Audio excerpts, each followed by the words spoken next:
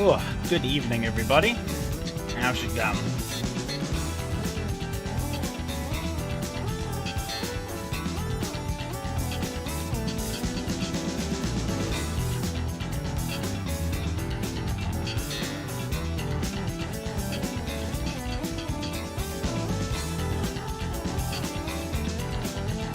Oh, we're out here at Long Beach. Let me just turn this down a little bit. And I definitely haven't just finished devouring some cookies. Not at all.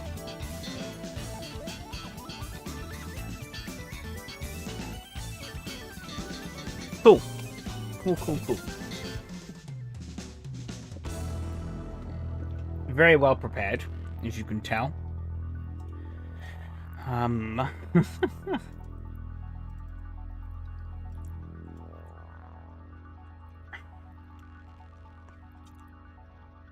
There we go. Voila.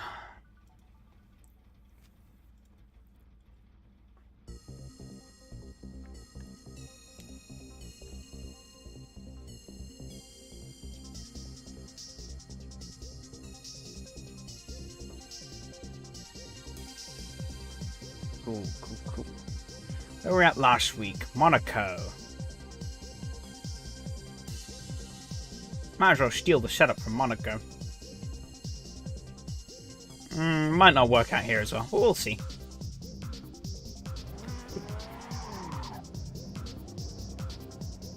Oh, I forgot about the hairpin.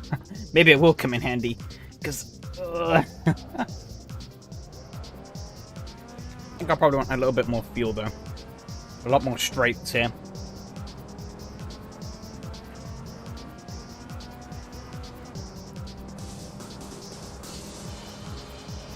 Let's see. Not sure where the braking point is. I think I brake too late. I'm locking up like crazy, and yep, I have... Oh, we're good. I just about made it.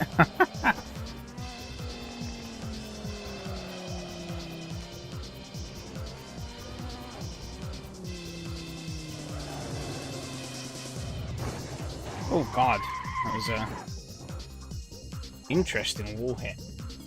Take a look at what happened there, actually. Curious.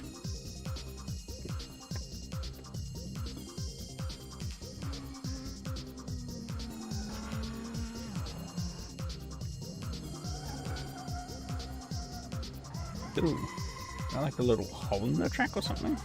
Seems... oh, fuck. Oh, already hit it there. Take it real slow. Let's see. If we come over the white or red line, up to the wall. Yep, there's a hole. Right on that white dotted line.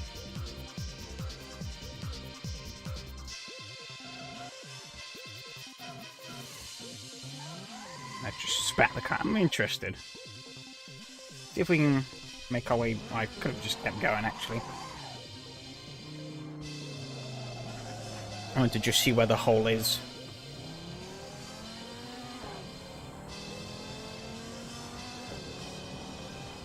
Good thing to keep note of.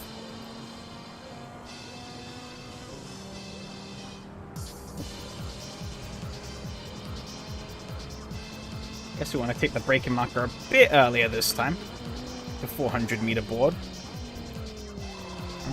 Still maybe a little too late. Brakes on this car compared to the speed that it can put out, not great.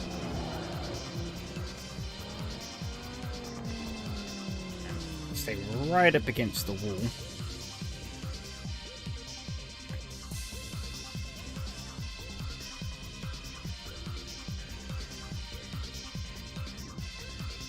Oh, rubbing up. Oh, there you go. We're in. Oh no. Curse you, open diff. Oh, we shall keep moving at a... No, we're stuck. Funny how it's the front left, though, that is burning to a crisp. Oh. I got some traction there. Well, that rear tire is... Yep, it's gone. Oh god, what is happening?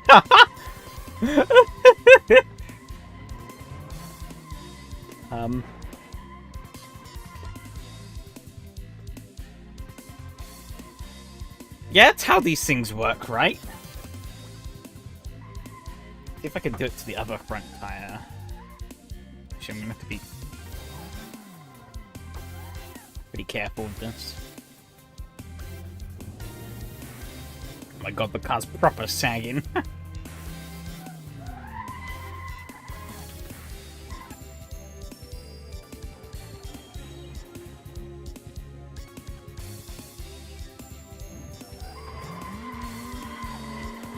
Oh, okay, well, did a bit different to what we were expecting. My car is very drivable. Yep. Uh-huh.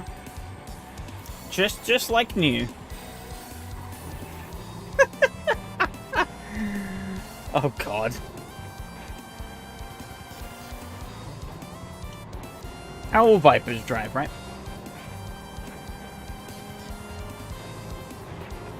I'm really wasting my practice time here. Oh, why is my revs have plummeted to nothing? Oh god, oh god, oh god, oh god. It does not. Oh, I'm grabbing the wrong. Things are, oh god. I'm not in control of this thing anymore. It's gained sentience. I'm literally, look, you could, I don't know if you can see my inputs, but I'm literally pressing nothing. Oh, it's on the brakes a little bit there. This car now has, well, I've cracked the code, actually. Infinite power. Look at that. I'm not touching any of the pedals. Okay, I need to brake here a little bit. Look at that. Oh, God. It's, not quite drivable, but...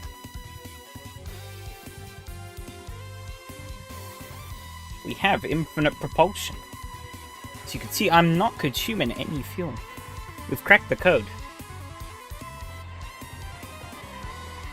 Okay, I need to stop this thing from spinning out on me so much, though. Okay. Oh, it's the wrong way. I can't get it to stop going into the wall. Oh. Hold up. No. What is it doing? What is even happening? Okay, I really want to get it going down the straight, though, before the race starts. Well, apparently I've used up all of my fuel.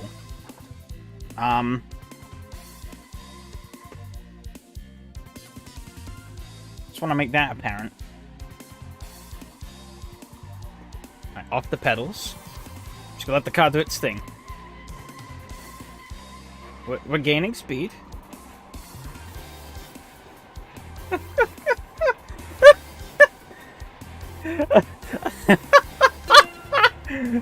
Alright. You chose at the perfect time. I'm not... Oh god! I'm literally not touching anything and the car's propelling itself. You really should go back and watch the, past, 2 to 3 minutes of just, complete... Look, the car's literally driving itself. I gotta get the fuck out of here, because... I'm saving that replay, though. It was pretty funny. The race is actually starting. Yeah, I found the hole in the track and then played around with it and absolutely ruined my car. Yeah, hello, hello.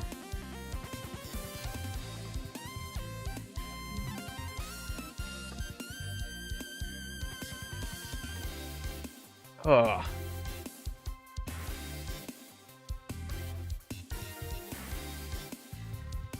Okay, let's get this race server. Oh, people, not too bad. 4 Corvettes still. Brave souls. Sticking it out this whole season. music.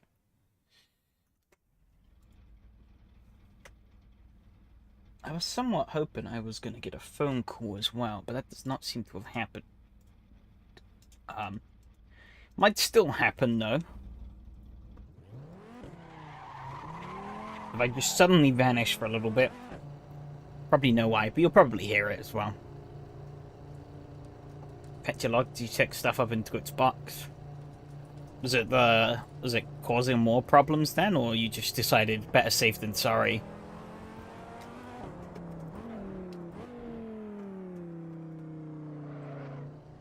See Phil coming along. Let him go.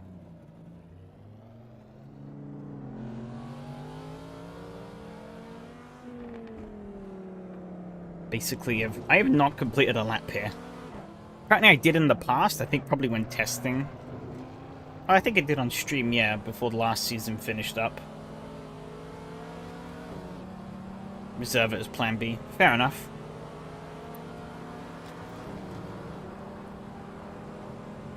To be very attentive as to where he's going to brake. Okay. Chickened out. I'm just going to actually give myself a bit of qualifying gap. Because I want to just get a full run at this. So it'll literally be my first full lap of the track. Recently, at least.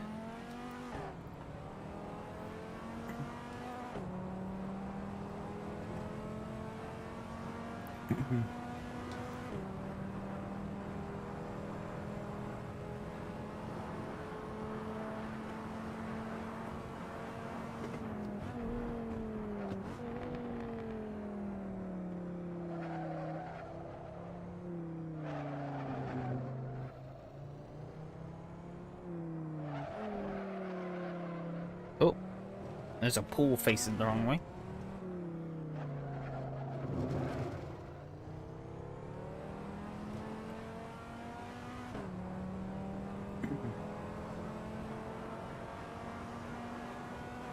Got some new shells in, so I just all my stuff there. A lot of boxes of equipment.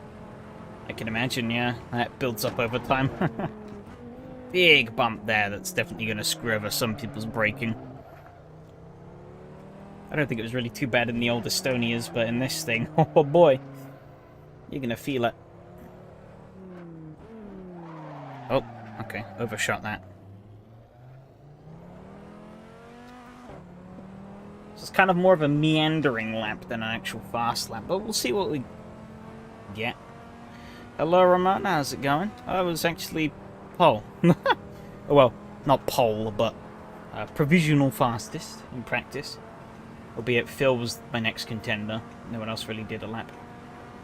Oh, that only damaged the bonnet. Wow.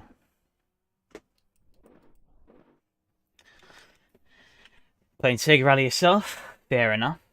Am I going to get rear-ended here? No? The way next year's going to be a restart. Fair enough. I can't say I blame you. Oh yeah, right. I only need 12 minutes of fuel. Jesus. Like half the grid is the black and yellow Viper. Oh my god, it actually is as well. What? 1, 2, 3, 4, 5, 6, 7. 7.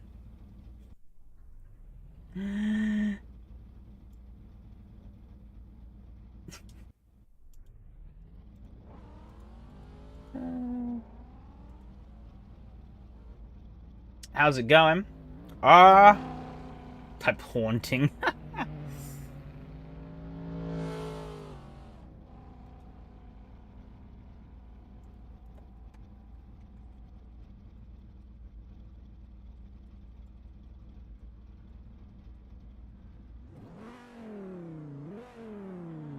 you go. Rebecca gave his. Probably better than mine. But yeah, actually recently went to look at. Oh, he's got 31, 32, 34, 34. Okay, I guess my type. I mean, I'm literally just copied my Monaco setup, so that's where I got those tire pressures from.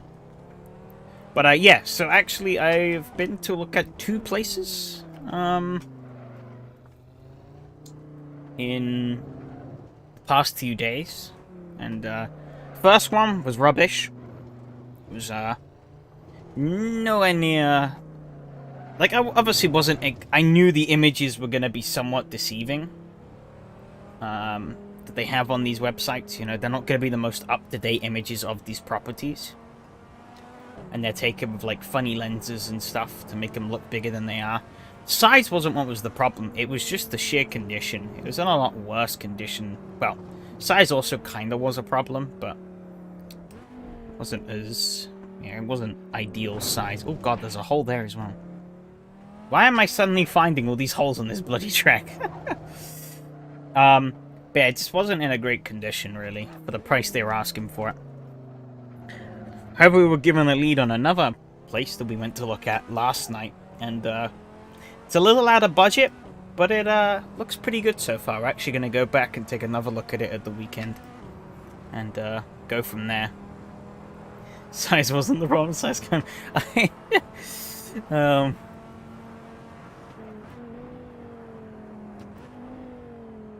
Wasn't the main problem I had with it personally, but saying it wasn't an issue was also kind of not true, because it was a little on the smaller side than what we were looking for.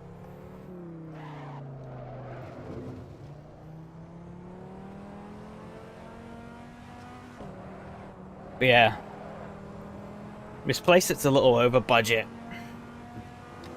Looks nice, but pretty much gonna have to rely on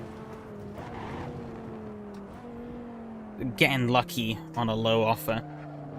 Pretty much, because I don't have the full sum, and I won't have the full sum for a while.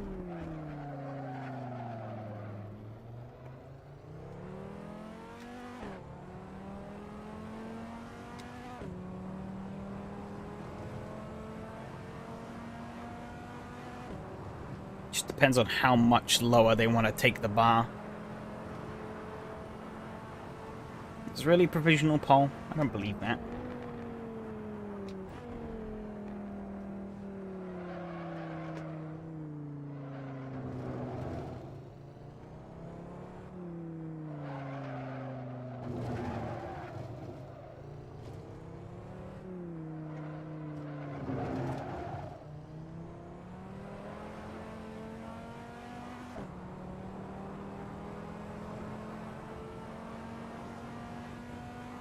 Oh, yep, there you go. Oh, actually, that's really close.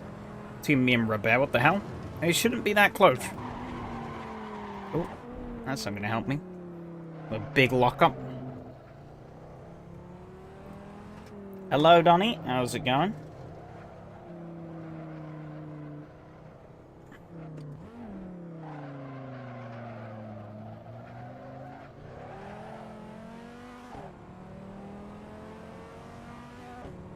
I am too, but I'm the fun part has not begun just yet. Ooh, 112.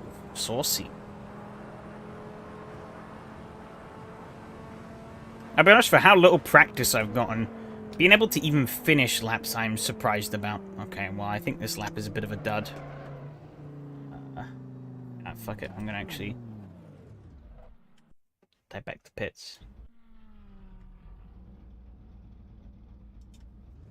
Long day, it's enjoyable. Oh, fair enough.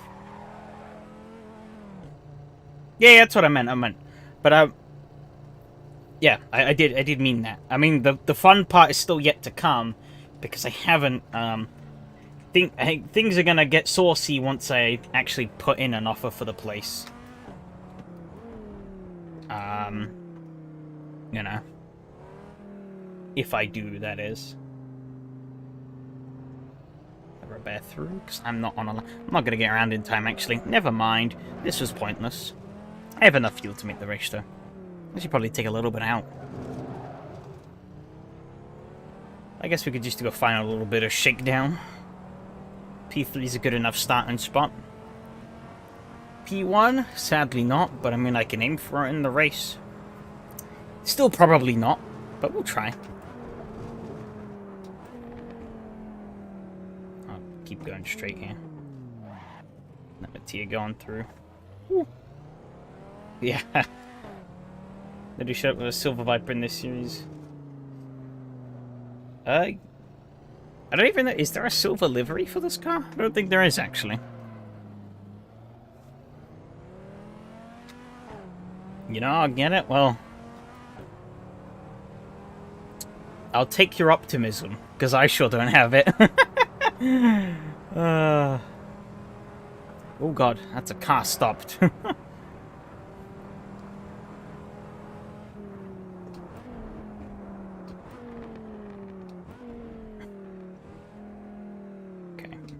I think I'll leave the fuel as it is, actually. Not too much over. There's only 10 litres in the car anyways. This car weighs a lot. P10 as P1 included. It's not here. Yeah. God, look at them all. Army of angry bees behind me. Or I guess hornets. Probably be more applicable. Oh, there's Phil as the the Corvette in the middle of a bunch of angry hornets. Yeah, Corvette represent though. I guess SRS-TV. Yeah, SRS-TV is the 4th Corvette. But the Corvette's pretty high up, actually. Wu-Tang Killer Bees. Oh dear. Ours feels okay though. I can roll with this.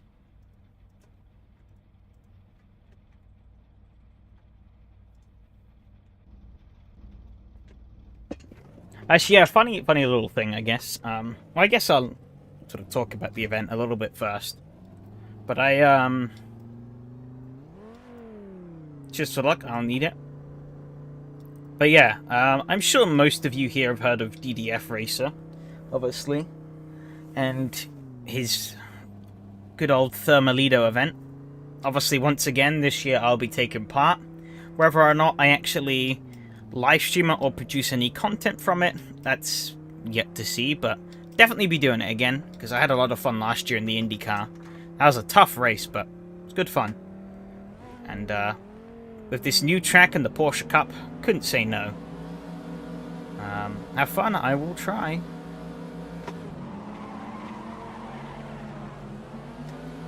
What am I using as the controls? I'm using wheel and pedals. More specifically, a Logitech G920 wheelbase. With Fanatec Club Sport V3 pedals, which are nice fancy Lotels. Well, they're not really that fancy, but and then I do have also a button box, but I don't really use that much here. Never mind, I do, but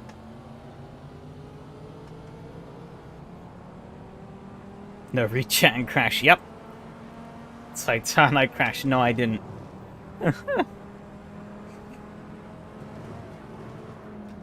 The streamer's duty, yep. Not confident in breaking into this corner. That big bump, there's some big bumps that really sort of screw that over, and I've spooked myself. Reading chat gives plus 5 horsepower. Oh, then I need that. Oh! Was that Corvette Civil War behind? They took each other out, I think. Straight bonked. Yeah, I think that was a bit of Corvette on Corvette action. Amongst the swarm of angry hornets, they found each other and took each other out. Who would have thought? I really don't know what I'm doing. I probably should have spent more time doing actual laps than I did fucking around finding holes in the track. Probably would have been... hopefully it's not lagging. My OBS says it's okay. Chat ask question, also chat eyes ahead. Yep.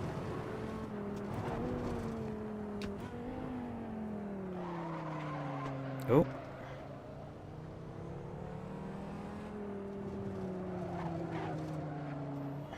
Okay. That's not too bad. Oh, there's someone parked up there. Can't park there, mate. Oh, he's reversing up.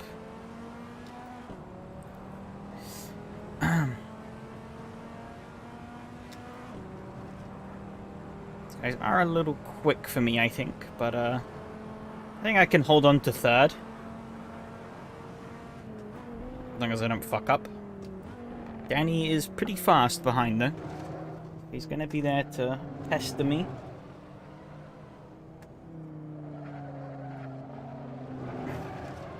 Oh, big curb. Oh, why am I getting so much understeer all of a sudden? Holy cow. Typer's gonna have squares for each tires once you're done with it. Yep. You're assuming it already doesn't.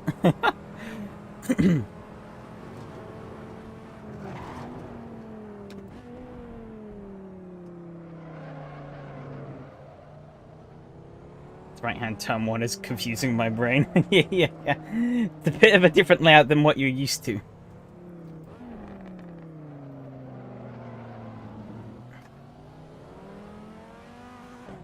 The understeer can't turn with square tires. Yeah. You're probably right there. So also try to beat me in cheat mod.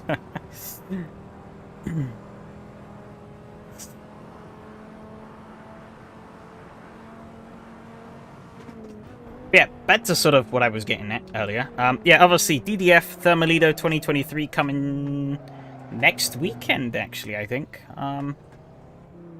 Yeah, it does actually shorten the track up quite a bit, yeah, this bit, because you basically shortcut. Because that's where it kind of links up back there, I think. But yeah, looking forward to it. As I said, I'm not sure if I'm going to be live streaming, recording, or whatever. I did record all of last year's race, but I didn't do anything with it in the end. I still gotta make my mind up as to what I want to do. However, there's a bootleg sort of team thing. Well, I say bootleg, it is a team thing, but it's a casual event and whatnot.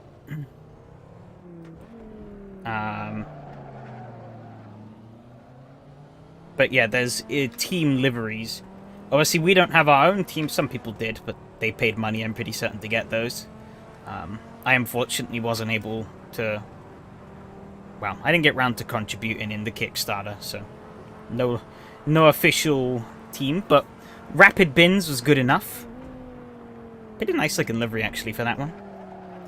And, yeah, made a casting call on my, on Discord, and, what do you know?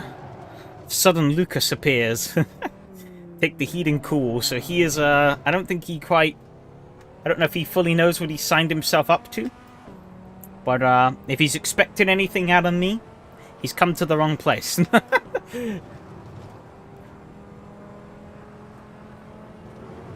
God, these bumps are big. You can see all the 11s is into this corner, eh? Lots of people have been locking up into here. I don't blame them. Especially with most of the grid being Vipers. It's very easy to... Oh, he's not having a good time. You know, I wonder if he fell into a hole, because he's like 2 laps down already. I wonder if he fell into one of the holes that I found and, broke a wheel. That'd be pretty rough. Oh, wow. Fastest lap of the race, apparently. 1:11. Sheesh. Short 2, cut 2. No doubt they'll go faster in response, but I'll take it. Take what I can get. Can really hammer these curbs, though. Gotta be careful that the car doesn't wash out. But I'm starting to get a hang of this better and better. Lap after lap. I think you want to run roundabout. There's some of the turns afterwards I like. Yeah, I like both versions. I like this one, but I do like the new one. They are mostly the same. It's obviously just that one bit, but, you know. Actually, that bit is pretty substantially sized. So Sega Rally's brutal. I need to learn techniques again. Trying to drive the stages clean my hitting the walls. It's so fun even though if I lose. American and Japanese stages of skull. Rob edge you closer. I think I'm still faster than all of them that lap though. Can I become a threat in race 2? Question mark? Probably not. We'll see. I'm becoming a bit of a threat to Mattia now, I think. Closing up on him.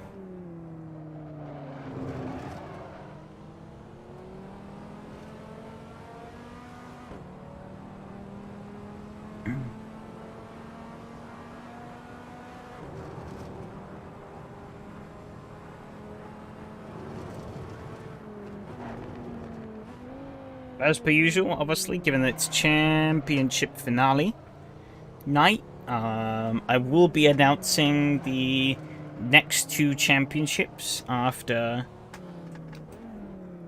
these is finished.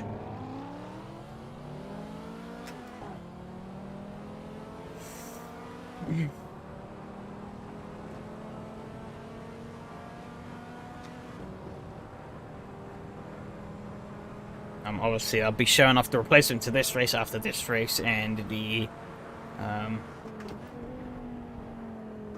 replacement for the Formula 3 after the Formula 3. This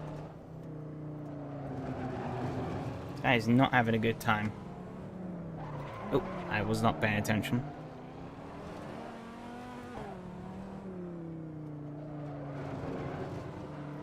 Oh, I pushed out quite wide there.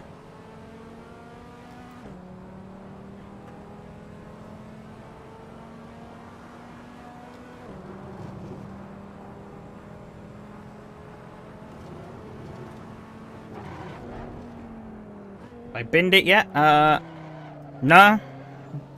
Well, actually, at the start, I intentionally binned it and ended up with some really funny results, actually. I almost feel like I should probably just make a clip of that, like, first few minutes of this live stream. Almost binned it there. I sent in tell me what is he gonna do? He's through the wall. And then he won't come back. If I do that.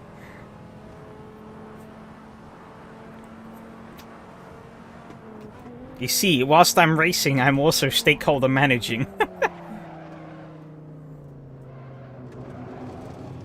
Or customer managing, I guess.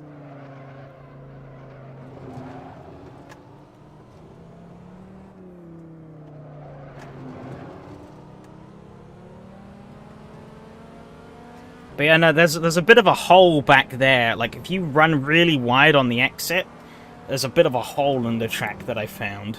And I drove my car into it intentionally to sort of see where the hole was and how long it ran for.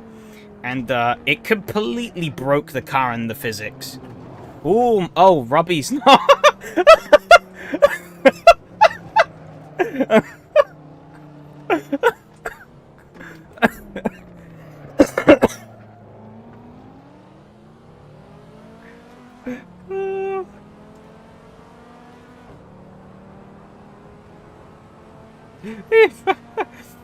He found the bigger hole. Jesus Christ. He found the Dodge Viper-sized hole. The only one I found was about the size of my wheels. He found a much bigger one. Oh, dear.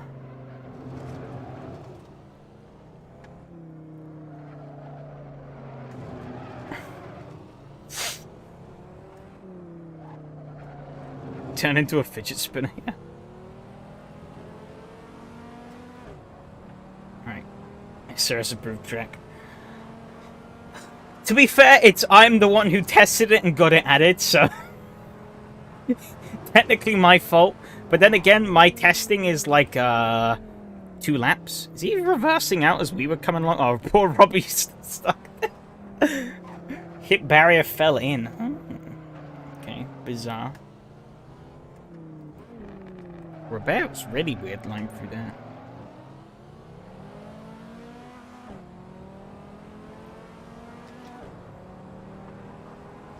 Yeah, she had more PSI all around than I did, which is interesting.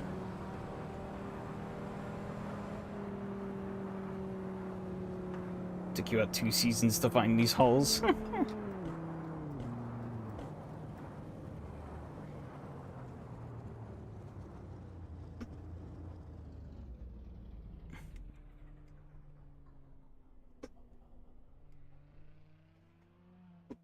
It's a little parking area with very natural palm trees.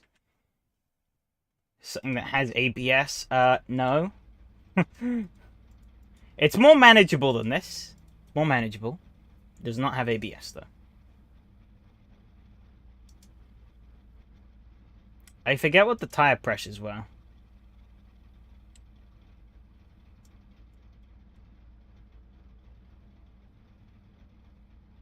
Pink suit? Huh? Oh, what, unlike the driver? It's like a very faded red, I guess. I didn't even look at what suit he was wearing.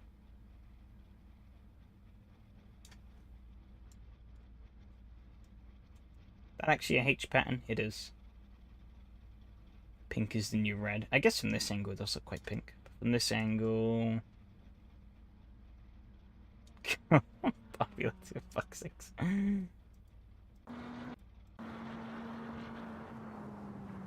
Sorry for the spin. I was gonna forget how long the nose of the car was. To be fair, that is pretty long.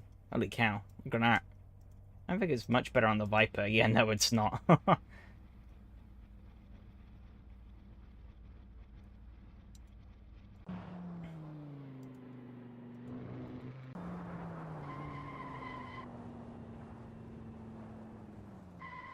I don't see any wheels floating around for him. I'm gonna assume he didn't fall into a hole. I don't know what he's doing there. He's gonna get himself disqualified. Oh, yep, there you go.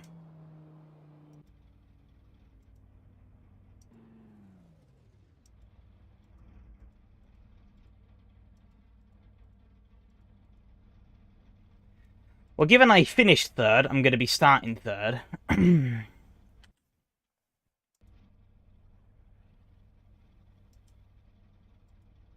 just going to run exactly what I had, though. I think I had a decent car under me. I can't really complain about it. I do need a bloody drink, though.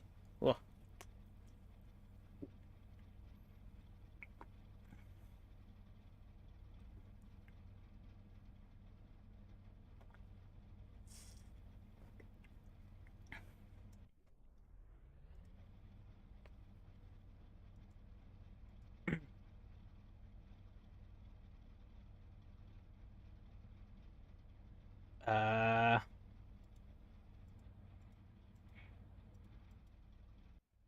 Oh, there we go.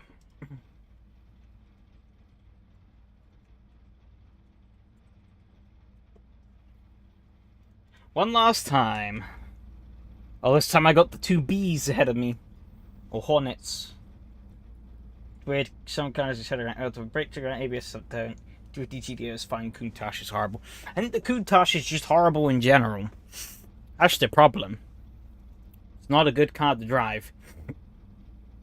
The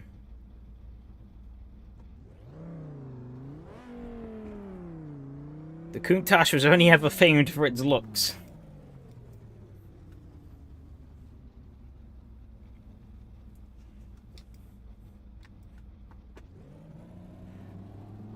What the heck is a power delivery? Italian flag there for bull emoji.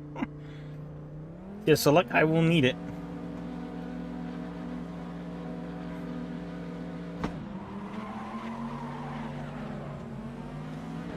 Ooh, Danny got a terrible start. Rico didn't get a great one either.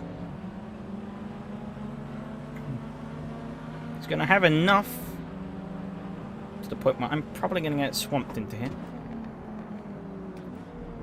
This is not a good spot. I did not want to be in this. Ooh, I've been nudged. Bit of a palaver behind. Got a profit on that to try and run away. Danny somehow still, after that atrocious start, ends up ahead of them. Send it? I was in like the worst place possible to send it. If I would have sent it, the only place I would have ended up was the escape road. You know, not exactly ideal. Could have gone inside. I couldn't really. Pretty much. Oh, Danny's in the wall. Rip. Pretty much surrounded by cars on every angle. Oh, I've locked up there a little bit. We can take a very aggressive cut. Oh, he's all over the place, Jesus. Seems to be holding those guys at bay a little bit, though. 119. We have speed. Can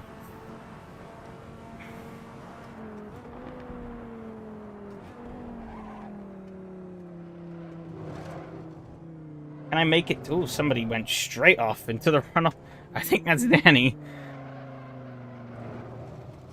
It is. Oh, that's not the start you want to a race. Got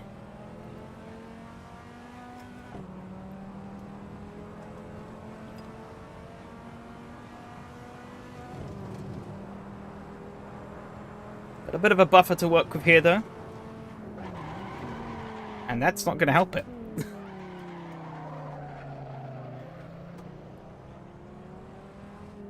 Burnt rubber.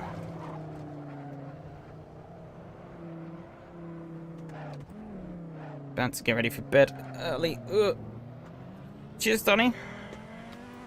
Have a good night. See you around, I guess. Probably next week. In those little Formula Fords. Should be fun.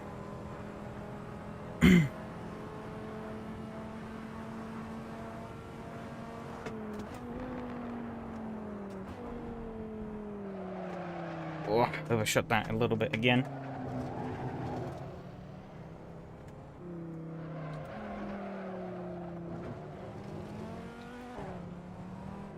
Apparently I am forgetting how to drive this thing too.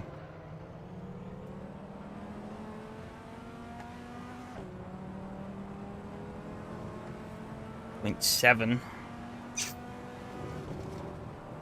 A little bit closer, teeny tiny bit. Not enough.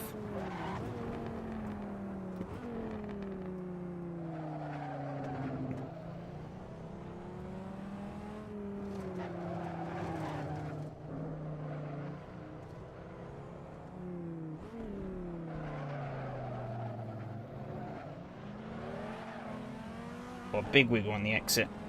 Or same for Robert.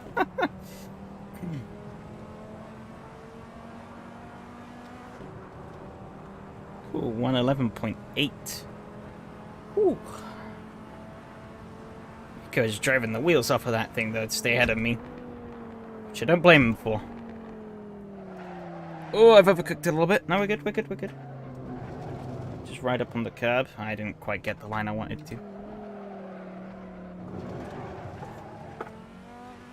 Too much oversteer.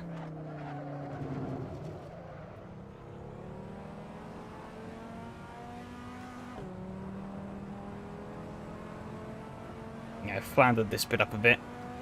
7.5 minutes to go, though. Yellow flag up ahead for old Oles. I don't know where he is. Assume down in this escape route. No? Has he fallen through the map? Oh, there's the hole. Jesus. Oh, God. Okay, car's still fine. Oh, but Robert has disappeared. There's old Oles. Where has Robert gone? Uh-oh. Don't tell me he's done the same and fell in the hole. That would be pretty tragic.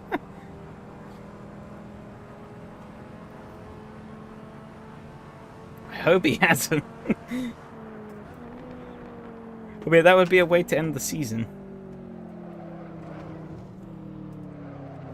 Car's falling into a mysterious gaping hole.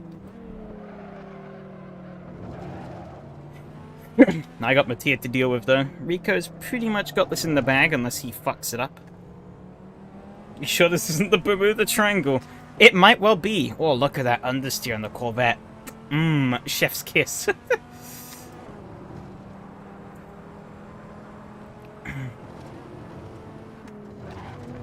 Oh, Rico overshot it a bit, maybe. He's still good. I have not seen Robert. He just doesn't seem to exist in this race anymore.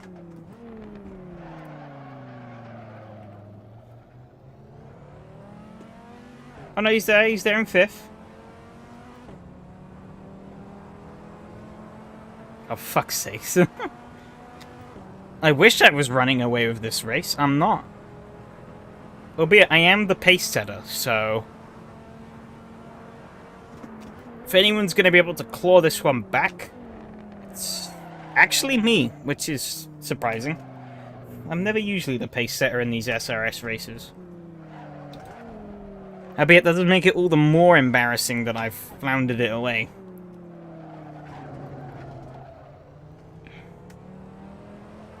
That was not great through there. I think I pretty much do need to bank on him making a big mistake. Just don't have the time to catch him up.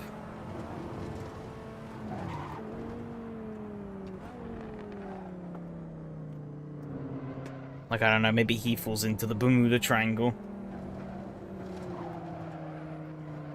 Oh, understeer.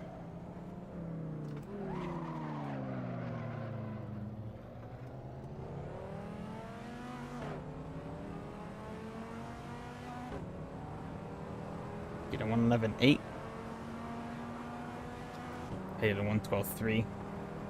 Well, he's now the pace setter.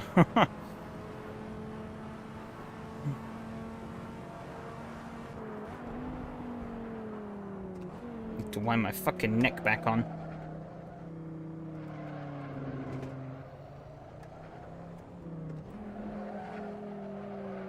I think I brake way too early for that corner, yeah. Way over that curb. I don't mind being a bit over it, but I was just like, it's so insanely over it.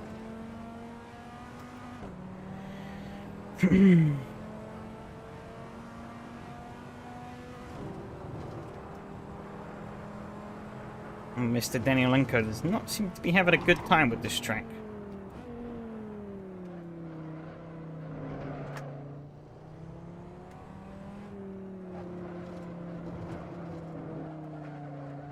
Seems to be making pretty liberal use of all those runoff areas. Okay. Felt like a pretty decent lap. He did a 112.9. I did a fastest lap on 11.8. Track could qualify as cheese.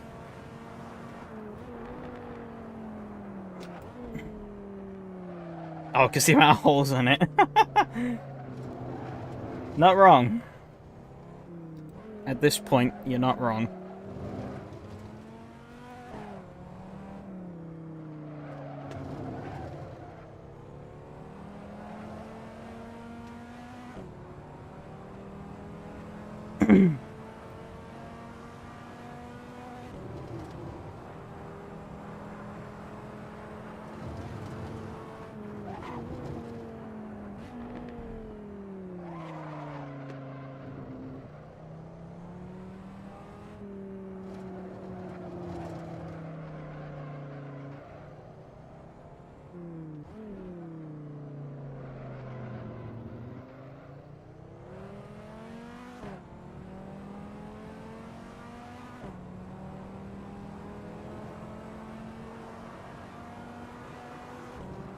Okay.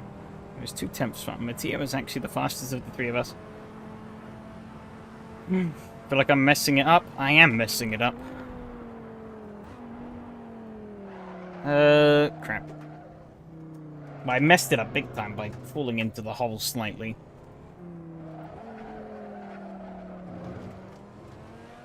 Oh, you mean Rico is in... Yeah. But fucking damn it. He means the one ahead.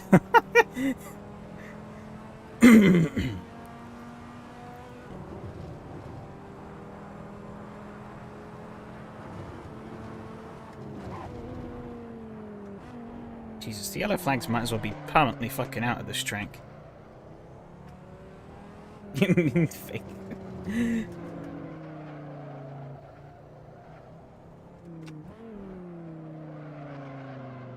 That was not good.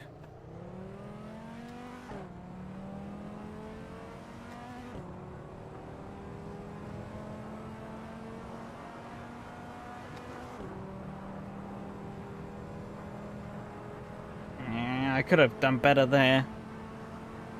It's going to be the last lap, though.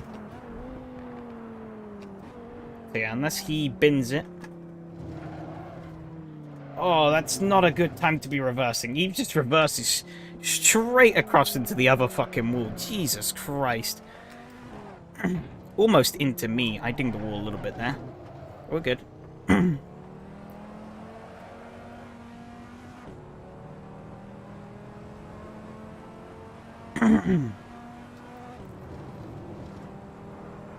Really became... Yeah. Luckily, I just kept my foot in it. Oh, I risked it. I risked putting a wheel over the hole.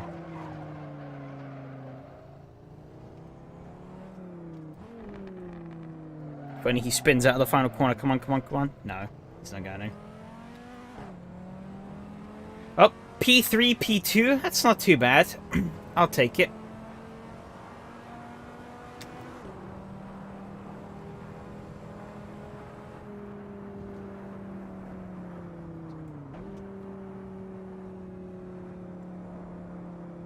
He's spinning the headlights. I am not chatting here.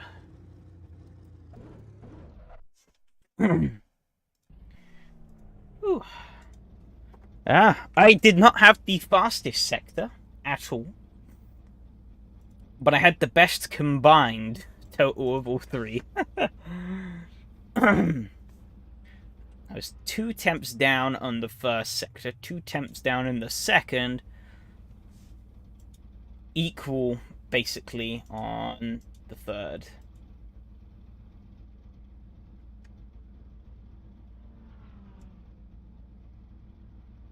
It's not too bad.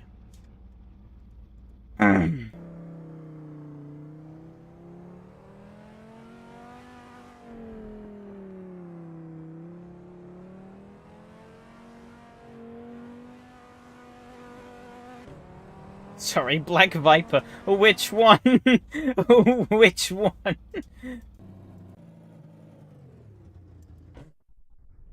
They're everywhere.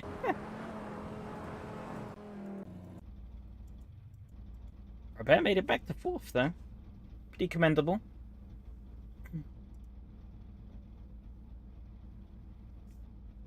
No, there isn't. There isn't one. There was a black Corvette. A black Corvette, not a Black Viper.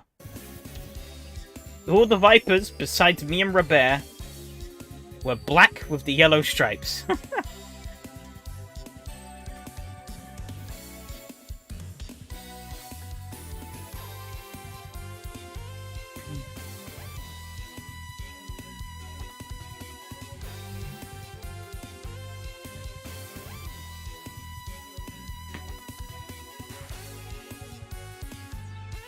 Ooh.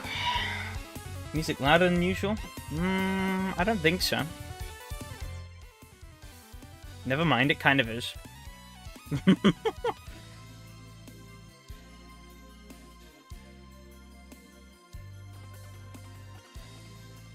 It was at 10 instead of 5, which is what I usually have it at. Usually for the intro I have the music at 25, and then I roll it back to like 10 or 5. Usually 5.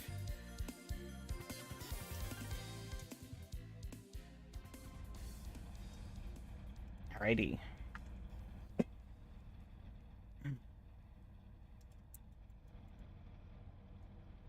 %, in Winamp.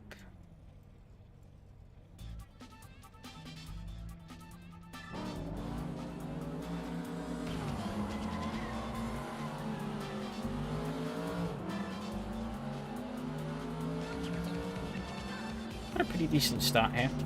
But as you can see, alright, we run through the grid actually. Wrong way. The blue Viper, blue Corvette, blue Viper, white Corvette, black with orange stripes Viper, black Corvette, black with orange stripes, black with orange stripes, black with orange stripes, black with orange stripes, black with orange stripes, and black with orange stripes. Literally.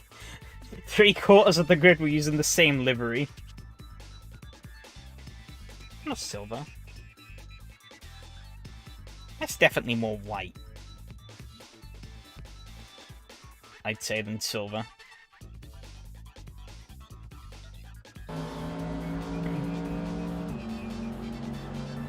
You disagree? Well, too bad.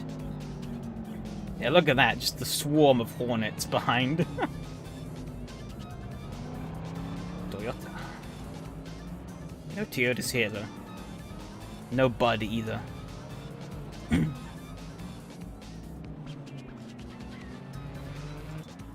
Pretty clean start, but I think that was pretty much it, wasn't it? This one. I bothered Matir a bit at the end, but never really challenged him. Right, where's old Robbie? Now, what was this guy up to? I'm curious. He was not having a good time. I guess he just couldn't... He went straight up to second. First, and then second. And that just, like, spun the wheels up even more. He got going in second.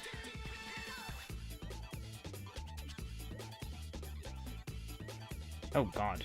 What the hell did he do here? Oh, he... Maybe... I would have hoped auto-shifting would have been a bit more... I would have hoped auto-shifting would have been a bit smoother. This is really violent gear changes. Okay, that's just the brakes.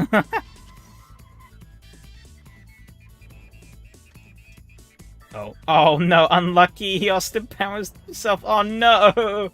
No. I think the wall is slightly angled, so it, like, bounced him in line with this one. Ah. Oh. It's a tragedy. And this car is so damn big, it's actually pretty hard to get in out of it. Oh. Oh, no. Alright, I want to see what happened to Robbie, though. Where is Robbie? Robbie. Hard to tell who's who, because everyone's got in the same fucking livery.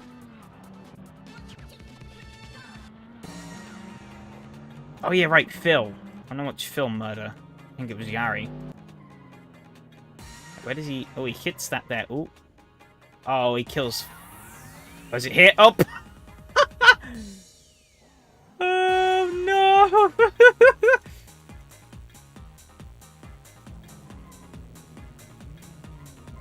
He bounces off the wall, kills Phil unintentionally, and then drives forward to try and get going again. I think he... Oh, actually, he probably would have just made that, but as a whole here, this apparently doesn't exist, this texture, so he just falls straight through. And that's the end of that. Let's see Phil. Pretty certain he gets... Oh, look at that. Hooked! At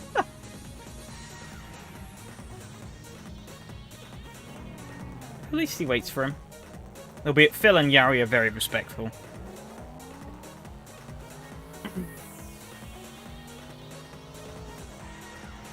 Pretty much never have our lucky still stuck there. Oh, it's a tragedy.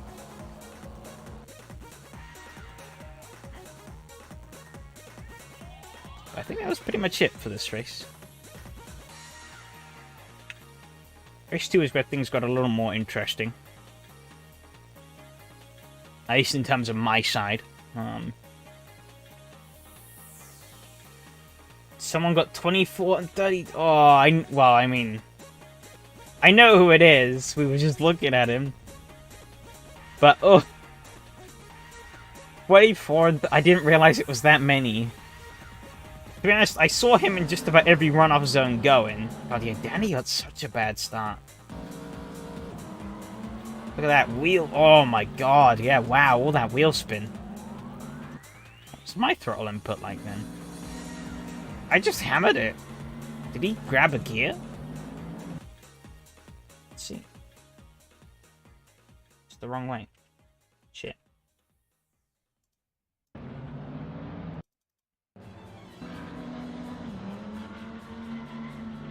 No, he just didn't get the traction. Huh. Interesting.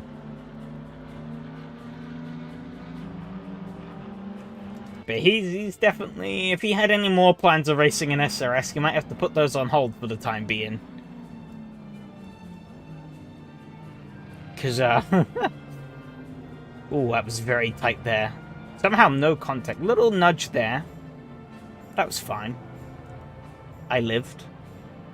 Oh, Robert almost in the wall there, crikey. What the fuck is this? Get out of here. Yeah, it's better. It's tough there in SRS prison. Here I was thinking, oh yeah, I'm gonna catch him, I'm gonna get him, I'm gonna beat him. And then... No, it's like... Oh, it's this one. Okay, I overcooked the first turn, but look. It was right on his ass. And then... I had to go and fucking drive my car into the hole. Yeah, I think those white curbs actually kind of saved me, look. I actually roll the car over the white curb, which keeps it up, but the back wheel then falls in.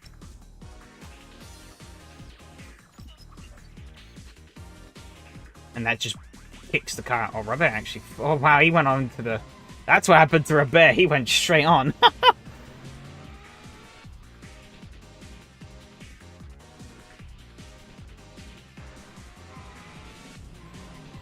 I tried to spin the car around, but ended up getting in the wall. Oh.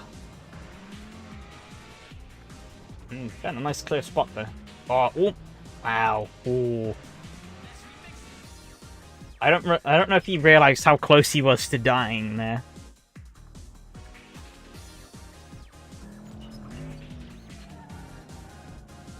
And then, yeah, it was pretty much just me pushing to the end. I set fastest lap of the race there, which was pretty cool. Oh yeah, I risked it again here. Yeah. I think, yeah, there you go. You take a look at it. I hit the white curb, hit the white curb, hit the white curb. Yeah. The white curb's just... I hit it just right so that my suspension didn't dip into the hole. You get autobahn hindrances because of a track bar cut and you can test it. Oh no, I don't think Robbie got them. It's the other guy who got... It was in, like, every runoff. I'm pretty certain. We can take a look. Get a little bit of time.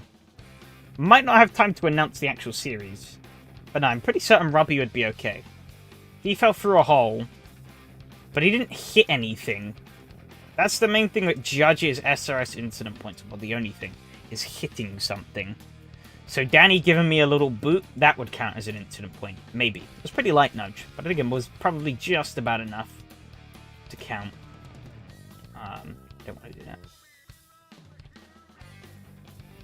But yeah, there was that one guy that was finding every runoff zone. So, and apparently every wall. If those incident point counts are to be believed.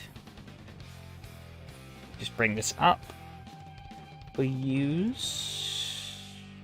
There we go. Cool, cool. So yeah, Robert wins the first race. 1 incident point. It's not too bad, though. Then Mattia in second. Myself in third. Danny in fourth. Rico 5th. Yari 6th. Paul 7th. Phil 8th.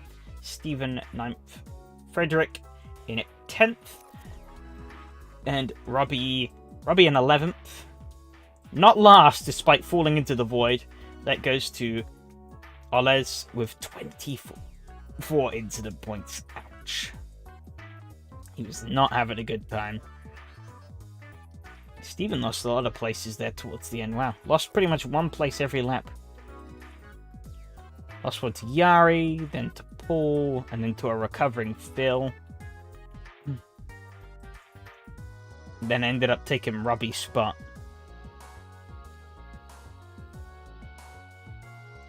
Race 2, which I guess, yeah, the top was very stable. Race 2, on the other hand, Rico takes the win. Ike finished in second, Mattia 3rd, Robert 4th, Danny 5th, Phil 6th, Stephen 7th, Frederick in 8th, Paul in 9th, Yari in 10th, Oles in 11th, and Robbie in 12th. Wow, Yari went a lap down. I wonder what happened to him, actually.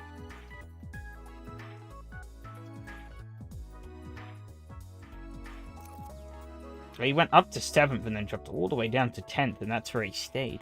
Huh. Did he break the car? See what his lap times were like. 2 minutes 41. Wow, what the hell happened? Gotta take a look at that. I guess we'll have to do it afterwards, because I don't really have much time. Fastest lap of the race, though. Overall championship standings, however. Robert clinches the championship over Mattia by only 30 points. That's his 7th, I'm guessing. Oh no, did you fall in the hole? Oh no. Mattia in 2nd overall, myself in 3rd. Danny in 4th, Yari in 5th, and Steven in 6th. That's all of the full-time runners. Pretty much everyone almost got into the 1,000 points bracket. Rico actually not too far behind, despite missing the first round. Was very consistent and pretty fast in all the other rounds. But if you fell into the hole, that's tragic. Might have to go and make a little bug report about that. That was not what I was expecting to be dealing with tonight for this race, but... We've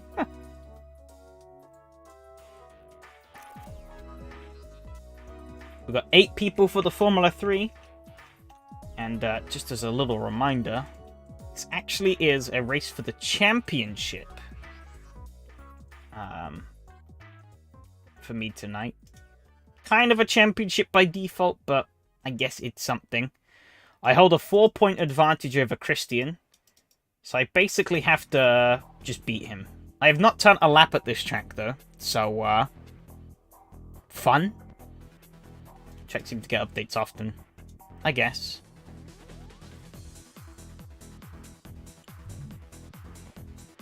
But yeah, here's hoping that Christian hasn't done a lap of this track, too. That I might stand a chance.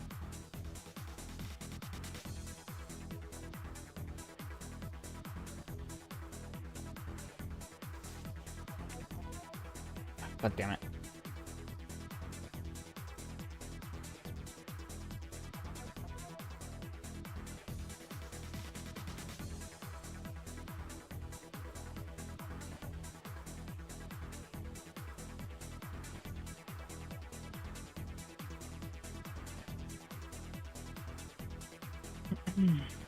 Purity Tiber's bouncy must be fun in VR. Maybe. Maybe. Bouncy doesn't bode well for the Formula 3 car, though. But everyone's going to be dealing with it, so... I guess it's not the end of the world. As long as I can get on top of it better than Christian, we're good.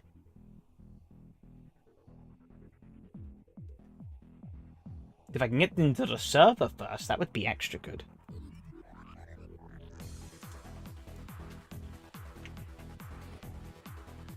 Alright. Pause that up for now.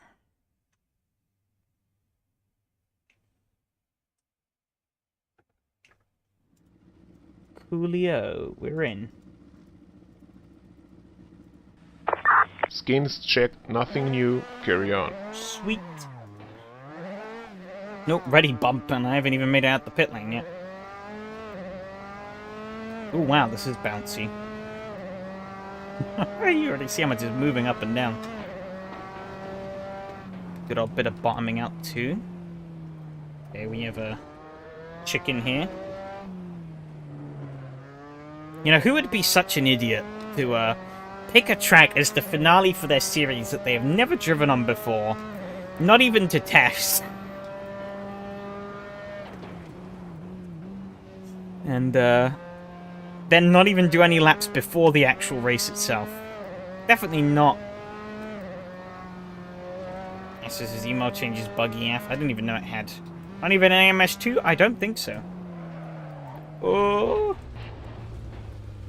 Oh god, it's just gonna keep bottoming out on the grass. Put in my email, it says it's not my email. Can't really help you there, unfortunately, because I haven't touched any of that stuff in ages. I really have no idea where this track is going. I mean, as you can probably tell by my hesitancy on a lot of these corners, I really don't know where I'm going.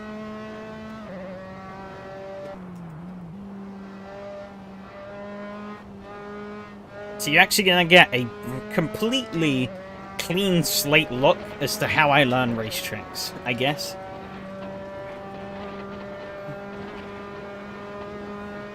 I sort of have a picture of the layout in my head, roughly. So that's how I'm not completely hopeless as to where I'm going.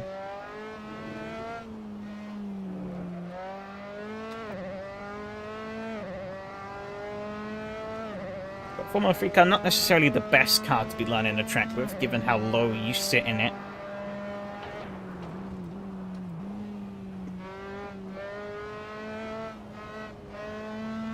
I figured out I just can't read. So you're blaming you could play about the system, but it turned out it was an end-user problem. Albeit that's pretty typical. As someone who works... Oh, this corner catches me up. Someone who works in software development, it happens a lot. I brake for that corner. I don't need to.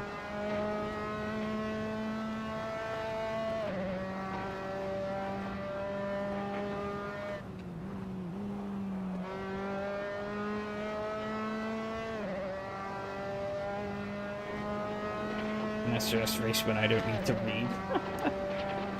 Look at you, or Mr. High and Mighty.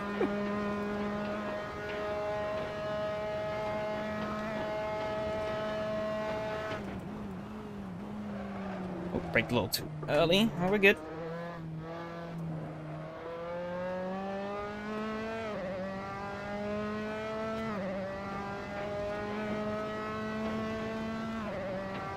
Right, the achievement to my career.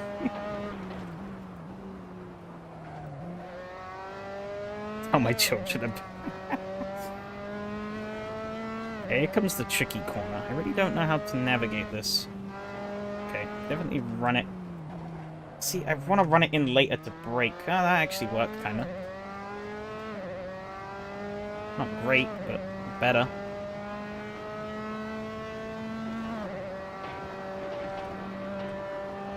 Hanu's setting the trailblazing pace.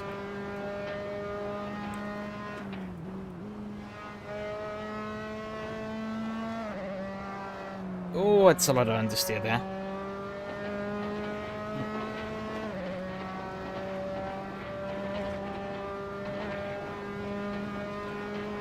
You're into the 112s there.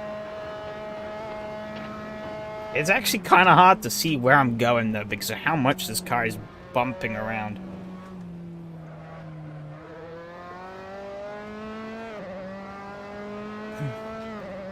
I'm actually having to more rely off my mental map. Not even porpoising, it's just violent bumping.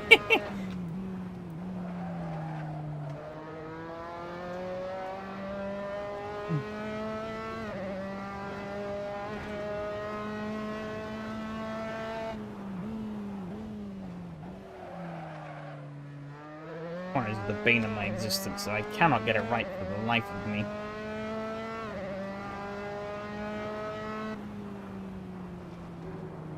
You're pulling me by crying baby team principles of that one spot.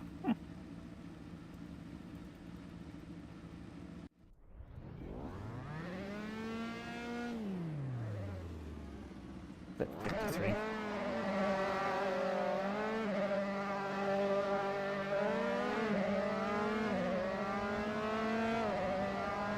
And cooked tires, yep.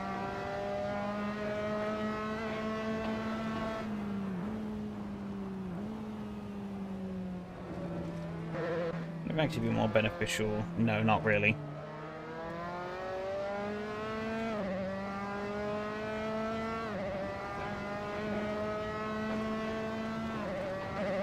I mean, like this. I don't really like how high this sits. It also kind of feels like cheating in a way. I don't know. It doesn't feel right.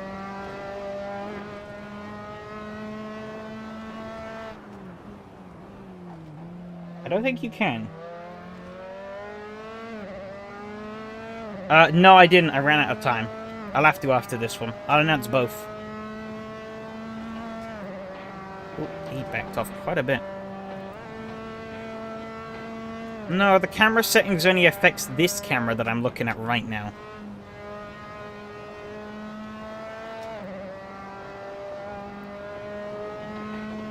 That was a good exit out of the final turn, though. See what I can do here on my first qualifying run. It's 200. 100, there's 50.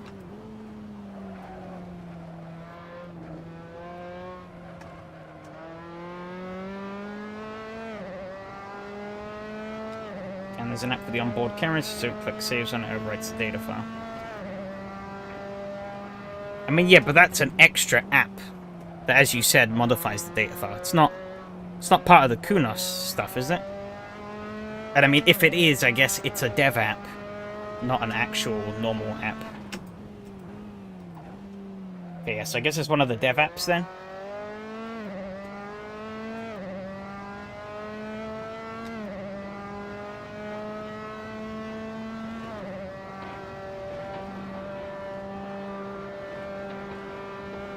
No clue. Search it. Not now. I can do later.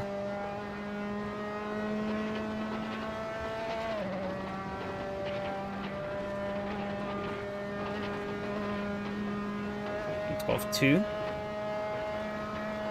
Christian ran even faster.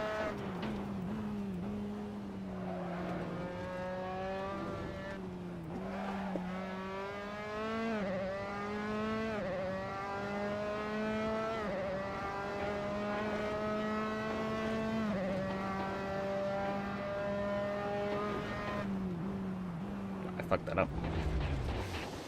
Whee! Bonk.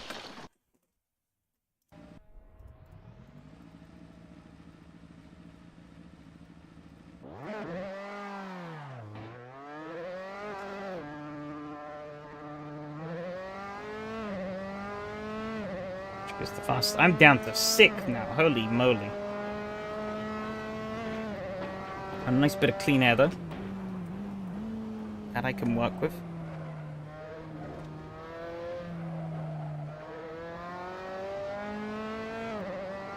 I got some work to do.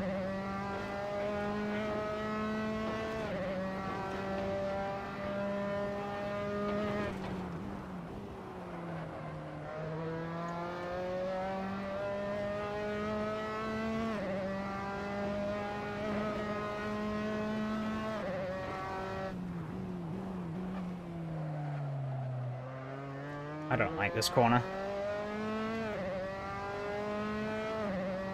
Down to 7th now. Fuck me.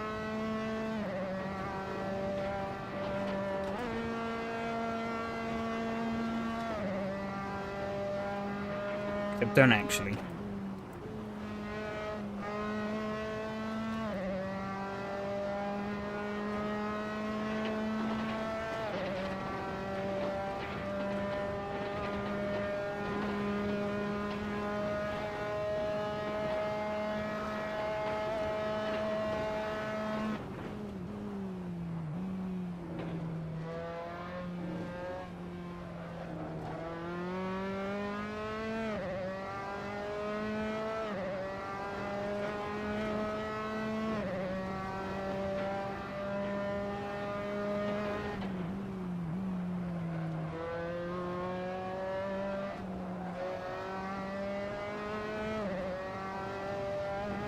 Explosion in the background.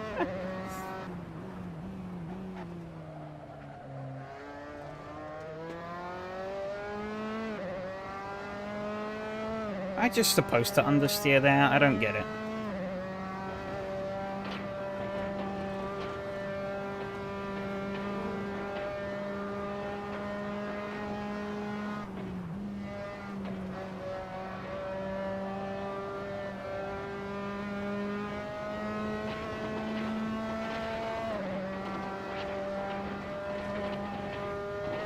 The 5th.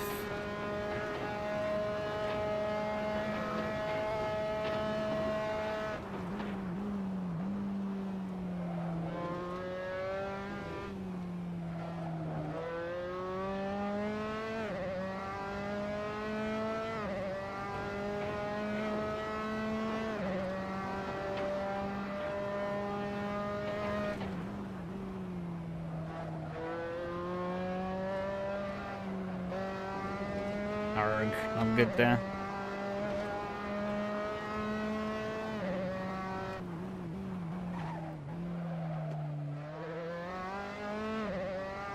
Oh wow. Oh no, not enough of a clip. Okay, we're just in the green, it seems. Hard for me to really tell. Trying to focus on so many different things going on right now.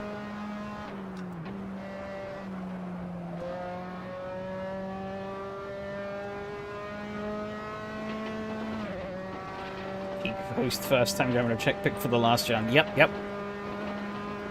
Very common problem, as you would know.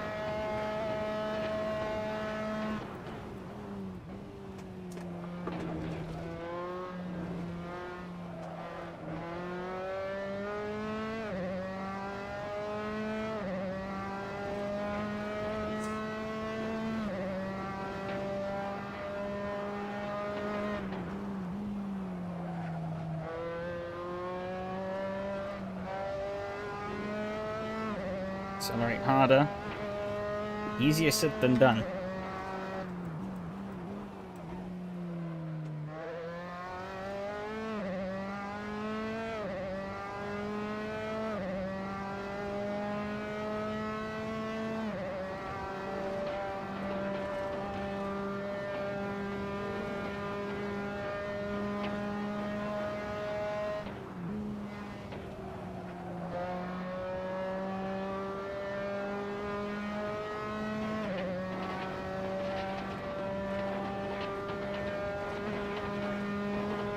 On 10.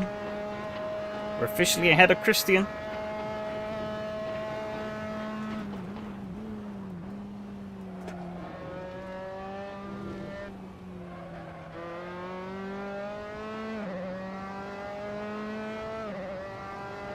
Up 3 temps already.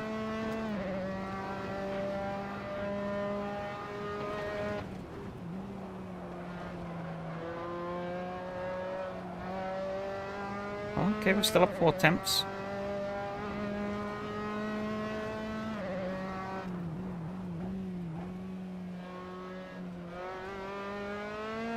Up.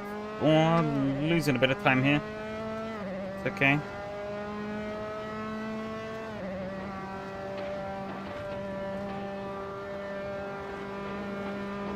It's about 3 temps up.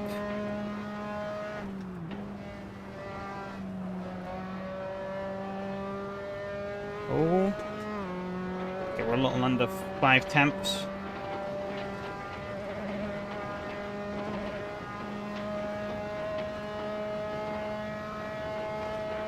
I don't have enough fuel for another lap.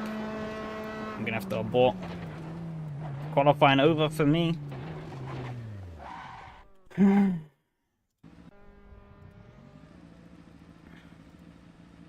make sure though that I have enough fuel for the race.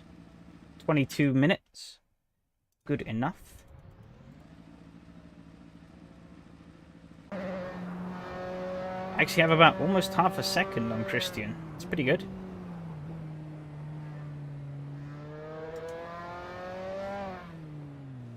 I think those front two are just a little uncatchable, but that's fine.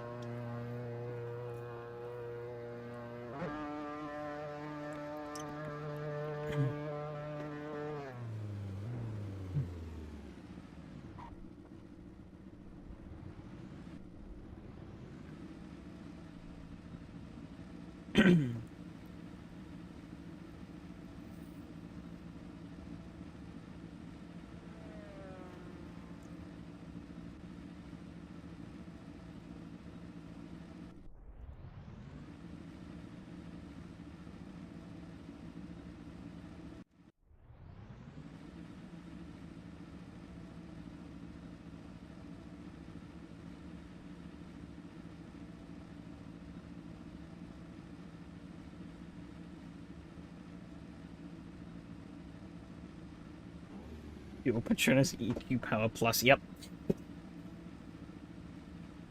Just for the luck, I will need it. This is going to be a tough race regardless.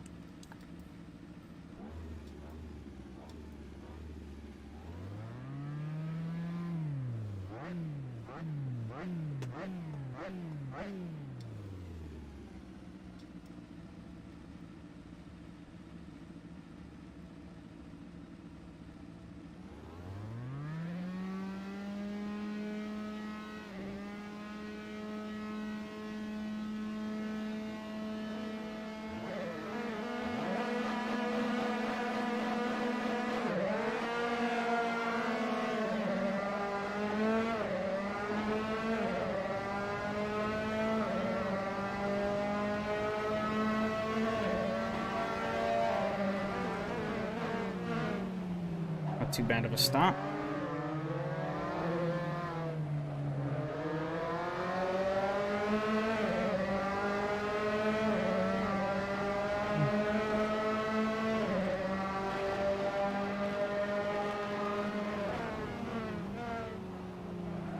Follow what these two are doing, I guess. Oh, Christian was very wide there. He keeps it on.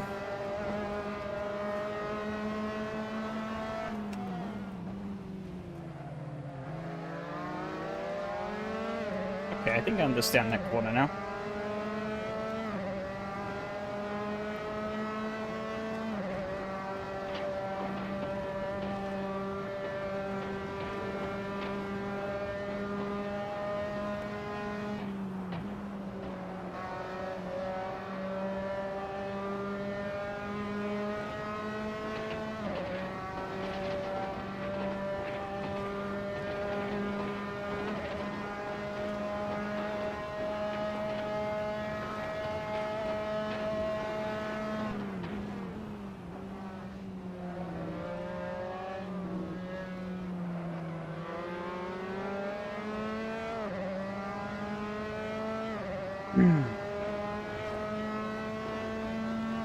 Always shits me up when the bloody fuel app is like, oh no, you don't have enough fuel after the first lap, but it's always pulling my leg. But yeah, I'm pretty certain I don't have the pace to match these two ahead.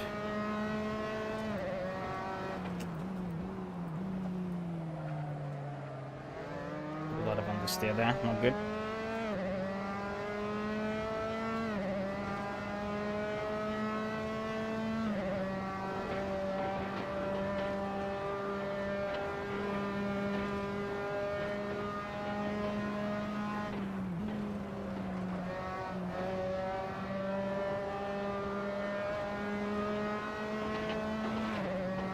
Long sweeping corners here. Gonna put some wear on these tires, I think. Only 3 tenths off the fast guys. Pretty happy with that.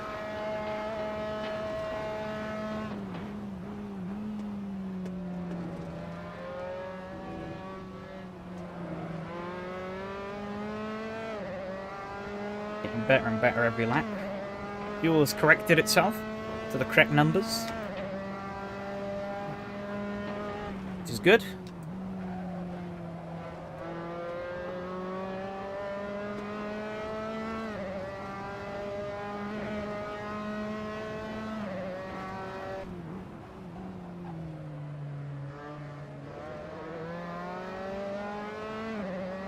So many bumps I have to be careful with on a lot of these corners, though. Some parts, the track really dictates where you drive. You don't.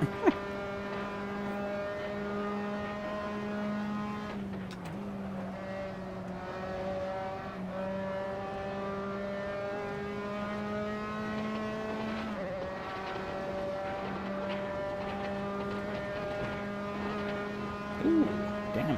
Pretty much on pace with them that lap.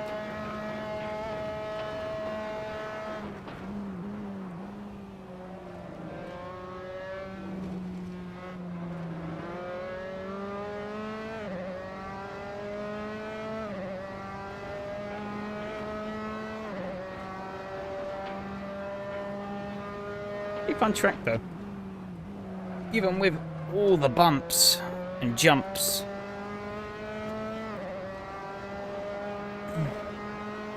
How is this as a viewing experience, I guess, is a good question, though. Not the most pleasant thing to be driving here. But the amount I'm bouncing. I basically just have to accept the fact that I'll never be able to clearly tell what's going on in front of me.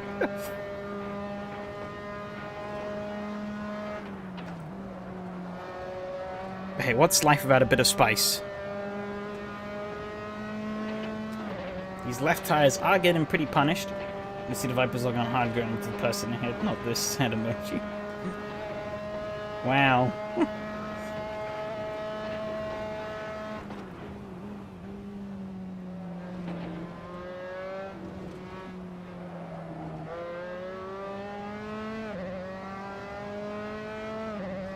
Some stuff to look at in most versions of this track. Fair enough. I was more on about just like, are you guys okay with watching the car bounce around like crazy?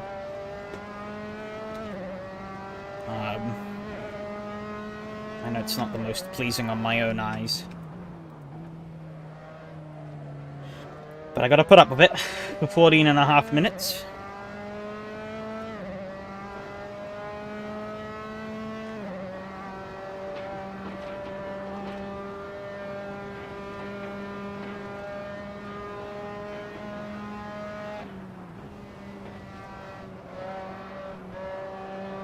Oh, I got that a bit wrong. Change camera settings to make the track more on move instead. And I'm mostly fine with this. But I wouldn't want to do more than 20 minutes. That's all I'm going to say. I can deal with it. Oh, they're fighting up ahead. Who knows? Maybe I could win this race if they take each other out. Pretty much the only way I am going to win it, though.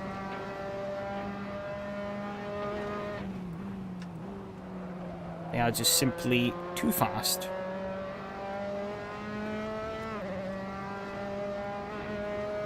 Let's just do a webcam.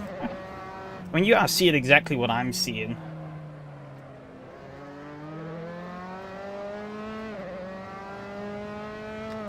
Go banana peel on turn 1, stay left. No. I will use the banana peel to give me more rotation. How about that?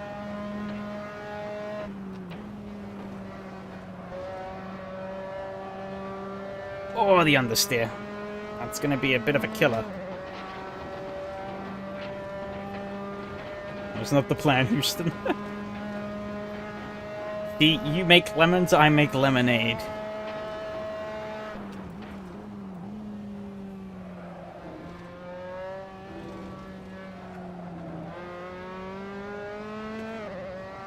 What if it's on the right side and it's told you to go left?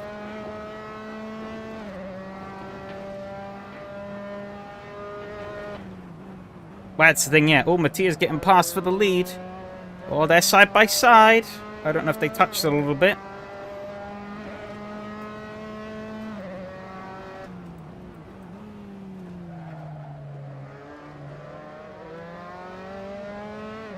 DM Patrick missed the banana peel. They must be reading chat. It's like him. Yep. Actually, yeah. Is Curitiba in Argentina or is it in Brazil? I know it's in South America, but I forget which country. I almost wanna. Oh, it's Brazil. Okay. I don't know why I had a hankering that it was an Argentinian track.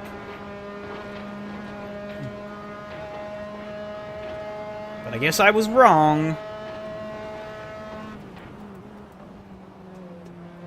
Pretty based that AMS exists, though, because some of the stuff they've got out in the Southern American racing scene is pretty cool.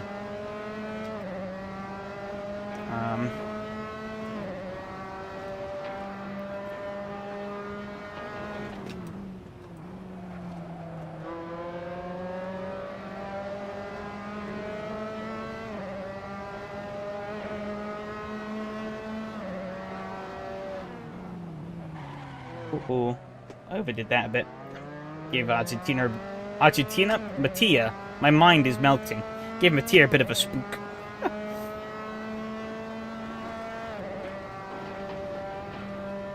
God, this it's affected me more than I thought it would.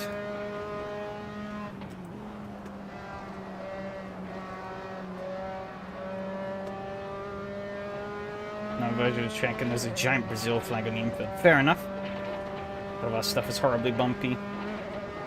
Make more Argentinian track mods. I mean, the problem is that this car literally bottoms out on thin air. So, yeah, you put actual bumps on a track and you're gonna fucking feel them.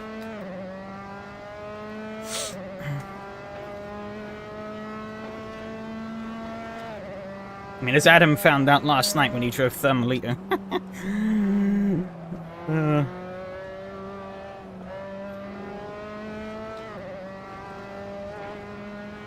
Like, this car literally bottoms out just driving along the grass.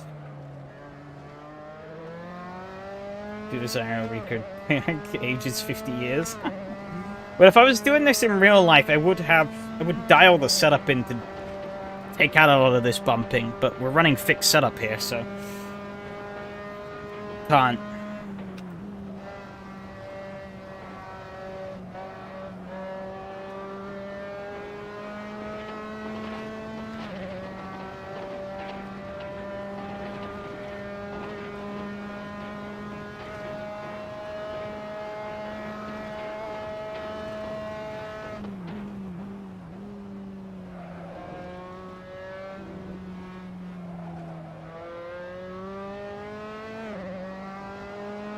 Minutes to go.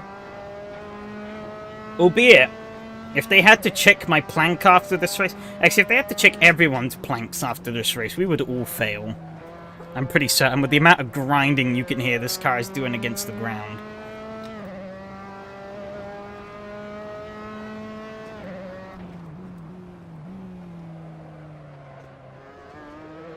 Woo! Slippy. Message that to Dan. He sounded surprised about it. I mean, as I said, this Formula 3 car literally bottoms out over everything. I don't think I have driven a car that bottoms out this much in AC. Like, no other car is this bad, I don't think. Listen to it.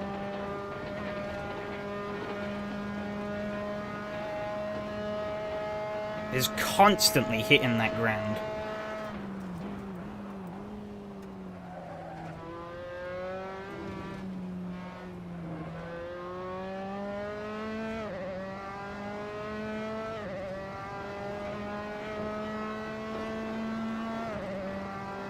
I mean, yeah, it is.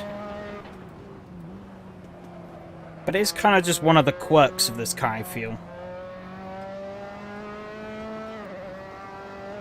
I mean, if you want this car to not bottom out, you basically need to remove all the curbs on the track, to be honest.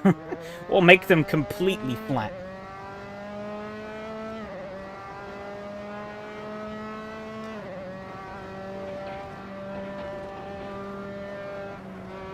But yeah, the tires are falling off. Definitely don't have as much. Getting to the point where the grip fall off is a bit noticeable. Or just not hit the curbs. Yeah.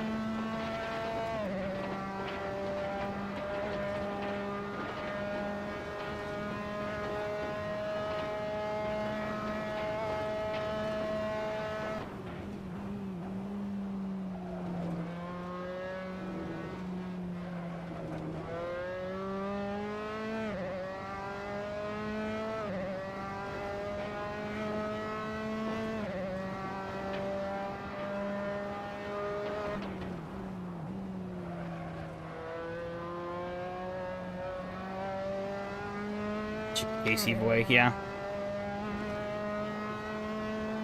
I guess whilst I'm here, whilst not much is really happening,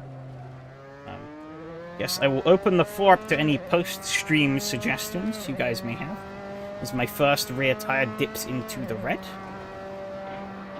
No doubt the other one will follow suit pretty soon, because they both seem to be taking a bit of a battering.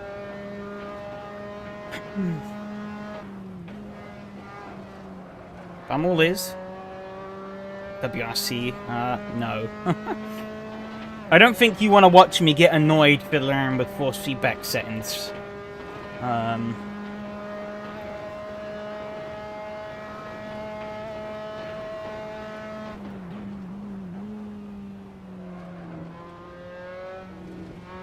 There is a little bit of post race driving I want to do. Maybe I do. It's been a bit of an uneventful day. Well, I don't.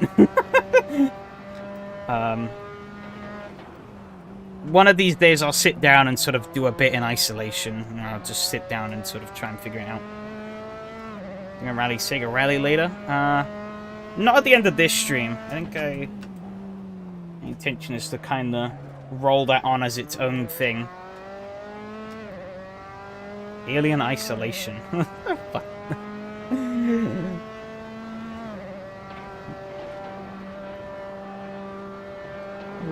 good.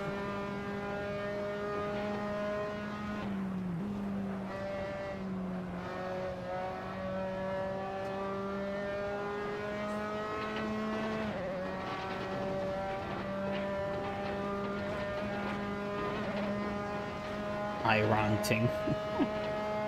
Gonna lose the championship. Ooh, boo. Well, hopefully not. Got 4 minutes and 20 seconds though.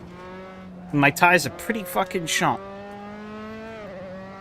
I do really need a piss as well.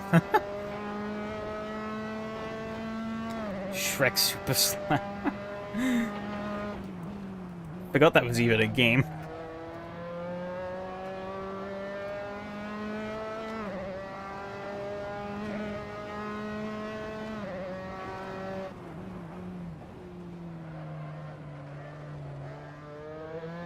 Formula General's surreal.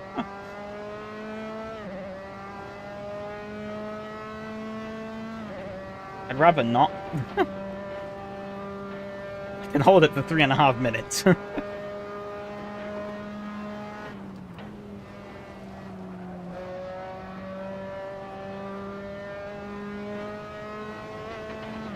Whether these tires want to hold on for me for 3.5 minutes is another question. Still running in the low 11s, so that's not too bad. So is Christian. That was a terrible... Wow. I lost a lot of time there. Almost 6 tenths alone. Just to my shitty sector, but... Oh, that time jumped up. I wonder if Christian ran into a problem there. Or if it was just... I think it might have just been AC real time having a hiccup. Does that every now and then.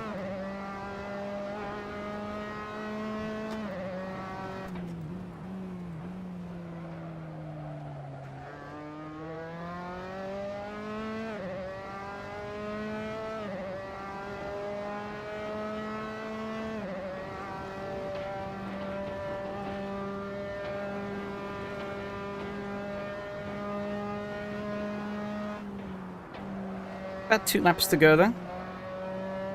Just gotta hang on for 2 more laps. I don't know why that's saying 4. That's very wrong. We crossed the line with about 2 minutes and 5 to go. And it's about 1:10 per lap. 1:11.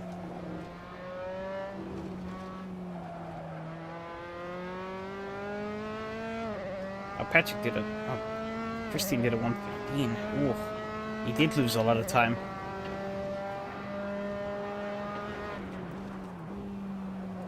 I don't really feel comfortable pushing this thing anymore, though. Because the tires are really hammered. I guess it's not too bad, actually. But I really don't have the grip I once did. Like, even though I've mostly lost rear tires, actually, this car kind of just... becomes understeery the more you lose, even if it is rear, which is kind of interesting. It doesn't really feel more slippery at the rear end. It just feels like it doesn't have the same level of grip it used to. But you think I lose it? Well, I've only got 1 more lap. So, not many places left to lose it. Famous last words. But technically speaking, I can drive this lap quite slowly. In an argument, fuck's sake. You're probably right. You're probably right. Lose it both metaphorically and physically. And mentally. Lose my shit. Lose the argument. Crash the car. The unholy trifecta.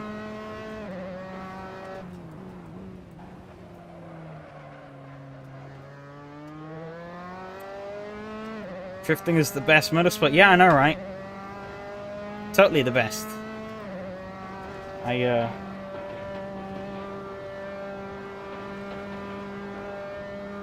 Ghost is fine. Debatable. I mean, it probably is just fine, but I ain't gonna watch it. I think the premise is dumb, and I think Sugino is dumb.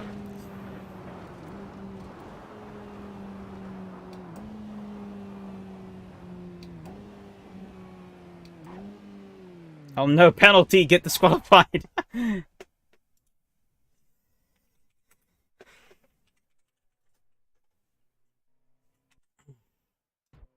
Oh, wrong button.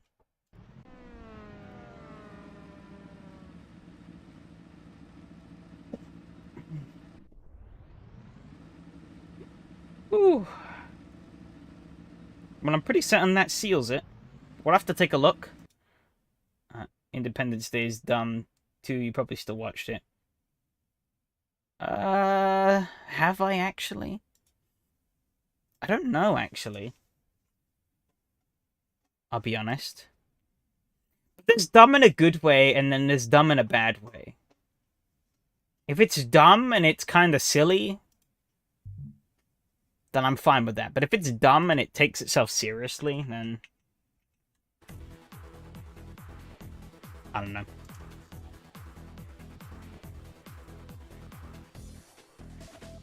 I didn't pinged. Oh, it's just okay. Alright. Give me a few seconds. I'm gonna go and grab the toilet, hopefully. It's not in use. And you can watch some driving.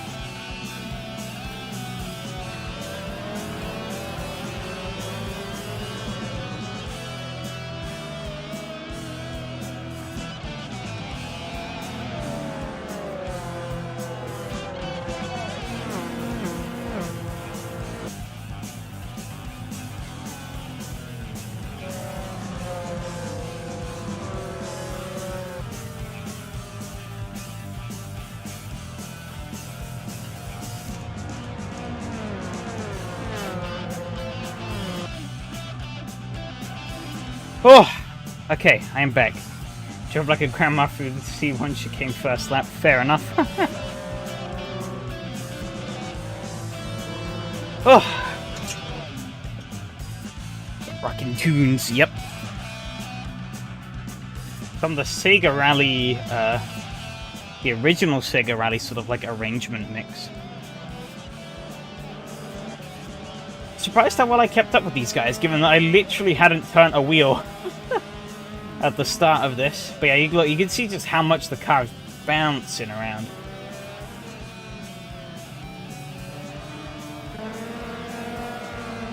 Christian was my main rival, yeah.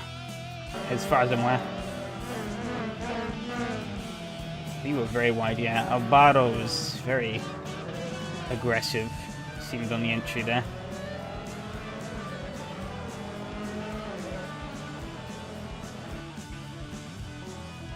Oh, yeah. And then he killed himself. Wow. Call a failed dive bomb if I've ever seen one. Oh, unlucky for Jess, though. She went right out onto the gravel. That was such a dumb move. I don't know what that guy was hoping for. Christian did have some issues towards the end, I think. Oh, there we go. He just missed the first corner, it seems like. Oh, he did. Oh, lost the rear. Decent job saving up, though. Let's see, though, where... Yeah, here we go. He got a great run, Patrick. Patrick just outbrakes himself into here. Yeah, he does. Which allows him to tear up the inside, but not quite. He doesn't get the grip. Bumping around so much, it's really hard to kind of get the power down. You have to be pretty smooth on the throttle to avoid just bucking over a bump like Patrick almost did there. Tia just decides to back out and get back in. Also missed the first corner once, got a slow and then fun the footage trying to get going again. Oh, unlucky. They were pretty close, I think. Mattia eventually sort of just had to concede. Let's see. See if we can find it. Do you know roughly when? Unless you... We will find it eventually.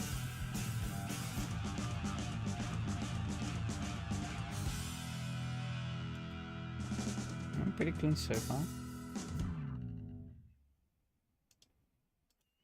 My tires are pretty shot towards the end. Oh, here we go. Yep, missed it. Yeah, pretty late on. Oh, late on the brakes and then a lock up. And then 7 the penalty, and then... Woof. Oh, on the grass. Proper hoofed it. How did you find all the bouncing? Actually, because it was pretty wild, I felt like.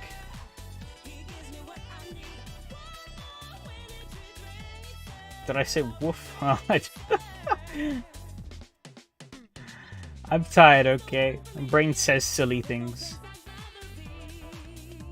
Felt like an hour-long race.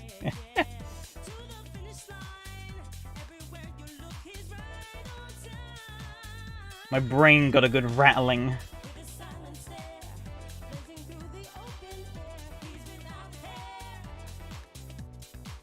Okay. Batia takes the win. Patrick in second. Myself in third. Pretty close lap times from the two of them. Batia did get him in the end, actually. I didn't see that. Yeah, pretty close on lap times.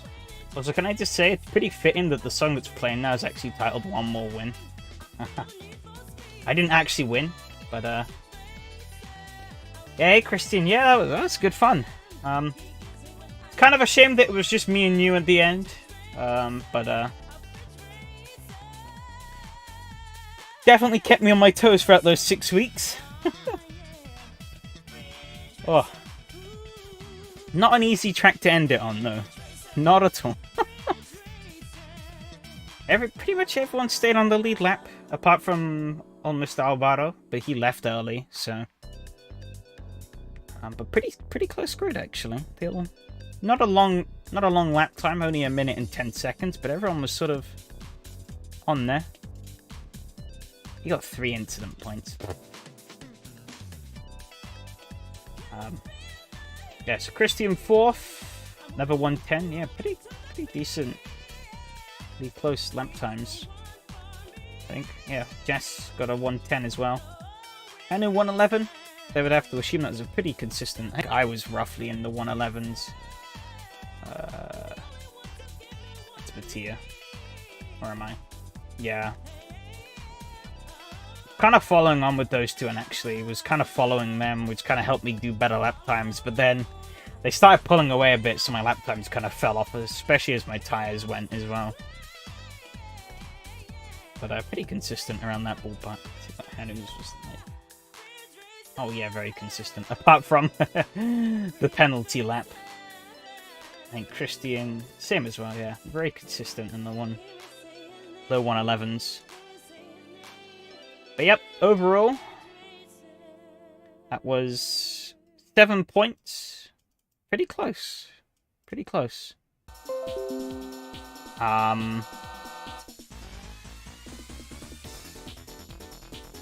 Did I drop it all for you guys there?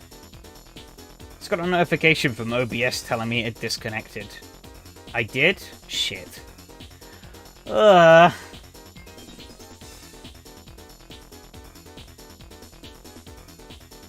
much did you miss?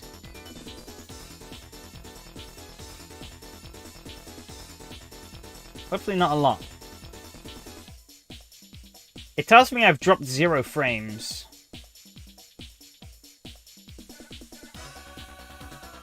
But it also told me I disconnected. So, I don't know.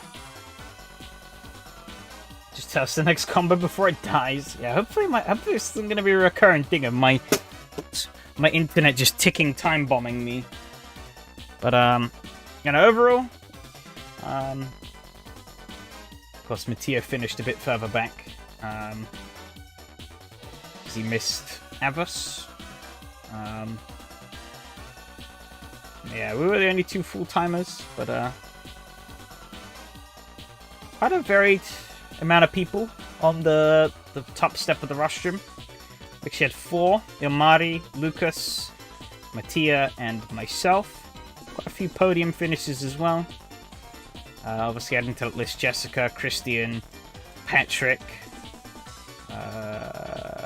Yeah, that was it, beyond the winners. But yeah, that was pretty fun. Pretty fun.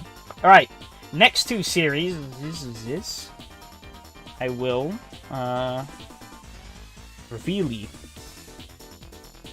I'm actually gonna do these backwards, because I want to do a little testing with one of the... Actually, I could show them both off and then do the testing I want to do. Actually, no, I'll do them backwards. So, the replacement for the Formula 3 is... We'll boot up a... No, let's do it at Long Beach. Actually... Oh, sport. Sod it. I just want hot lap, actually. I don't want any other cars. Okay. Drum roll. It's gonna take a while.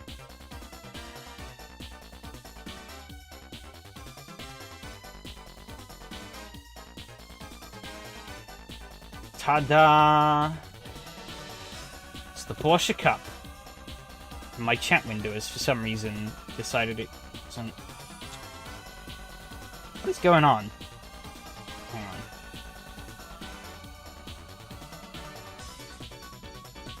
Ah! Bloody hell. I'm having all the technical issues now. Wait. Okay.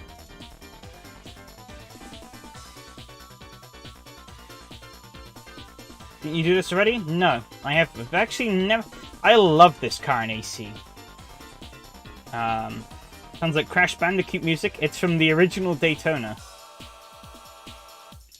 But SRS has run many generic series with it, and it does have ABS, yes. It does. It does not have traction control. But I love this car. It's a lot of fun.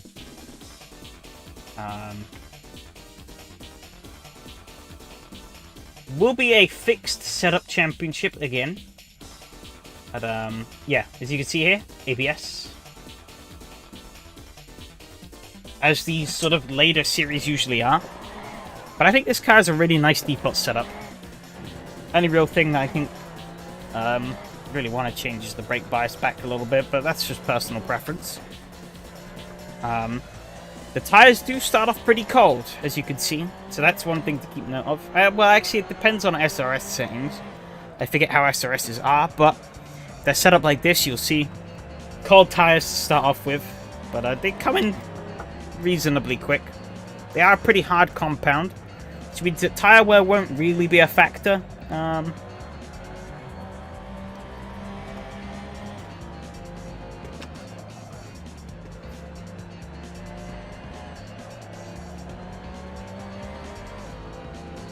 But yeah, as you can see, this car's got... It's a very agile car. It's got a lot of mechanical grip. Not a lot of aero, though. Okay, yeah, still pretty cold tires. But it's a car that you can really throw around a lot, and that's why I like it so much.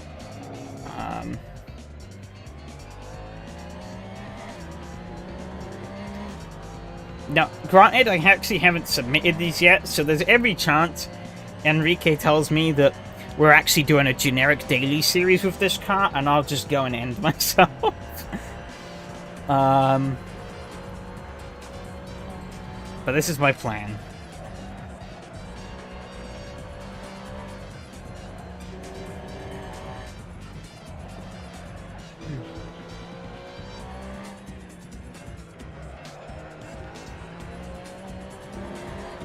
This is actually the first ever car I drove around Mosport as well. And kind of like last race, I'd never actually turned a wheel at Mosport until I actually drove it for the first time in the race with this car in SRS.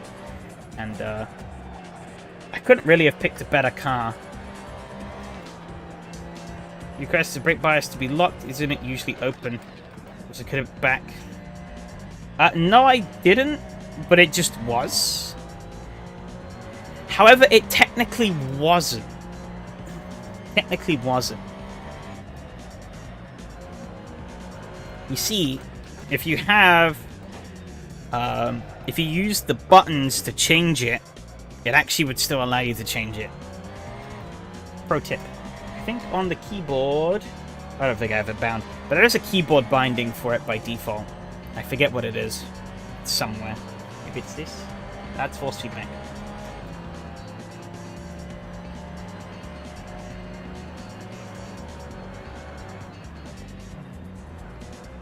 Thanks.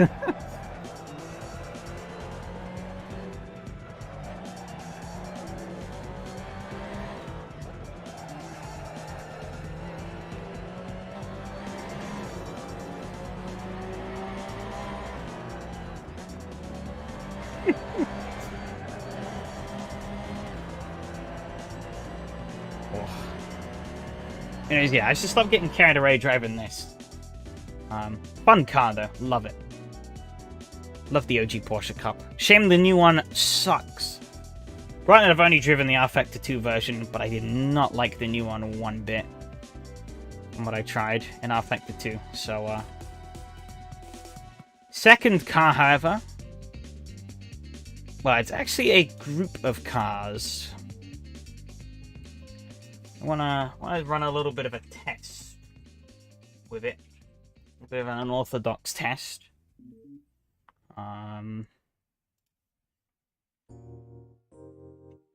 This will be the replacement for the... Excuse me. Replacement for the Viper and Corvette. And it's these bad boys. The so-called top cars. Hehe. Pretty fun little cars.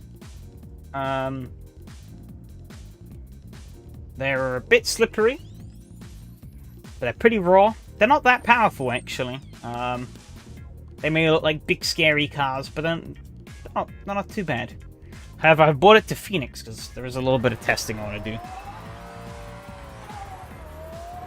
Oh, what, these things are on pace with the GD4? I could believe that.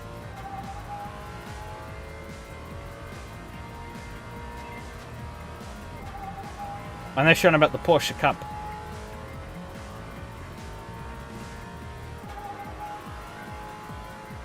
Actually, I want to run a test. Oh, these. Okay, yeah. Yeah, no, I can believe that. They're not the quickest of cars. Right. So the plan here is actually I just want to run a couple of laps normally.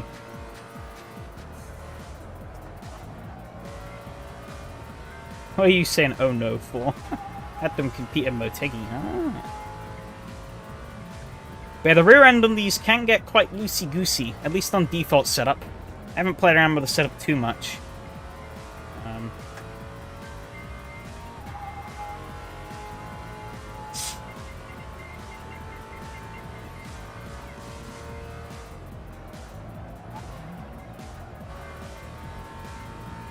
Of course, the series is not going to be fully ovals, but I am really tempted to squeak one in for the fun of it. something a little different. Pretty mixed roster I have for this. I have found a bit of a monster for the last track, which I'm pretty excited for. It's going to be a bit of a spicy one. However, the format for these, actually, I'm going to try something a little different. 5 minutes qualifying. And we roll into a 20-minute race, but we run an additional lap on those 20 minutes. That's kind of the plan. Right, here's the test. Dogleg time. Is this faster? It kind of is.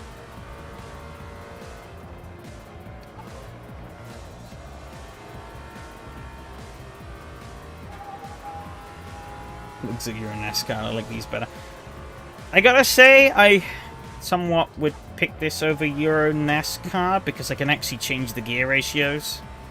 Euro NASCAR's gear ratios really kill it for me. See if I can beat myself on the dog leg. No. Yeah, this is the problem that I was sort of thinking of. Is that exists. I'm really not sure what I want to do about it, though. I think this track could be pretty much perfect for these cars, were it not. You can, but I also don't really want to go and moderate every lap to see if people have done it or not.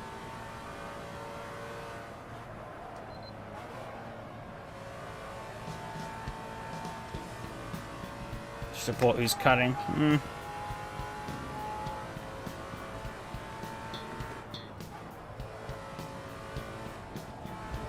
Put them on the grass a bit.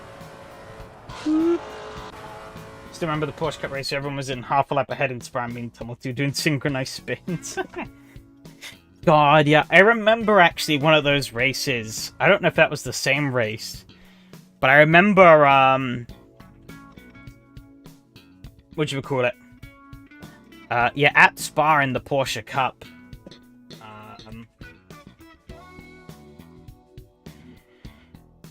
Bloody hell.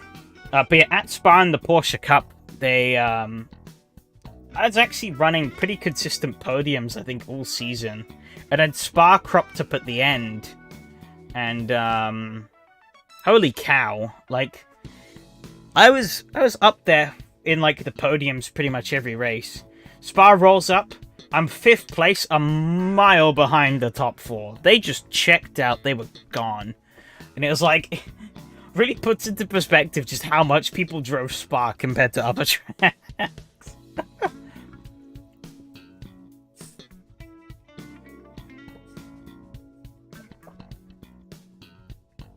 Like, they were gone. It was insane.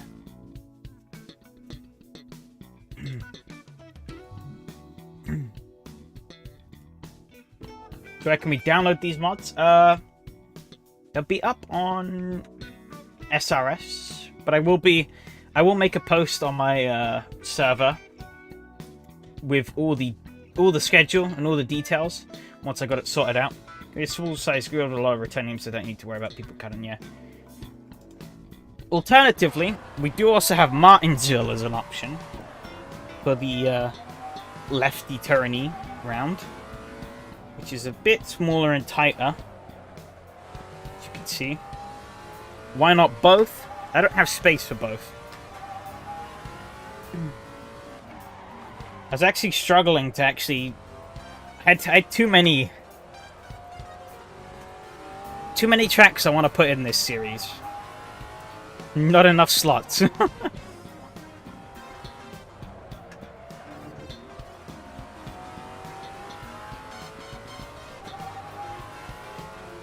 Or Road to Oval. Also still not really sure what the general consensus is by most on ovals, so I don't really want... Doesn't sound like a bad split. Yeah. What are the other rounds I have? I think round 1 is Silverstone. Round 2 is Riverside Spike, I think. I could just look it up. I've written these up.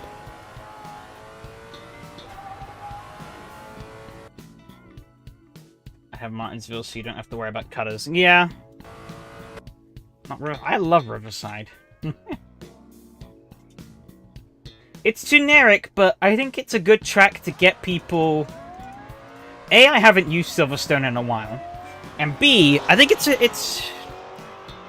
These cars are a bit quirky. To drive. So I think having a pretty dulcet track to start off with will actually help sort of, you know, ease people into it a bit more. Get used to the car before we get onto the more crazy stuff. Round 2 is Riverside Spike, which is a sort of intermediary layout between the NASCAR and the Grand Prix layout. It's not quite either. It's got a very dastardly corner in it that's really tight, but that one will be a funny one to deal with. Round 3 will be whatever oval I choose. Round 4, Vallelunga Classic. I like that layout. Doesn't get used a lot.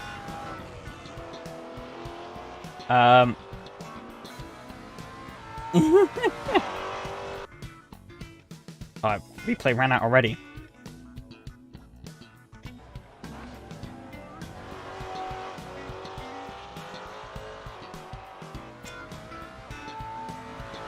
Okay, fine. I don't know.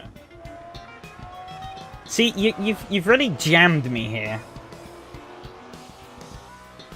You've really jammed me. Because it's popped into my head that I actually don't have enough track slots.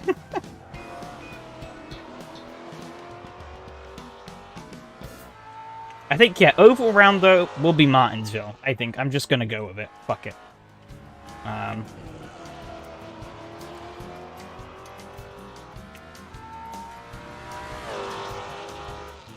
I take out Vallelunga because I hate it. I like Vallelunga Classic. I think it's a very underrated track.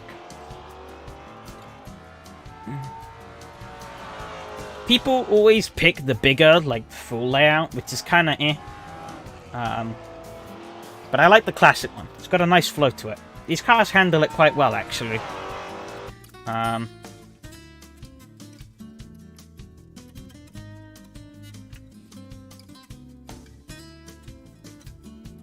Then, yeah, I do have Road America penciled in.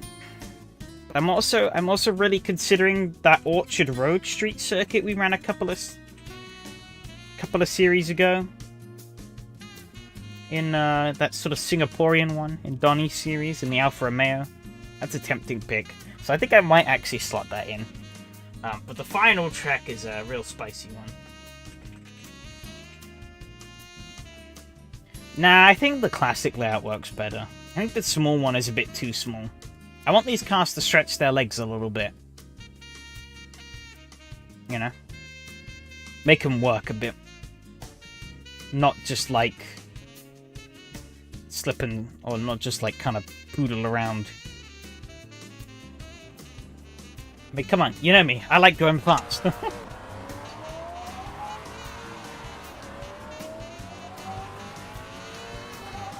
I mean, this layout is still like most of... I mean, it's pretty much most of that track. Alright, Sonic.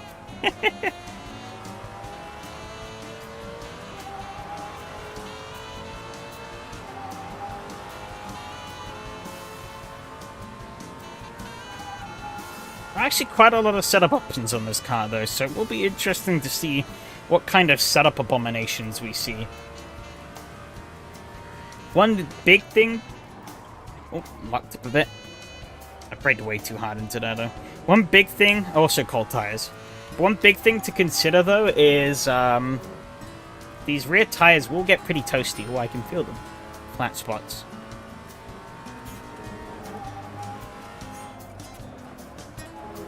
Woo. So it's a mini COT then. Kinda. I guess. A lot more grippy than the COT. COT kind of a lump. This thing is not so much. It's quite agile. Not the fastest thing ever made, but it's corner quite nicely.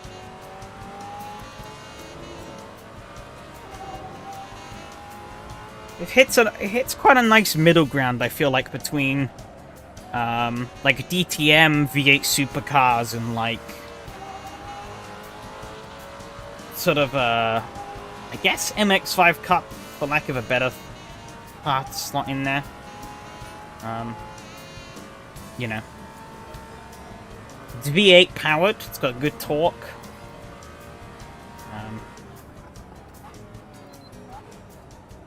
I guess also Brazilian stock car, obviously. Probably its closest analog, actually. There's the good old stock car Brazil. But there's like 7 or so cars in this pack. They're all exactly the same, so it's more just picking what body shell you like. This is way too planted for it to be similar. That's why I said it's kind of a middle ground between DTM and V8 supercars. Can I show you the cars? Yeah, I can load up actually. I can just load up a full grid. Let me back out. And actually, for the fun of it, it's not a track on the season. But I'm gonna load up Thermalito actually. Why not? I want to see what this car handles like around there. I'm not going to put it in the season, I don't think. But I could. No. I could be really cheeky and put it in the Porsche Cup, though, as the first round. Hey, this is the Mondeo. The Mondeo is about as British as Fords get. So you hush your mush.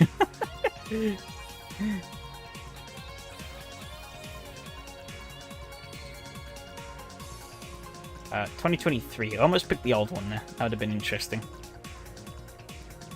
We'll do 3 laps. Start in P20.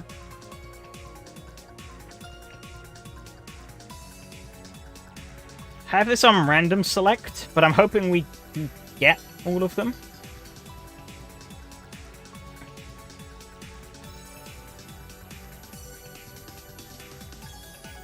Because they stole the Aston Martin. And it is just it's a British car. Mostly. So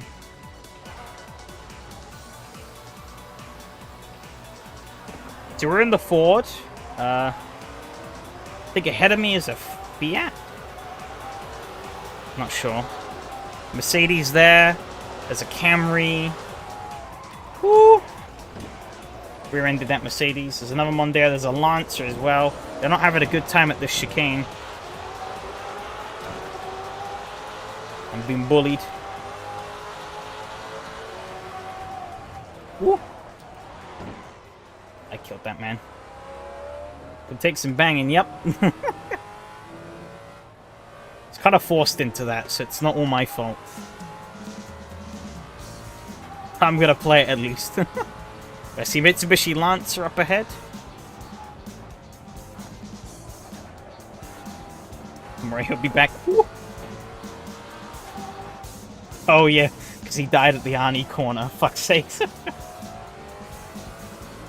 Got a Fiat behind me. It's just called Fiat, but I'm pretty certain it's meant to be based off of like the Fiat Tipo. Oh god, this Lancer's inside here. Dive bomb! Oh, I missed my...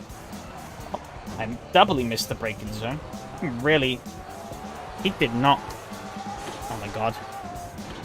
Fucking ACAI. I hate it. If they're on your line, they just turn into you. But alright, we can go through the cars here. We got the Mercedes.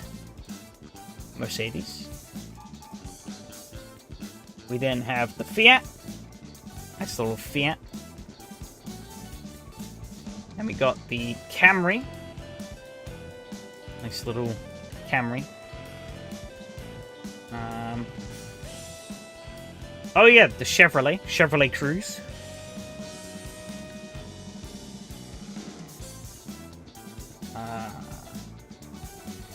Ford Mondeo. Obviously. And we got the Mitsubishi Lancer.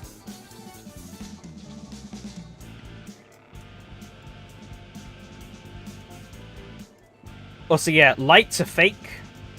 The brake lights are actually these in the window. And there are no headlights.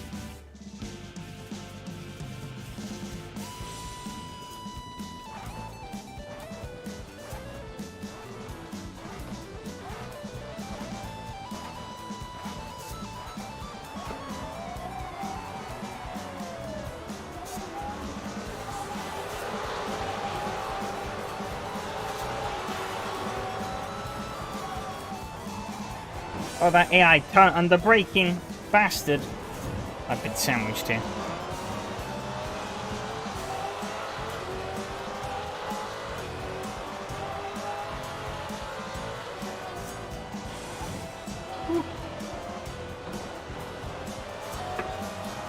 You can see in some of these corners, I'm getting a little bit of opposite lock on. Because this rear end is quite slippery.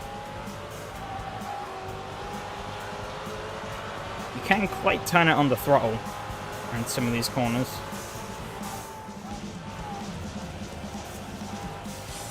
And yeah, I had a lot more confidence than I did there.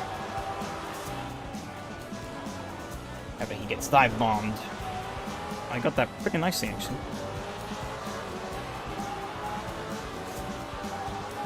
Classic Corvette evolution. Quite like the DTM cars.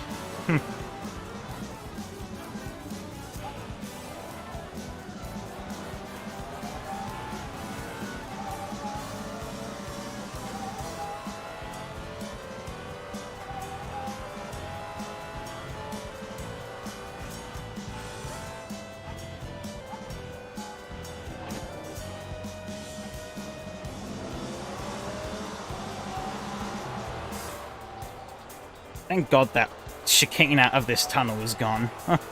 That was a nightmare.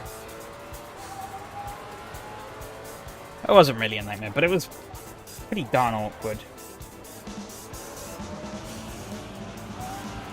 I think you can find the power point out of there in these.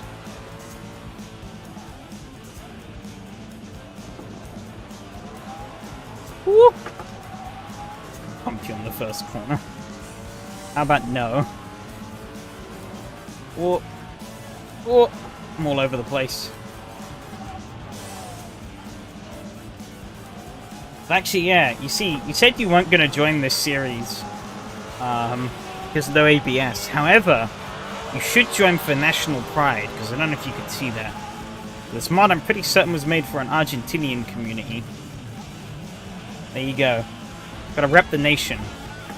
You saw nothing. That was a very legit line. Yeah. The guy who made it, I think this is one of the mods by Daniel Jimenez, who is, I believe, Argentinian. But my throat is kind of drying up. Not really doing a good job of driving this either. Oh, that was a bump.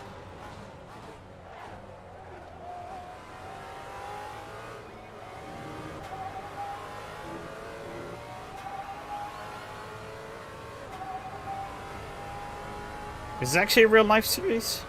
We call them Top Race, okay.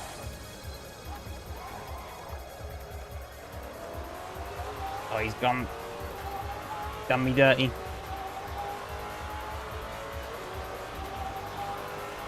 I thought they were sort of loosely based off of, like, them. I didn't know they were full-on series.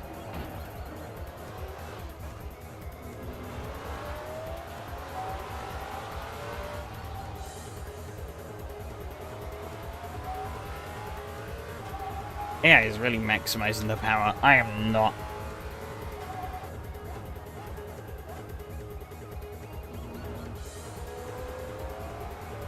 V6s now, though.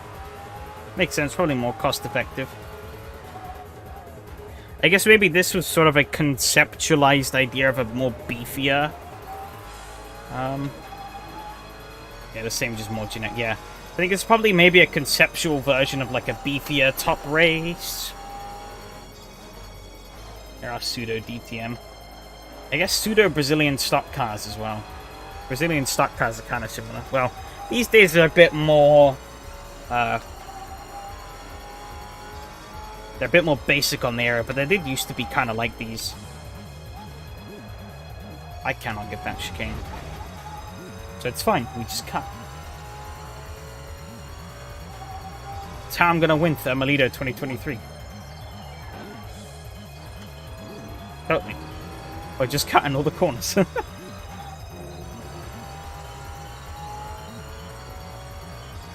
I am sliding around a lot. Yeah.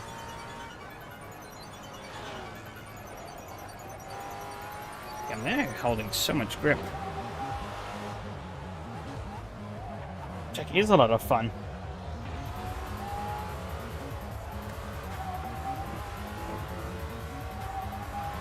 However, I may or may not be being very cheeky with it. The Joint AMS2 really sticks to saying the car names. Morning, Andy. How's it going? I'm getting absolutely ditched here by the AI. Holy cow. AI, please have mercy.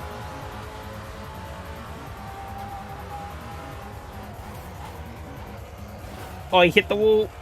Oh, he's hit me! Dirty fucker.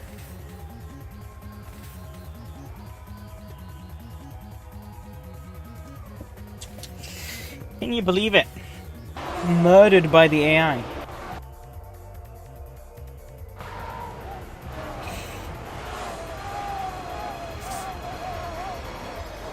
I hit him. I didn't. Shaking me darn head. I must have a feeling there was something else I wanted to announce. Forget. No, it's not. They're similar. They are similar. But they're more based off of an Argentine series. With some slight modifications. But this is actually what we'll be racing next season on SRS. As a replacement for the Viper and the Corvette. All the car shells are the same. There's like 7 different ones, I think. So, I think it could be quite fun. Have a nice varied grid of cars, but they're all equal, so I don't have to worry about the nightmare of BOP.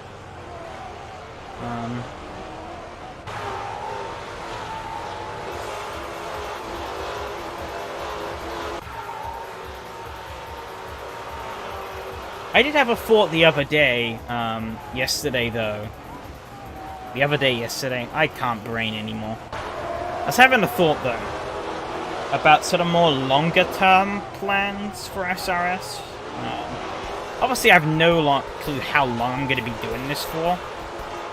But one problem is that I can't keep coming up with new ideas forever. That's sort of the problem that I'm seeing here. Especially running 2 parallel championships. And obviously I don't want to keep stacking up the same car for like multiple seasons in a row. Because I don't think people would like that. However, what I was thinking, actually, is creating... could just use a randomizer? Yeah. But I was thinking to build a kind of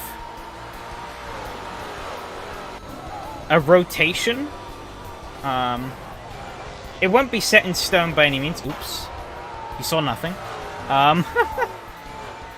It won't be set in stone or anything, but the plan is that I will have a set of rotating sort of cars that'll run me throughout the year. You know, if something new comes up that's interesting, like whatever I feel like at the time will get priority, obviously, but if I don't have ideas, there'll sort of be a list that I can go through. It'll sort of be like, hey, I've used this before, this is cool, this works, I can use it again, and just pick a random bunch of tracks and then we'll be good to go. You know?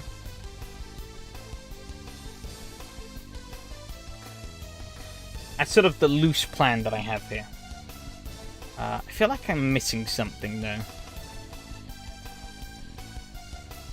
What did I miss? Using cars tag favorites. Pretty much, yeah. But I mean, like, you know, sort of kind of bring in... It would mean that the same cars would find their way into rotations throughout a year. But the kind of thought process that I was on was, that, you know, obviously they're only going to come up like once a year or so. So actually that's not too bad in principle. You know, if these cars are only coming up once a year and then you have to wait for a year to see them again, it's not too bad.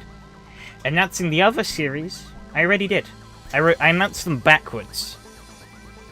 The Porsche Cup was the other series. At least I pray it is.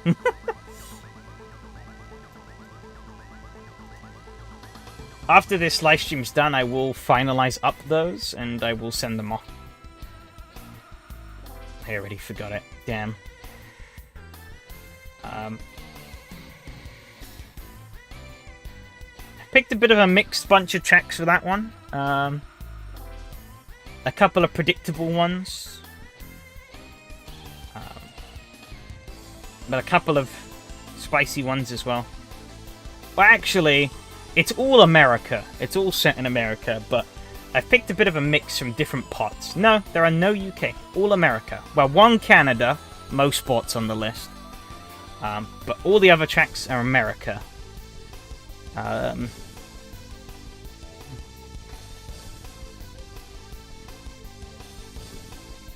I haven't run Most Sport in a while.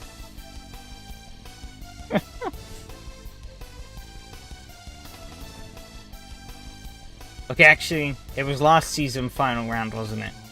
But it's this season final round, so it'll be long enough to run it. Yeah, can't have enough of Most Sport. Most Sport and the Porsche Cup is a pretty special combo to me as well, so I couldn't not have it. You know? As I talked about earlier, it was the combo that I first drove Most Sport on, and it was the combo that made me realize I love Most Sport. So yeah, I couldn't not. That's the problem. Is that, like, I don't want to keep repeating tracks, but then I go and make a new series, and it's like, oh, this track and car just works so well. I want to use it again.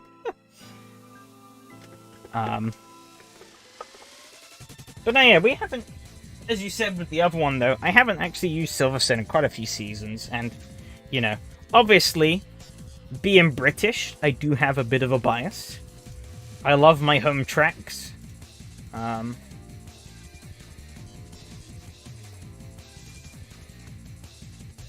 Oh, it definitely is.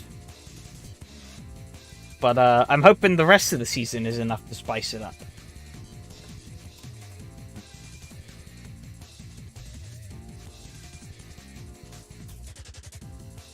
Because we got a good mix. I'm taking a bit of a risk because one of them is actually a paid track. We're going to be using the Alabama racing course. However, a lot of people did buy it when Donnie ran it back in yonder in the TAs. So I'm taking a punt with it and hoping that we get a grid. If not, Barber is a fun track, so I don't care. I'll drive it on my own for 20 minutes. I'm fine with that. Yeah. Got Detroit in there as well, Belle Isle. I haven't used Belle Isle yet. So, that'll be a first for my SRS series. Not a first for SRS. It was used before. I think the American guys used it, but that will be in there as well, along with a couple others. So, it's not the generic... There are a couple of sort of generic US tracks in there, but there are also ones that are a bit more abstract, that don't really get seen as much.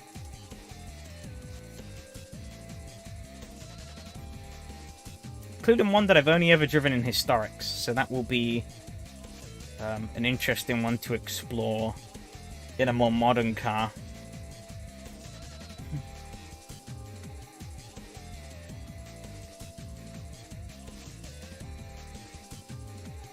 But yeah, I'm looking forward to it. Looking forward to it.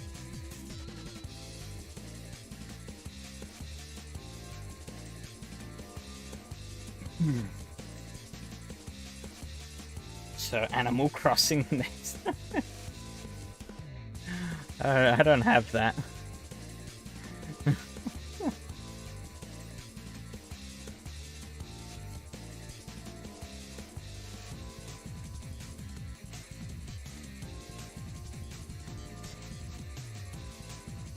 But yeah, I'm pretty open to suggestions. Actually, can take a quick roll back. Sugotchi then is Doom 2016. We're going back to 2016 then, eh? Let's see, where is... I do want to check, actually. Okay. So the poll at the moment for the Sega Rally stuff is actually at 4 votes, with people leaning more into digestible videos, so I can manage that. I guess in a way it would effectively be doing a live stream by myself. Kind of. But a bit easier, because I don't have to be constantly yattering on about shit. I can just sit around and do nothing for 5 minutes if I wanted to. And then obviously when I just play the game up to a certain milestone and then trim it down to just the interesting bits. So we'll see how that pans out. Most men streams into videos? Well, I guess it's the open forum, so people can throw whatever suggestions they want here, if that's what they thought. Well, the first video was just that was just funny translation stuffs, really.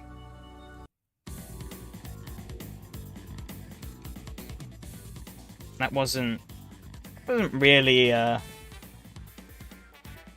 of the style I would want to go for. You know, I actually want to focus it on the game itself and like the progress that I'm making. But I thought that would have been a funny idea to pick up with on that live stream.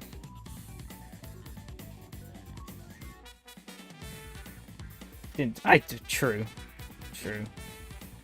I did not. But that is kind of the aim, more than anything.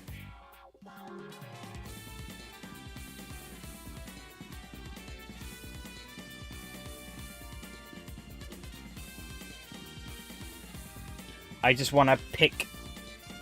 Oh yeah, you know, I basically want to just pick apart the live streams.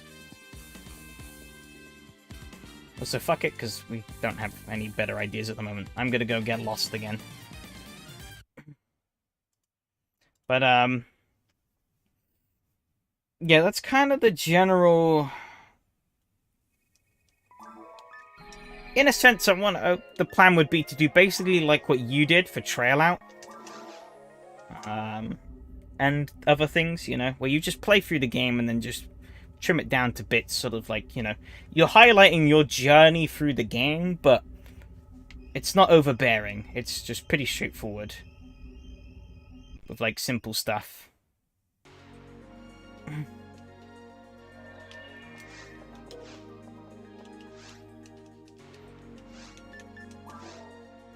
What? Fire?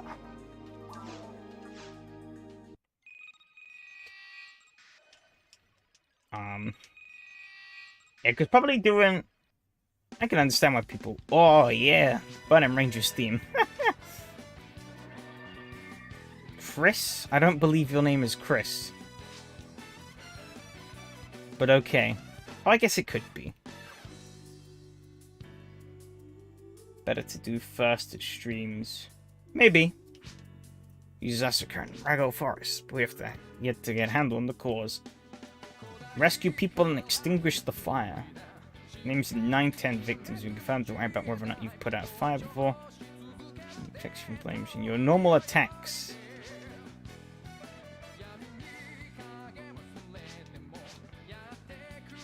Okay.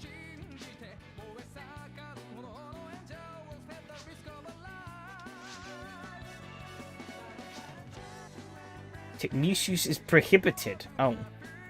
Okay. Telling me you don't want me spreading more fire? Damn. Kumaro, pretty much the same as everything I do is always the latest videos. True.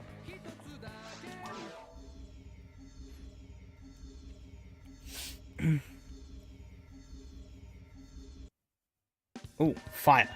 It's a lot of fire. Holy shit. Oh wait, oh no. Probably not the best thing for that.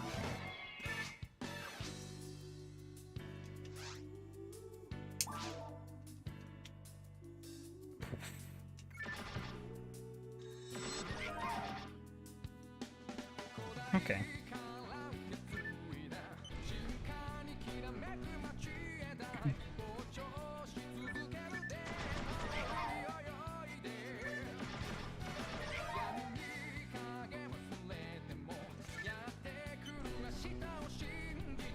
But yeah, no, I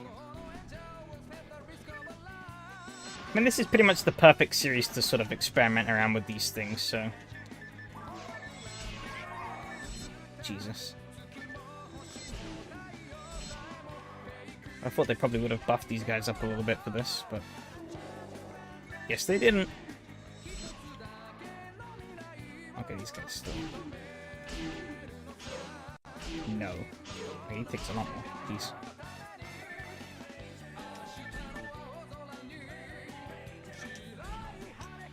Can I get both? Nope.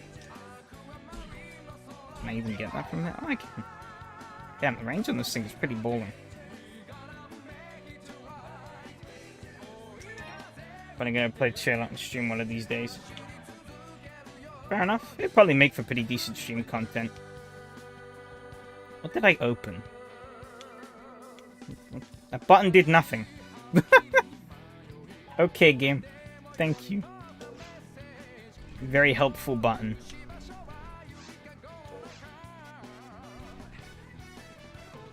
I wonder why they used the Japanese version of the song, though. Oh, dead.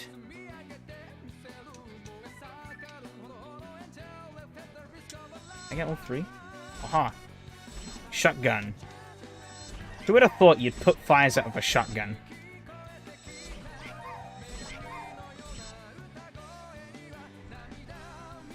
Perfect fire extinguishing tool, right? The hell is that? I don't know.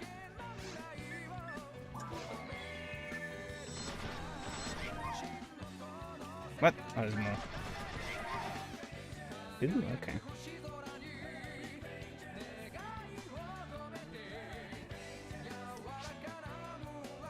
You here to help? Yes. I was gone up for a moment. That's 2.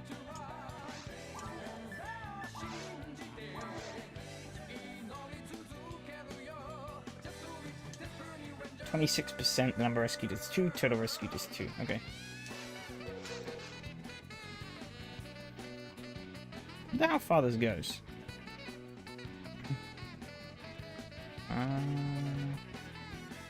Can't really afford time/effort to race online.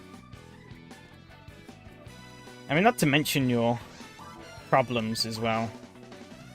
Those definitely don't help. But, real life sucks, Johnny. Ah, sorry to hear that.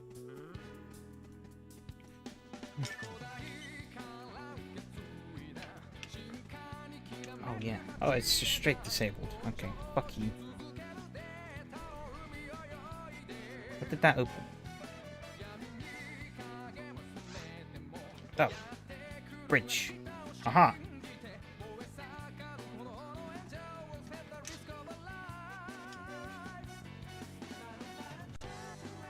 What? Oh, fat guy. What?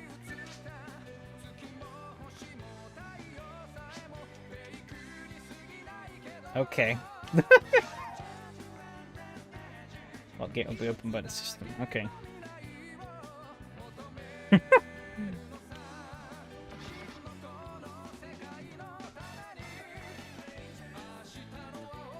I guess that opens it down to what? Yeah, it does. Opens the doors down towards Central Dome. Ooh. Can't go for there.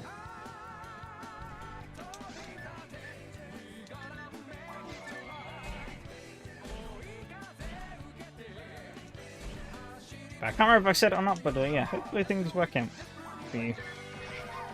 Sooner rather than later.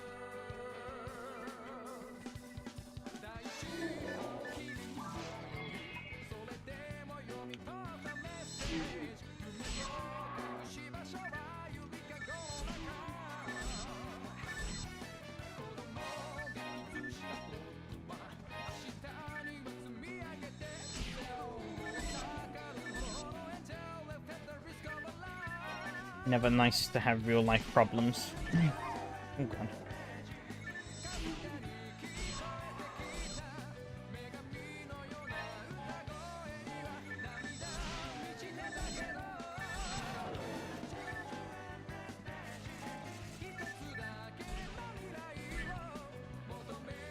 Remember that chat about streaming at the same time as others check my several activities, which changes kicked in hard it seems. Probably, that wouldn't surprise me. Who are the other two then? Because I assume one is me, one is James.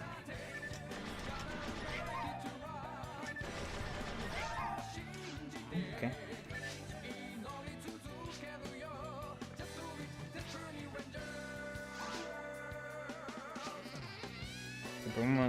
Okay, well, I will try.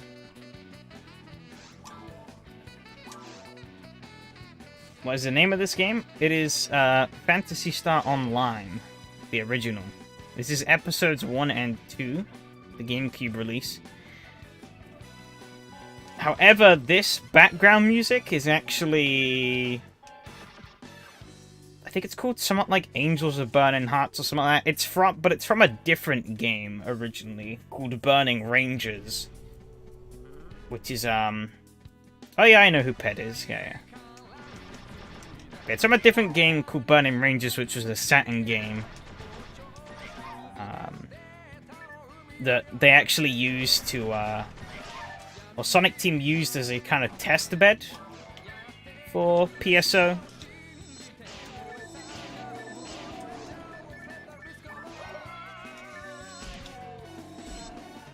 For like, testing out like the networking features and stuff.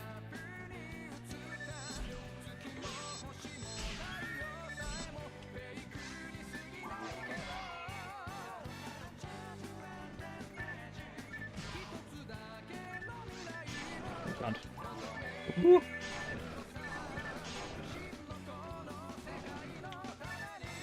Being swamped. This stage set in Australia.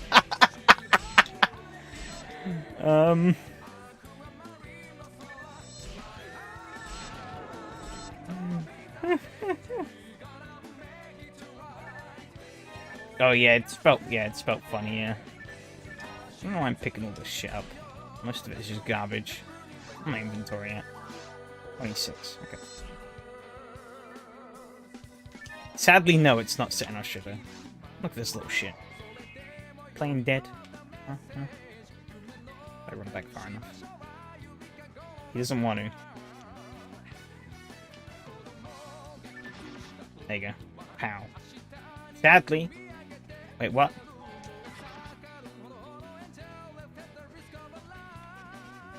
Oh, it's a... He's a frying pan!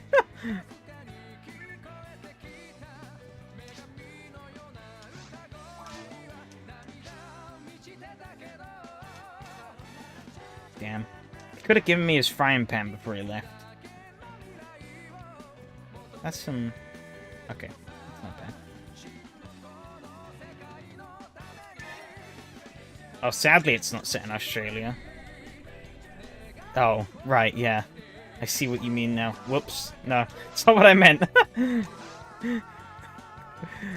Oh, fuck. Time to get cancelled. Okay, there's a switch I've missed somewhere. What is that? I need to get through this door and the door behind me. Oh, right, hang on. Can I go? Yeah, that door's also locked. Shit. It's gonna boost my channel, yeah. All publicity is good publicity, as they say. Even if that doesn't mean my channel I have to deal with shit for the rest of my life. Albeit, I guess, If I become a big content creator anyways, I probably have to deal with lots of bullshit anyways. There a switch here? No.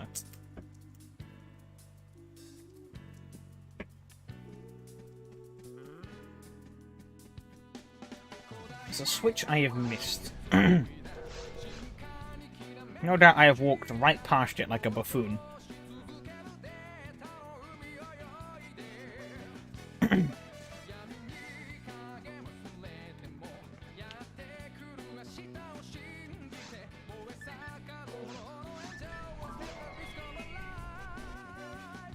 Deep in down here.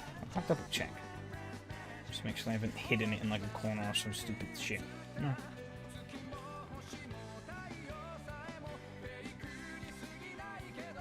Now check the kitchen. Okay. Do I have to press the button again? No. That can't be it. Couldn't be that stupid.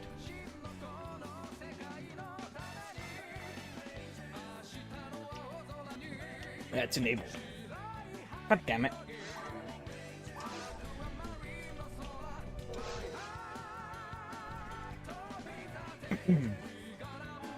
Oh, maybe I need to go to the machine again?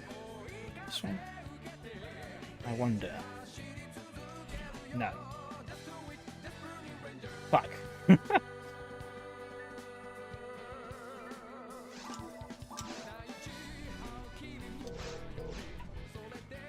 there a fire I've missed somewhere?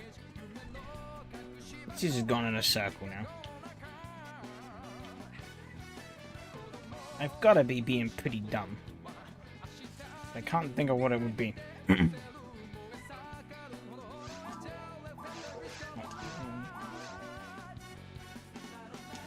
53%. That's scary too. 2 total is 5. Okay. True.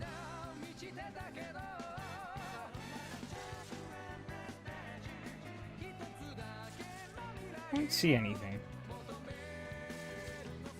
But it has to be something. Unless I've accidentally soft-locked myself somehow. That'd be pretty amusing. But also pretty tragic.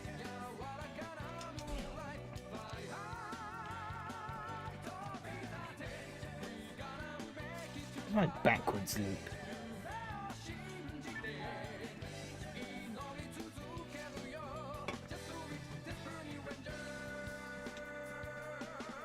At least the Burning Rangers theme is bopping. Can I shoot the door? No. Crap. I just have no clue what the switch did. It did something. I couldn't tell you for the life of me what it did.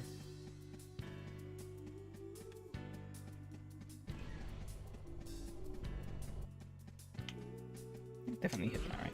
Yeah.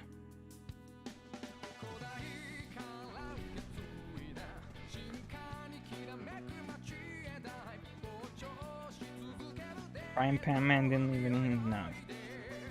She. I'm being chronically stupid. Wait, what the hell was that? I was just telling me. Oh, yeah, it was.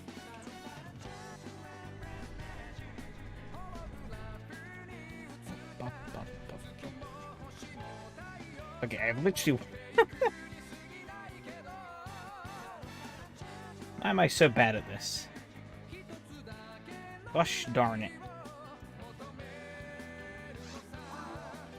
Okay.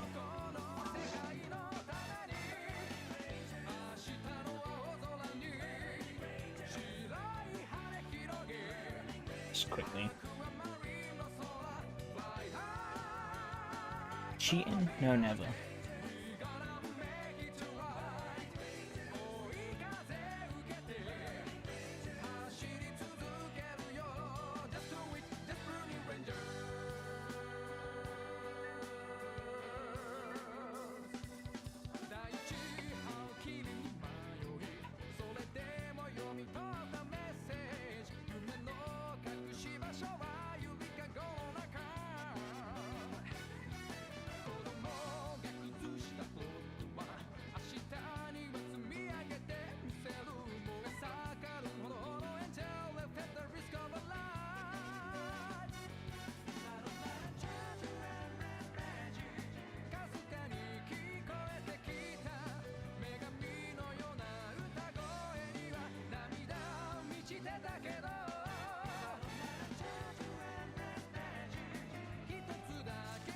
Did I?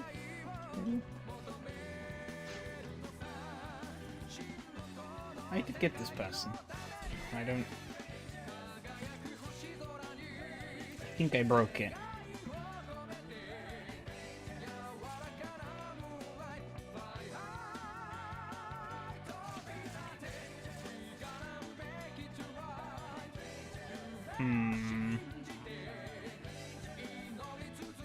Unless...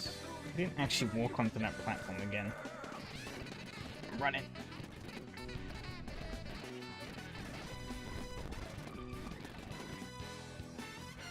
Maybe.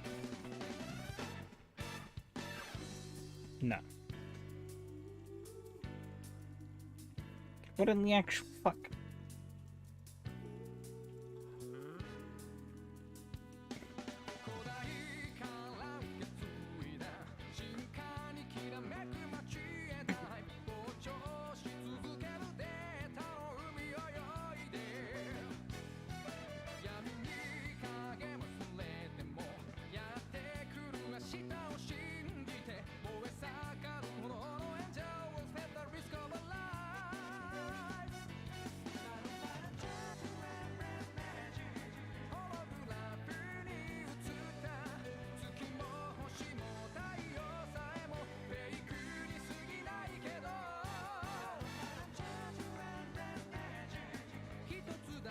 This map makes no sense. I'm trying to look at here.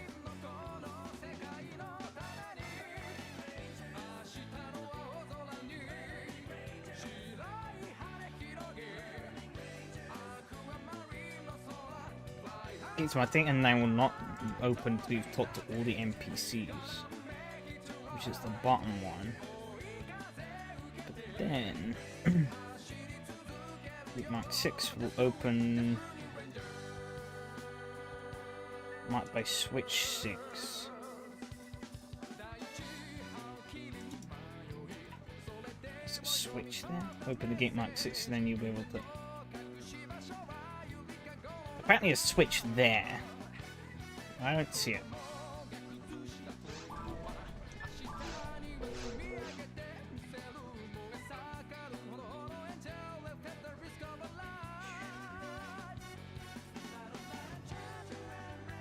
Makes no sense.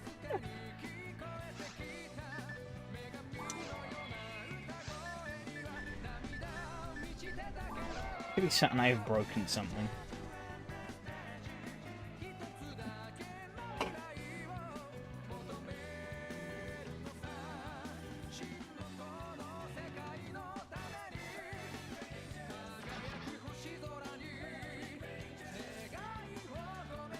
There's a switch here, or at least it's meant to be.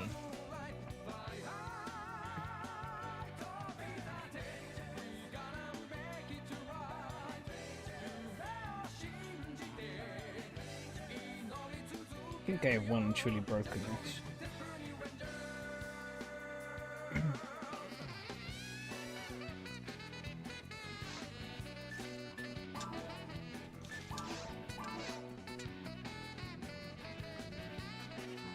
Reach 2, total is 5. Okay. Just supposedly, from what I was looking at, this door's supposed to... Oh! Okay.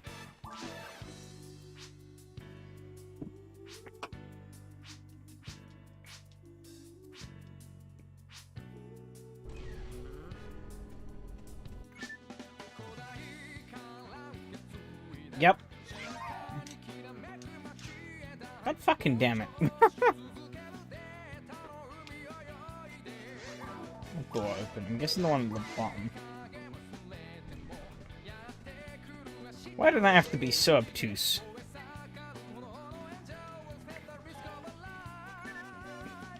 I guess it wasn't that obtuse, but like... I had to walk right up to the door for it to work. They could have just had the door sort of unlock itself.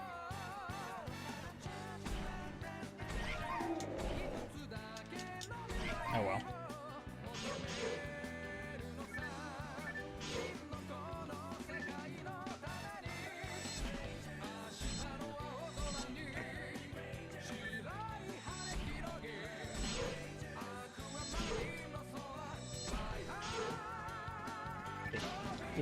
Oh god. Ow. By a hurdy.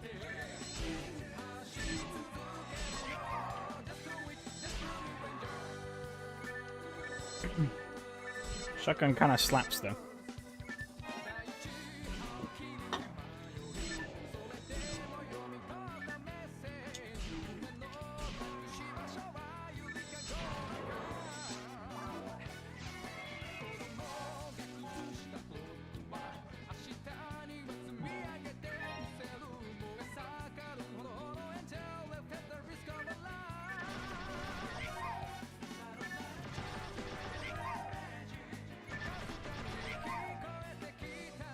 I don't think there's anyone here.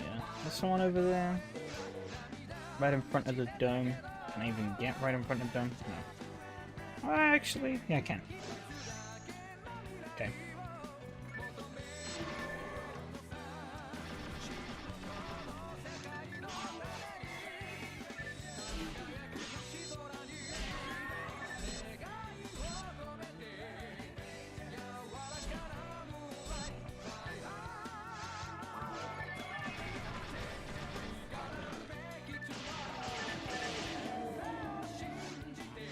I'm gonna go to the mountain.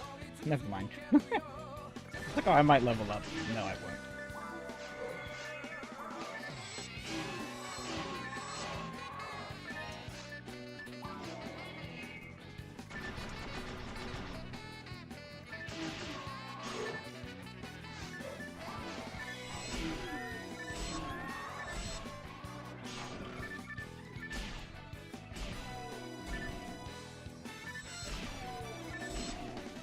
A lot of enemies, though.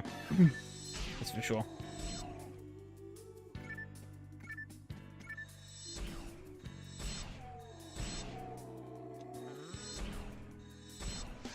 Do I have to get right up to them?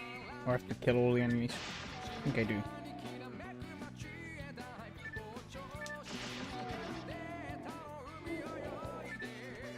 God, wow. That's a lot. Oh no, I got the fire. Or one of them. Camera.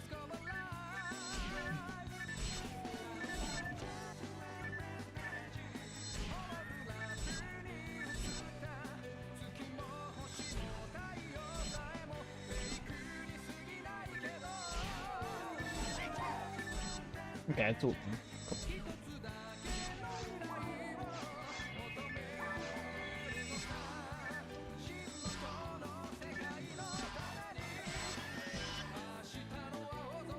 Oh my god. They just keep coming.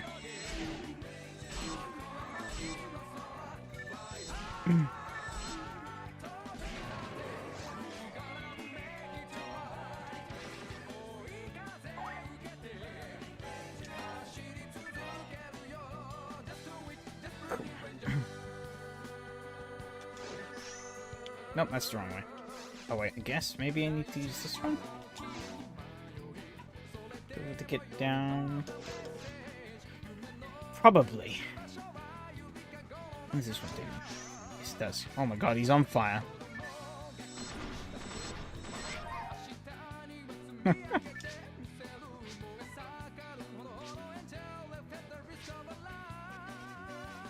So damn, is that lying now? Put him back together and then he goes and sets himself on fire. How irresponsible.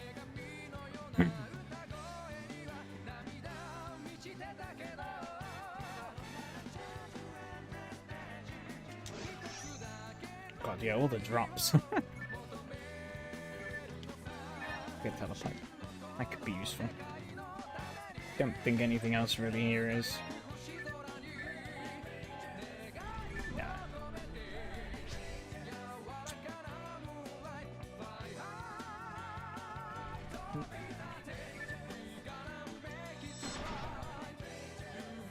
No matter what that timing.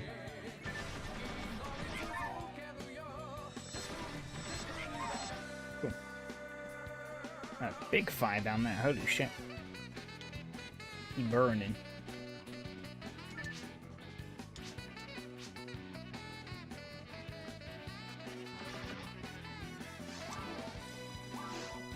Guess then enemies are gonna appear. I don't know.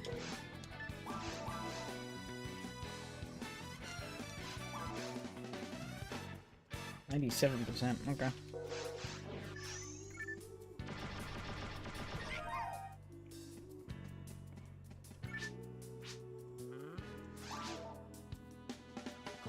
Hit that too quickly, but at least they hit the right option. Get free safety complete. All emergency systems. Nice.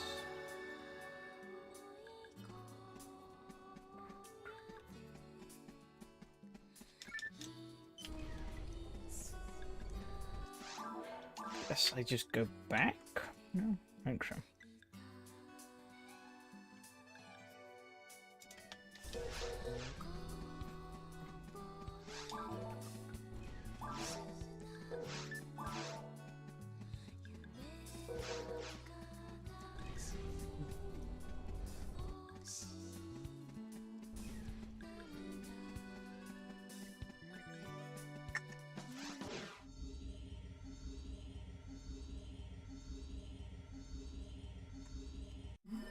Oops, I am making a mess.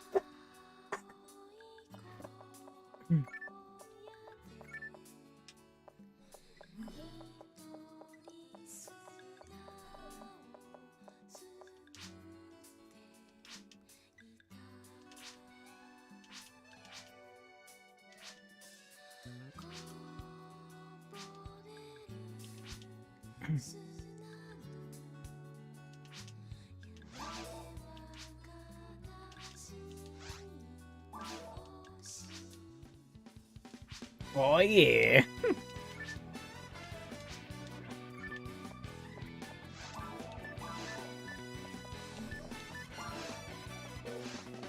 Probably should go and sell the shit I've picked up. I don't need it.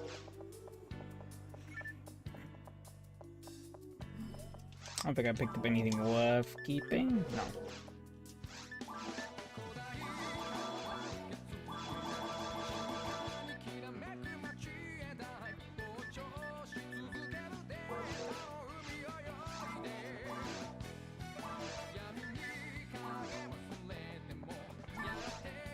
Can't believe that.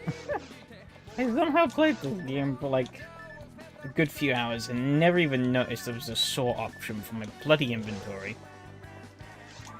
I'm so dumb.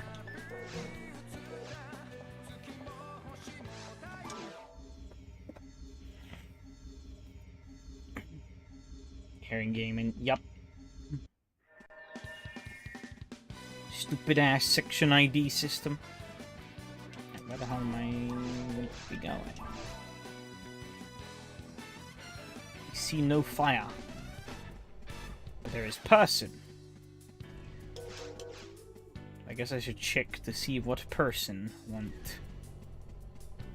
Just... man's just standing there. Vibing. He's a suspicious... oh. He gone.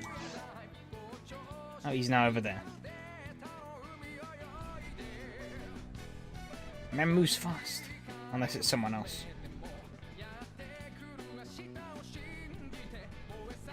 Sun goes hard. Yeah, it does.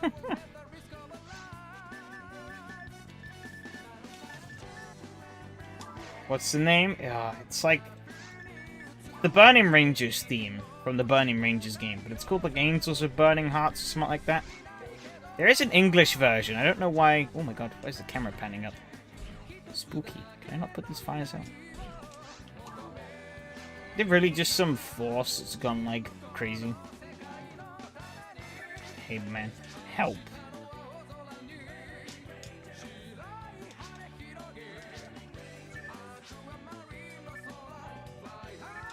You're gonna put the fires out now?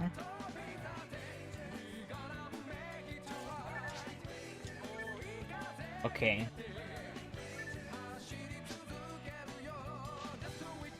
Oh my god. Woo! Oh, he's dead.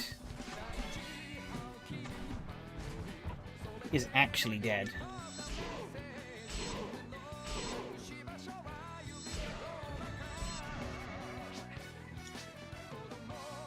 No, apparently he's not dead. Supposed to improve life form. Primeval creature do drugs that enrage the creature in the forest fires.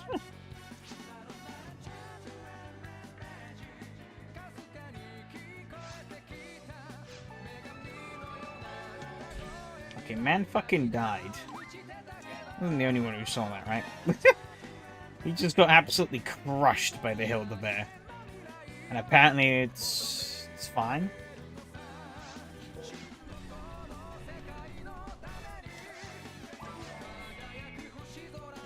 Yeah, it's not hard to find. There is an English version as well, as I said. I think it might be... I think there's an English one that maybe Mitsuyoshi done, but there's also, I think, a Dennis St. James one.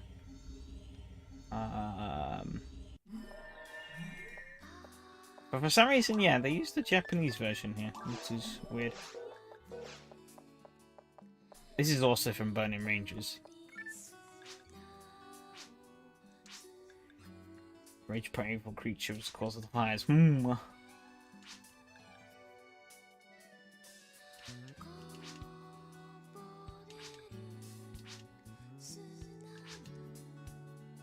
even the government. The government goes blah blah. Money. Give me lots of money. 5,000 Meseta. Okay. It's not a lot, but I'll take it. Government's most great was one of the weirdest English sentences I read today. Any more? Or is it Dark Fowl's time? There isn't any more. Alright. I have armor. I get given that? And I picked that up off the floor.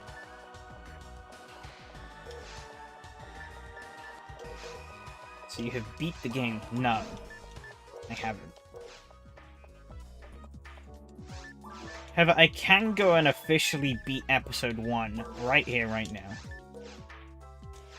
Okay, not quite literally right here, right now. It'll take a little bit. But I can do it.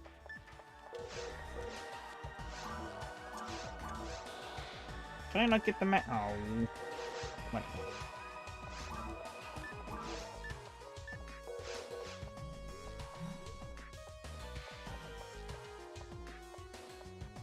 Right now is not right now. He lied to us.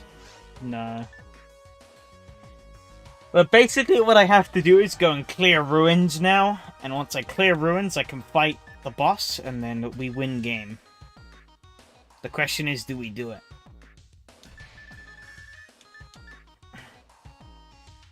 I just wanted to complete all of the side... Like, those actually weren't mandatory. They're just side quests, really. But I wanted to do them all before I did the end. Which does mean I'm probably a bit over-geared and over-leveled, but it's fine, because I've never done it before. Let's go, alright. To ruins we go.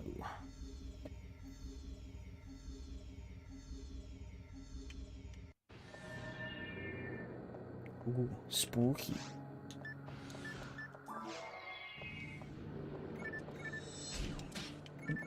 Shit.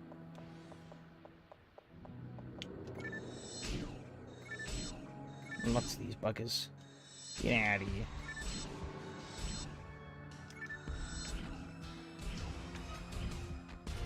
There's one hiding all the way at the back there. Damn. Quarter gun. 1+6. I'll grab that for now. Kind of useless, but it'll be sold for money. And I like me money.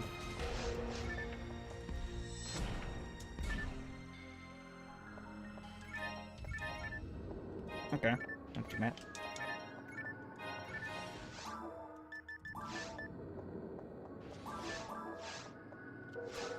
Oh, hello there. Oh god. Oh, Isabella as well. Ugh. Please no snipe. I can also use techniques now. Makes life a bit easier. I got too used to not using them in that last mission.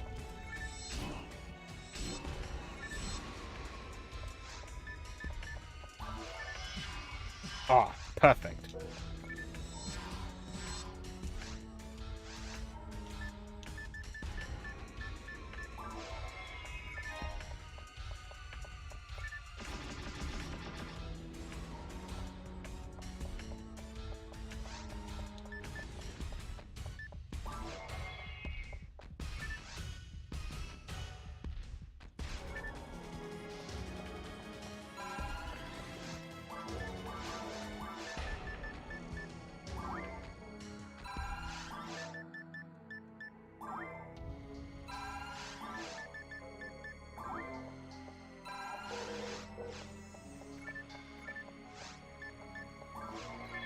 Oh god. Wrong button. There you go. Better. I understand what's going on. Yep. Telling me you don't understand? Thing from the thing and the thing?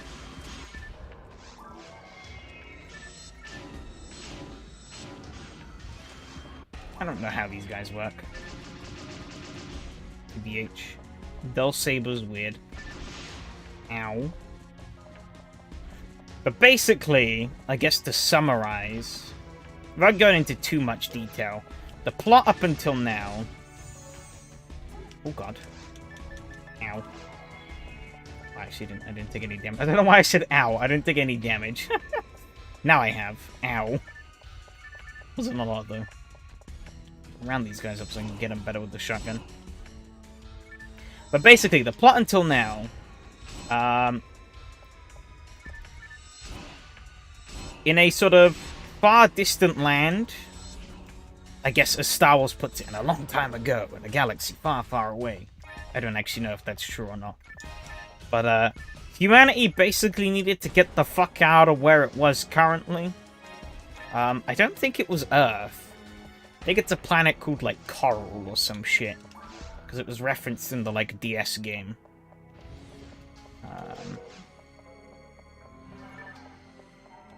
But basically, yeah, humans need to get the fuck out of their planet, because planet dying. And so they send out this project, or they launch what is called the Pioneer Project, which is like two separate, or it's a journey to this planet here called Ragol. And Pioneer 1 is the ship that goes first. And they get like a 7-year head start or something like that on Pioneer 2. And we are on Pioneer 2, or we're one of the Pioneer 2 crew. So we arrive like quite a few years after, and they've already sort of, you know, established themselves on Ragol and sort of started doing things.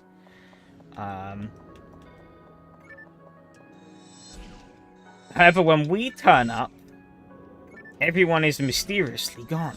Whoa. And all the sort of creatures are sort of acting funny and trying to kill us. So that's where you, John PSO, come in to save the day.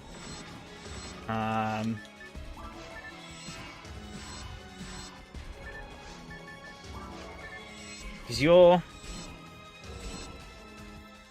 Ironically, they don't bother getting... Well, the army doesn't really do much here.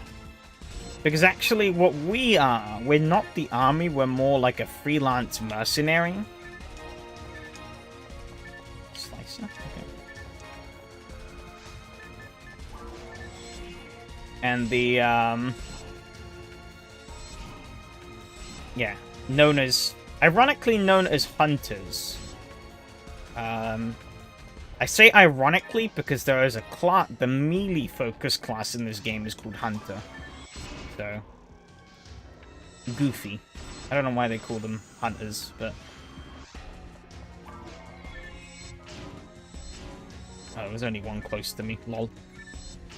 That's better. Like braces from Trails? I have no idea. I have not played any of the Trails games. But yeah, so you're a mercenary, kind of gun for hire, sort of dealio. Oh. Fucking hell, where did you come from? Obviously sent down to Ragol to sort of figure out what in the schnitzeling fuck is happening. And you find messages from a hunter from Pioneer 1 that's known as, coincidentally, as Rico. But she's known as, like, Red Ring Rico, because she has a red ring, but that's it. And this is what these messages are. She's left these sort of message pods around. Some of them are just gameplay tips. But others are sort of like little story bites. And we're basically retracing her footsteps. Which leads you pretty much all over Ragdoll. And this is the sort of final act. Oh, fuck. Not, there you go.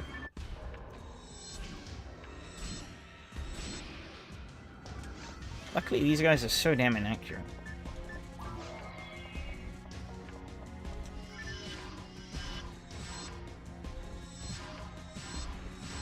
So pretty tough, and they hit very hard.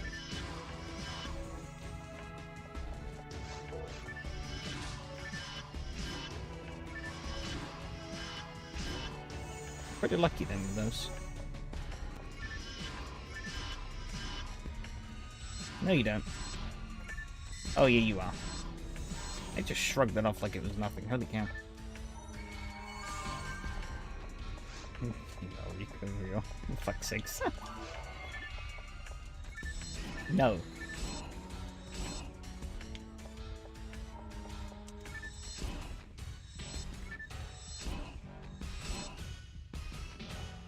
Ow. Get my ass kicked in.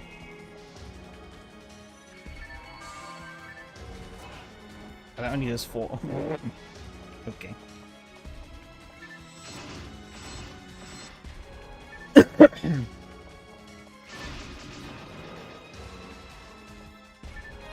yeah, it does boil down to a pretty simple loop that you go through. Obviously, you have all the side quests, which was what we were doing earlier.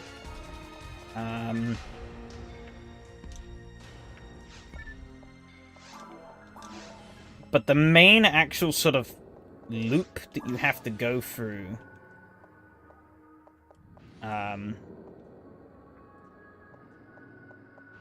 is pretty much just enter area, go through area, find totem pole in area, activate totem pole, go and kill boss, and then move on to next area. Rinse and repeat through all of the... Ow. Ow. I could have seen those. I chose not to. I just ate the damage. Let's see what's the other way.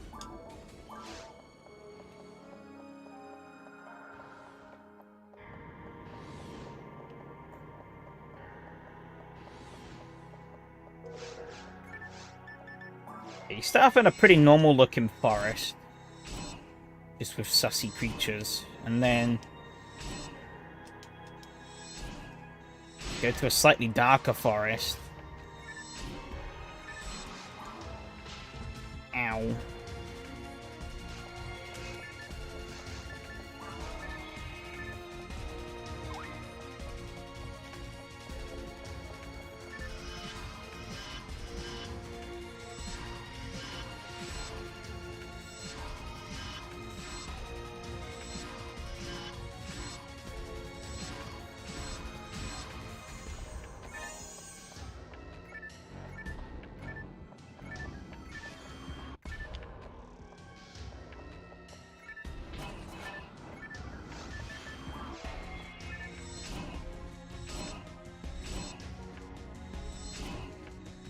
Yeah, nothing revolutionary plot-wise, but I guess it didn't need to be. The main thing about this game was, oh, cool, online.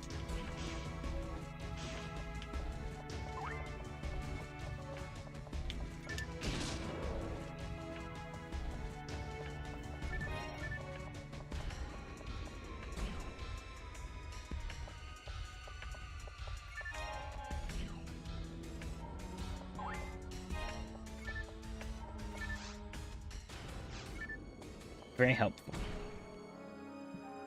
Would deem that getting surrounded by anything would be pretty bad.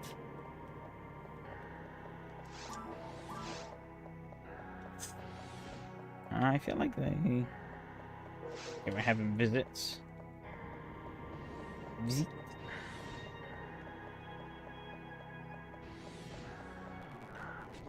I should run this way. Actually, what was that room earlier that I kind of... Oh, no. Ooh. Dark. Lava lamp. Saved me. Lava lamp did save me.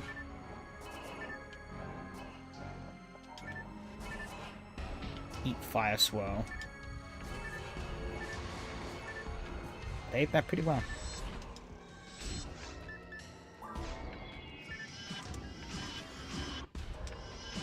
That is pretty powerful. I lose money. It kicks ass.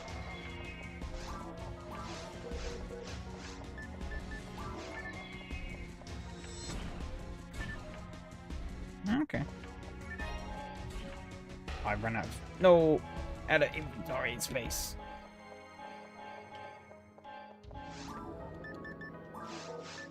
Did I actually pick up anything useful? I don't think I did. I didn't want to do that.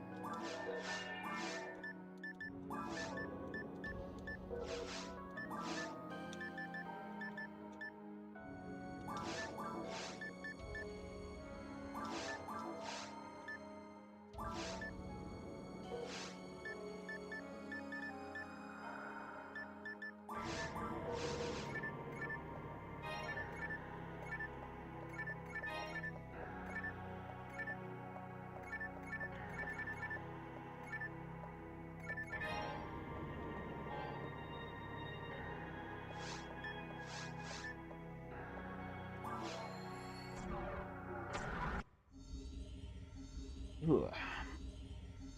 Guess we'll make a jump back.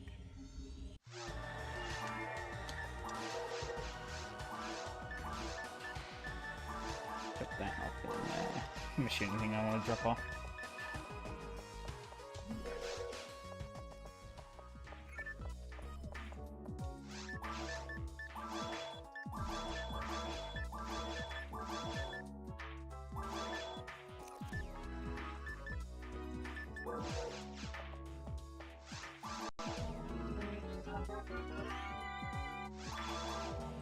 Gotta claim all of these. Sell them for money. I don't actually care about what they are. Because they fetch nice profits. But I should probably also bank my money. Because if I die, I lose all of it. Not ideal. You could say. You got a puppy. Damn. Nice.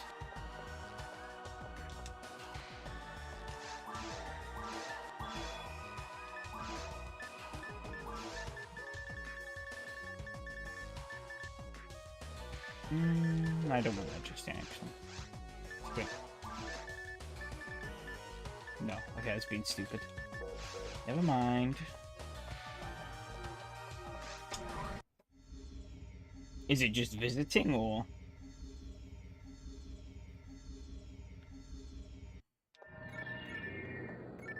Is it a joiner to the family?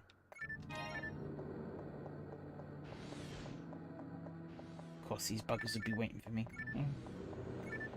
Oh, and you. Leave. Be gone, Del Saber. Okay, he's gonna do whatever the hell he's doing. You do you, my guy.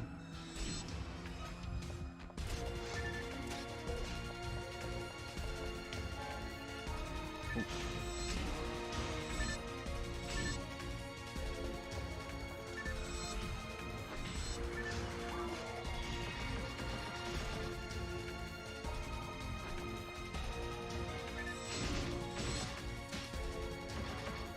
Get the...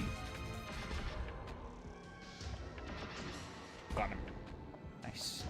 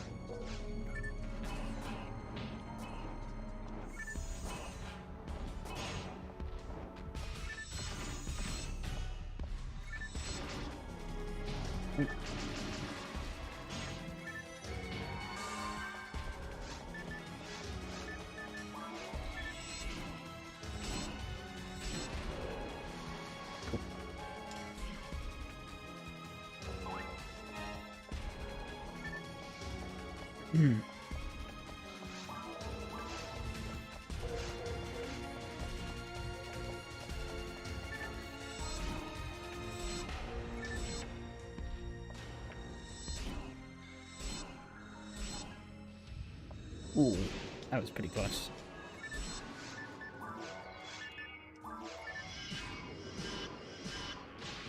Oh, ow.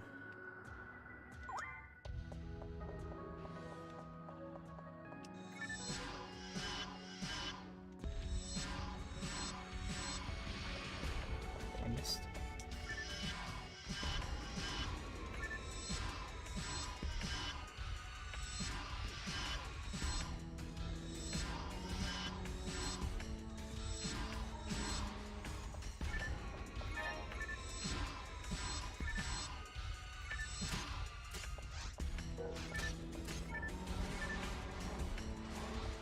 Hello.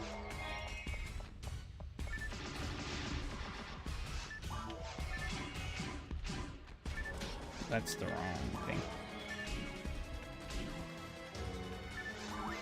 Oh, that's wrong. I don't know why that changes every now and then. The wrong fucking page. I missed. Lost yet? No, actually. I'll be honest, I did actually get a little lost on that last...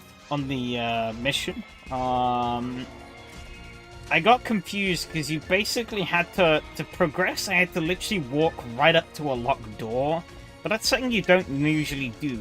Like, you usually find a switch to open the locked door, or you kill all the enemies in the area. But obviously the quest for like an interaction wanted me to walk up to the door, and I didn't. So I walked around in a loop a couple of times before figuring it out. Other than that, I went pretty smoothly.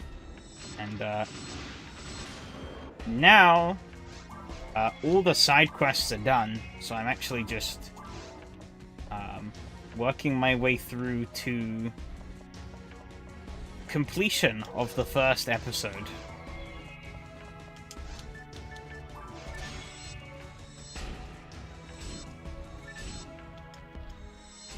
I mean, the goal here is simple. Room to room, kill fucking everything.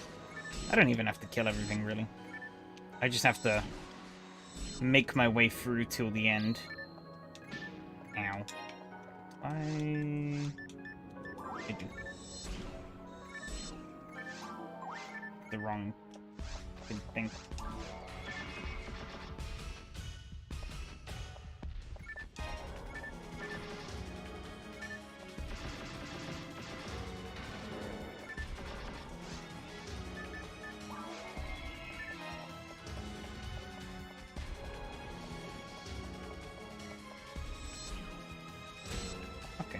I don't know why that's... Ooh, ow.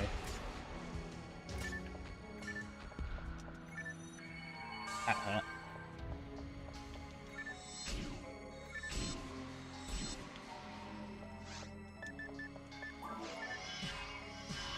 Oh, got it. Nice.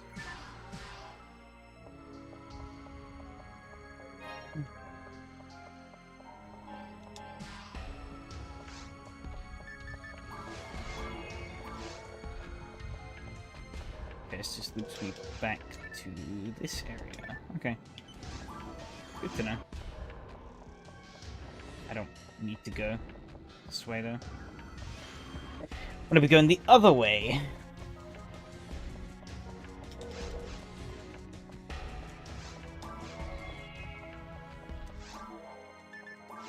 So I walk through here. Back there is a... That was the wrong thing. God damn it.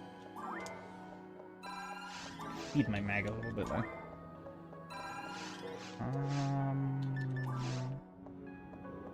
This way. Ah, nice. How polite.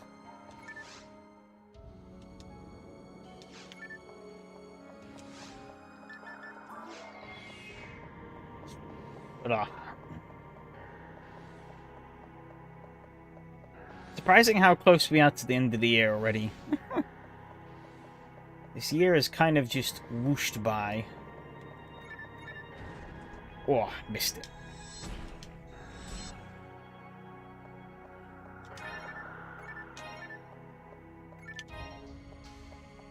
Because, like, I mean, yeah, we're really not that far from Christmas. Which is kind of wild.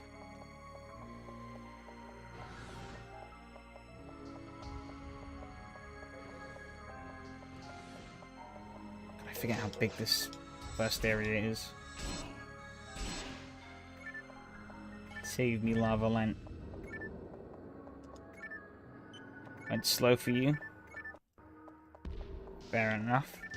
Can pretty much the opposite for me. Oh. Too much stuff to do, not enough time.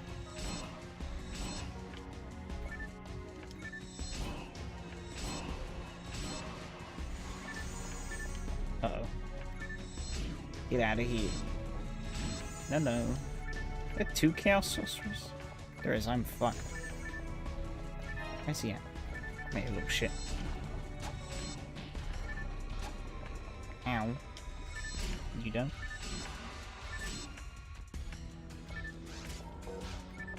Oh god. Like warbowers? What?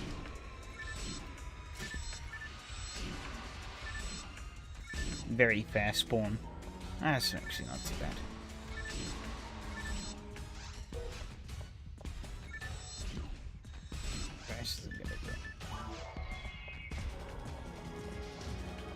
What damage does this do to him? 9. Ow. That wasn't worth the risk.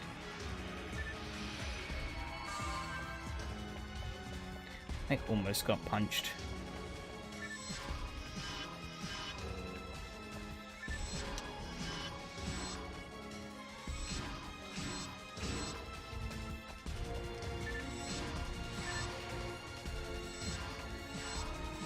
I was busy, it went fast. But at the moment when I was taking a break from online racing, that went really slow. I could imagine.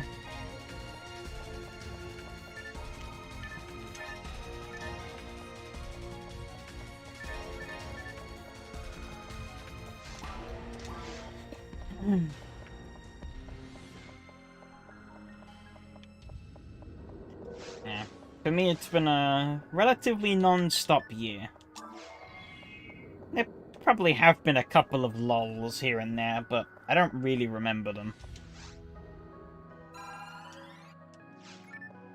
Oh yeah, the Guam. Crap. Oh, almost got me. Little bastard.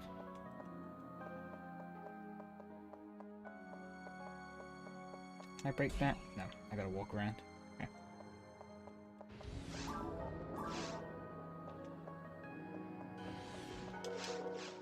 This just takes me up top, I think. Dealing with an addiction, so I was racing way less and streamed even less. Darkness practice, but doesn't mean it exists from partial.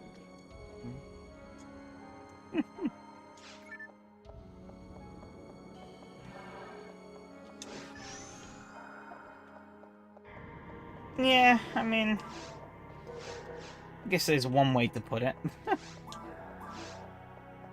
But,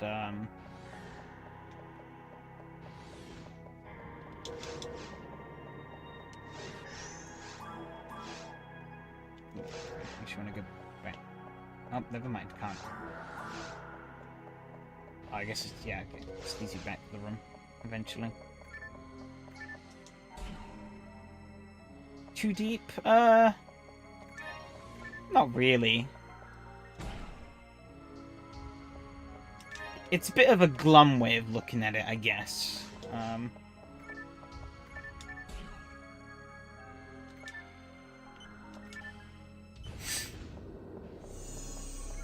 Oh, no, no, no. You don't. Get out of here.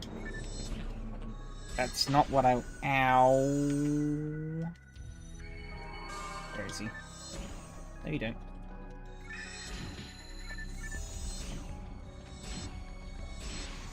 Like, sort of...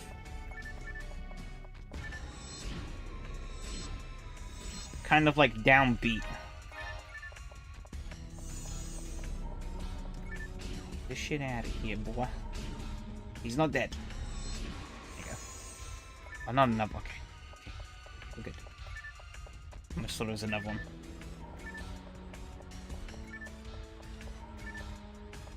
Yeah, no, I figured. But, like... Yeah. I don't know. It is sometimes good to take a break from things, you know? You probably know that as well as I do. I mean, this was like pre-SRS days, but there was a point in time where I actually... I think it was towards the tail end of sort of COVID, really.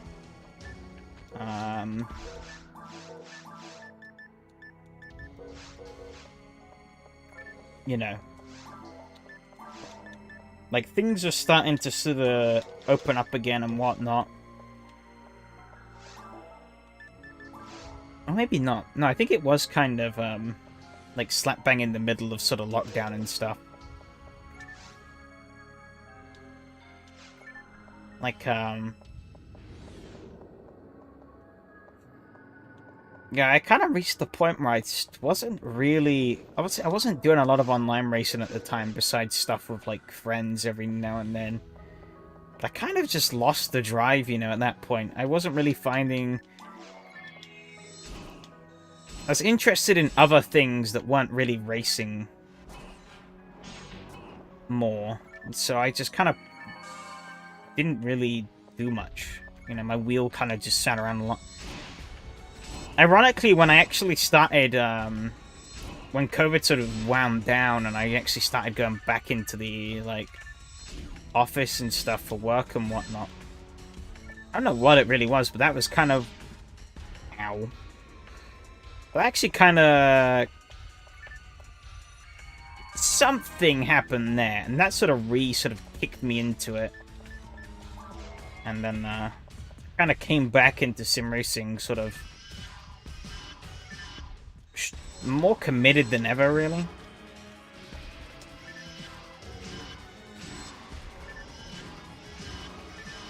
Yeah. Oh god. No, you fucking aim on the right thing, for crying out loud, you dumbass.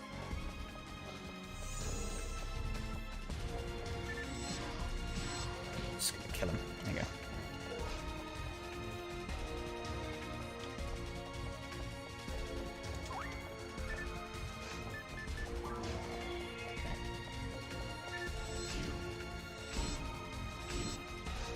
You better use this. But yeah, no, I've said it a few times. That's why I play games like this and stuff nowadays. A lot. I put a fair time into them. So but it's true. When I race, I stream it, and that's like 90% of the case. But sometimes, like, live streaming... literally everything can sometimes also dampen the enjoyment of some things, you know? If you're not really feeling like broadcasting yourself and stuff. But by doing a race, you sort of automatically commit yourself to doing a live stream, then things kind of fall apart there.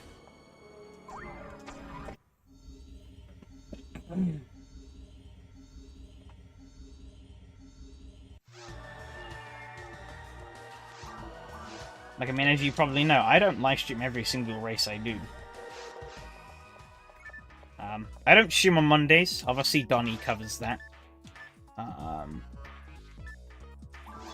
also don't stream the R Factor 2 stuff on Thursdays and stuff. And I think it's nice, you know? It's nice not having to worry about live streaming all the time. And just enjoying something for myself. You know, because I do feel like when you're live streaming sometimes as well, there is somewhat of a feeling that you're sort of... Rid of that. On that.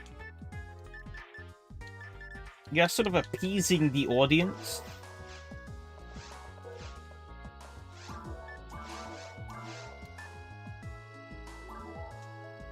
This is be extremely boring about sharing the experience.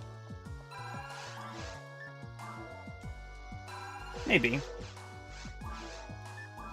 But like when it comes to races that are like very voice chat heavy, actually kind of more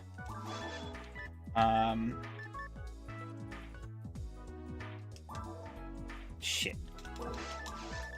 Get money out of the bank. Yeah, when it's races that are more actually kind of voice chat heavy, I do actually kind of prefer not sort of streaming those.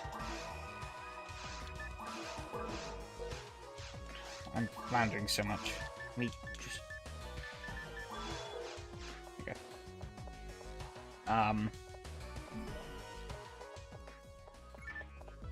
Because then I think it's I find it easier to kind of. Well, when I'm sort of like live streaming a race, I do find it a bit harder to kind of interact with both, you know, the sort of. Am I being stupid? No, no. With both the live stream and kind of, you know, the voice chat for the race.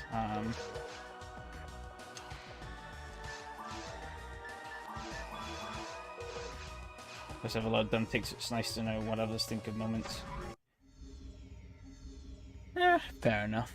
I mean, everyone has dumb takes.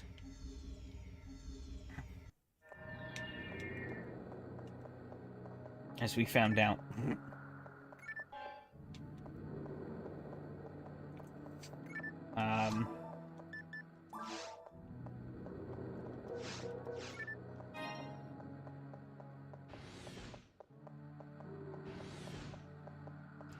Ruins 2.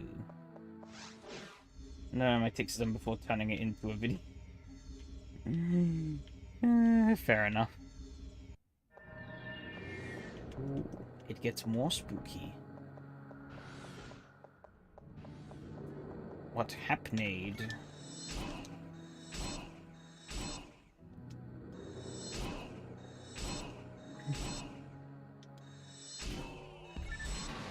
But yeah, like there are, especially when it comes to, this is something I have a lot of like content creation, you know.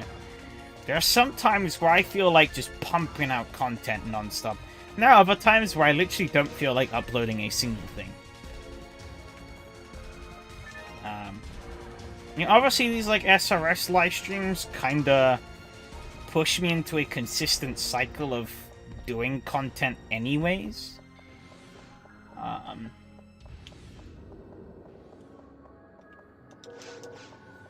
And over this past year, I have started thinking a lot more about, not really sure the right way to word this, but I guess kind of my online presence in generally. Really, when... Okay. Whether those ideas actually make it to fruition or not is another idea, but there are some times where I'm just coming up with ideas left, right, and center of things I want to do. And there are other times where I just sit there and nothing. I can't be fucked to do anything. You know?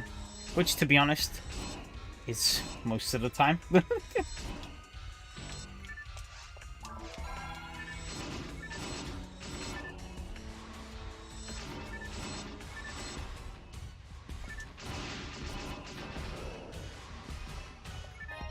I mean, 3 videos in 2 months.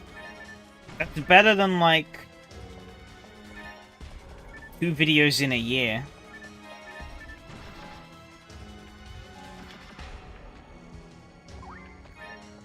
I think I actually, even before I started live stream, I think I did that once. There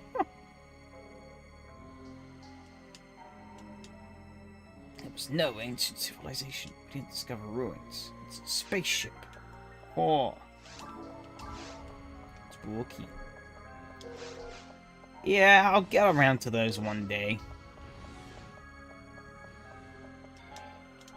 The issue is I have some of these good ideas, and I might actually come to... Ha, you thought? Game thought it had me. It didn't. I have some of these ideas, and when I actually sit down to, like, sort of put pen to paper, not literally, I never write scripts, but when it comes to actually, like, fleshing out my ideas, into more well thought out and rounded sort of things that would be worthwhile making up a video, I sometimes struggle, you know.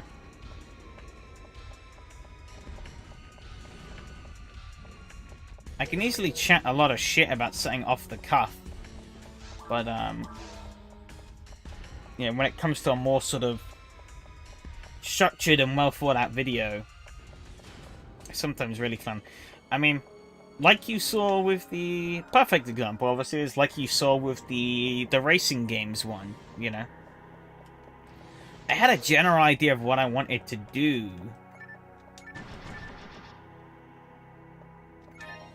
but I really fumbled the execution of that first one because I blurred the vision too much of what I had. And it wasn't until we sort of had that discussion in the comments of that video that I was like, you know what, actually, yeah.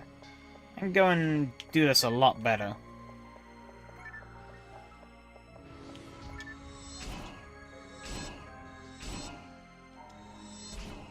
Pump out Sega Rally non-stop. I wish. If I could get a gazillion views from pumping out Sega Rally, I'd be all over it. Actually used it. I guess it's just, yeah. Just stable. Okay. Wow. Oh, I thought it was a sword.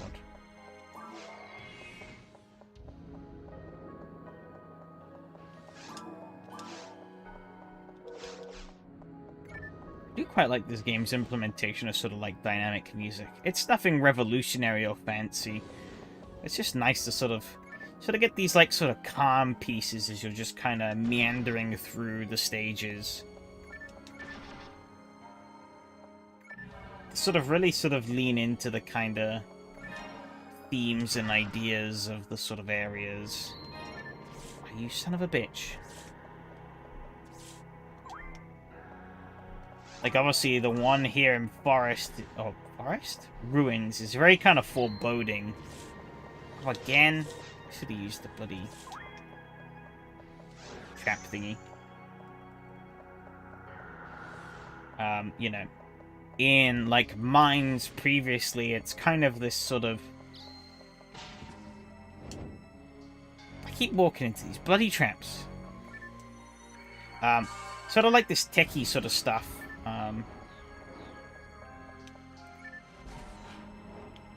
In, like, caves? I forget.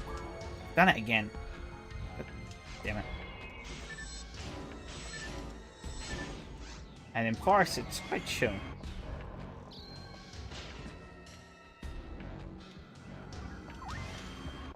Can I stop doing that?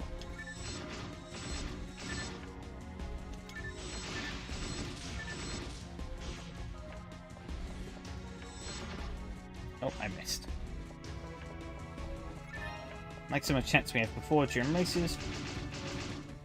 I find it nice to be able to just turn those into videos. Yeah, maybe.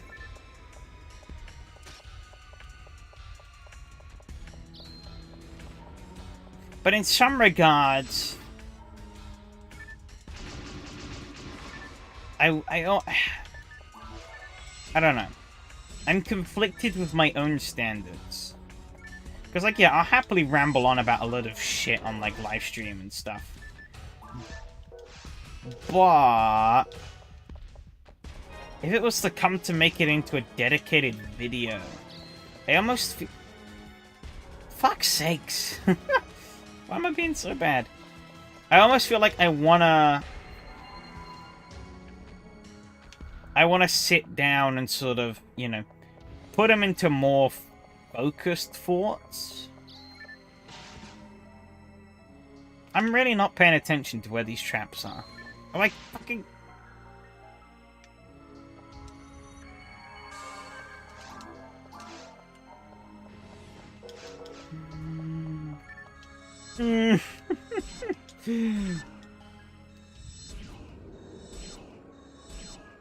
That's just rambling 4 hours into a live stream, yeah. If I make a really shit take, it's harder for people to find.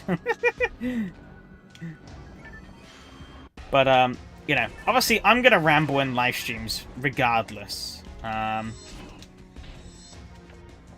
You know, that's something that's never going to go away, never going to change.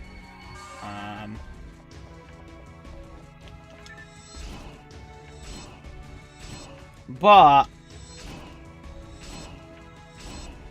you know, I don't really...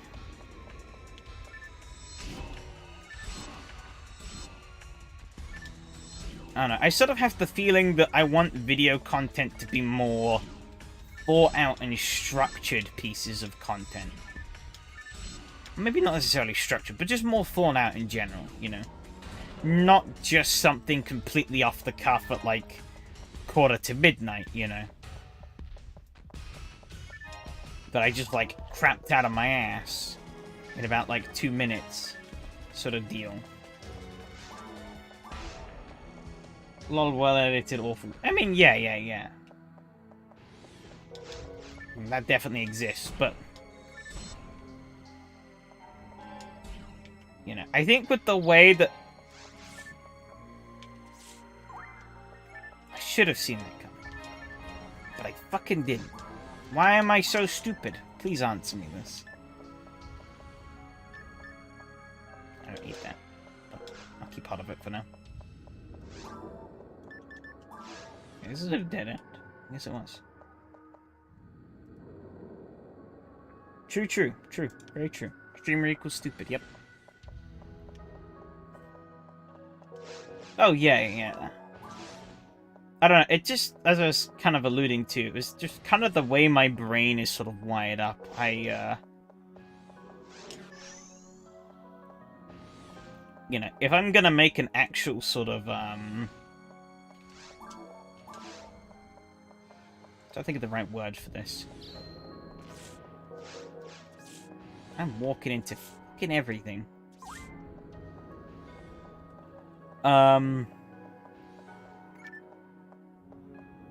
If you see a bad, take confidence and...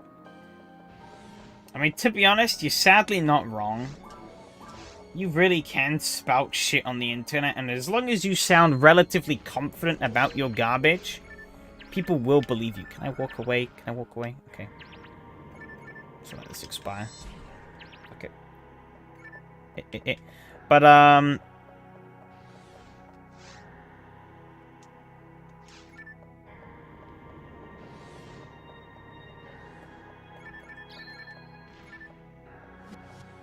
ooh, been slowed. I'm fat.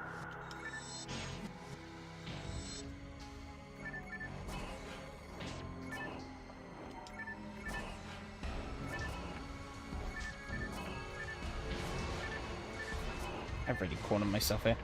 Ooh.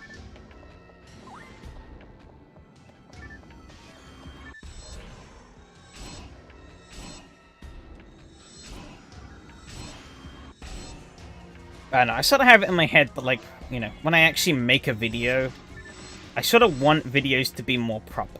Live streams can be a promptu off-the-cuff nonsense, you know, because that's the appeal of a live stream, but... I don't know. Just a weird me thing, I guess. Because, I mean, even when I do make actual videos, they usually are just nonsensical fucking waffle anyways. But... yeah. I like there to be some method to the madness.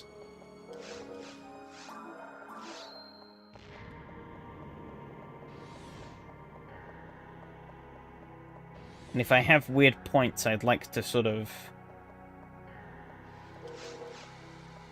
have somewhat valid reasons for backing them up.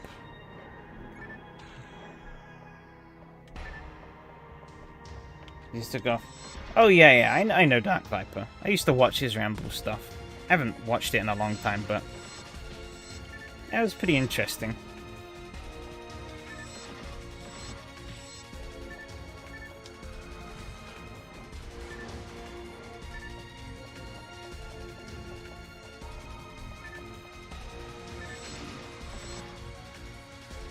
No, you don't.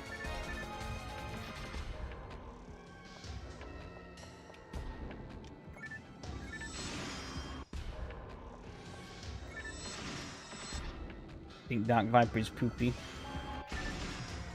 Damn. You're poopy. I just want 300 plus views. No way anyone be that into it. So 250 or so, yeah.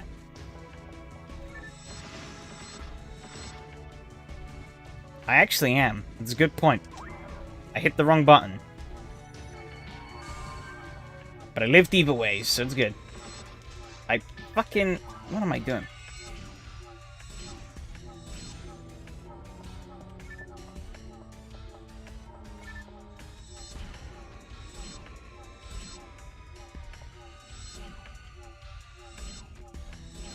Guys are annoying. I don't like enemies where you sort of have to wait on silly gimmicks for them to actually be attackable. Like, them moving around is just wasting my time. Stop. Get out of here. Heal over.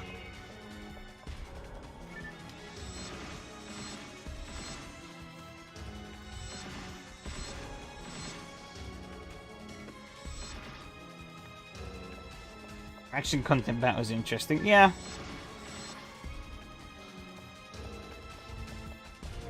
I did watch all of that. That was a very interesting series. That was. I mean, there's been more to it since, but I haven't really kept up with as much.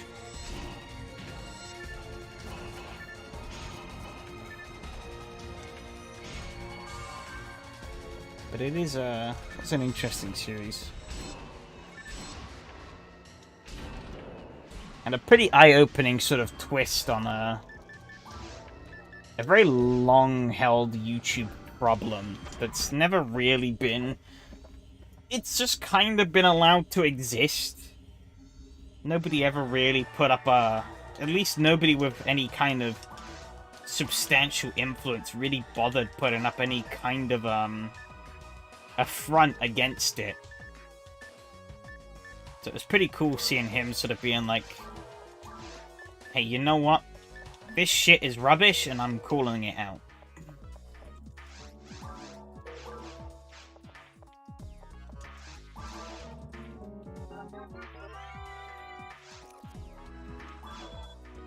Going because of the same reasons why it started. People not watching the original videos and just tag along lazily. Yeah, but it's kind of the big problem with posting a lot of stuff on the internet, is that people can just simply choose to, you know, not really follow along with it.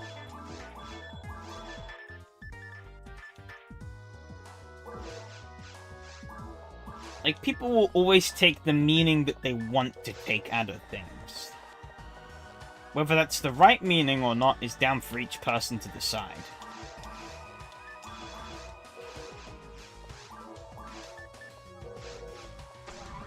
And I do feel like that is kind of... I think he's even admitted it himself.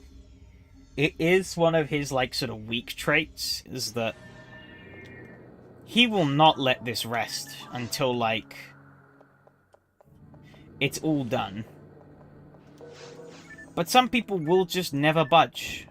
And they will continue to stand by their stupid points, and they will conveniently ignore all the good counterpoints that he makes on the topic, you know? He's going to debate Destiny because he feels like if he just a video on it, he'd repeat so many points. Yeah. The issue is, even with this debate, there's every chance this debate achieves absolutely nothing.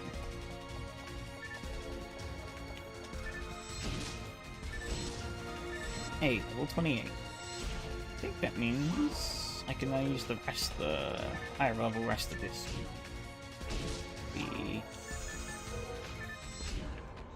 Get the fuck out of here, boy.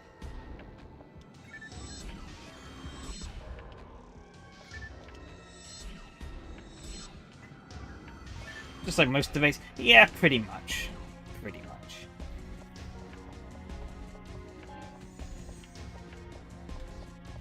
Ooh, hello there, Del Sabers. Can you chill? Oh, I'm on the wrong thing. I missed. I mean, yeah. I mean, if it does work, then good on him. But I don't think it will.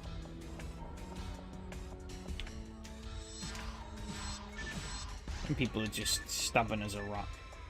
The XQC debate was so brain damaged. Isn't that basically anything with XQC though? That might be a hot take, but I can't be the only. I'm definitely not the only one that thinks that.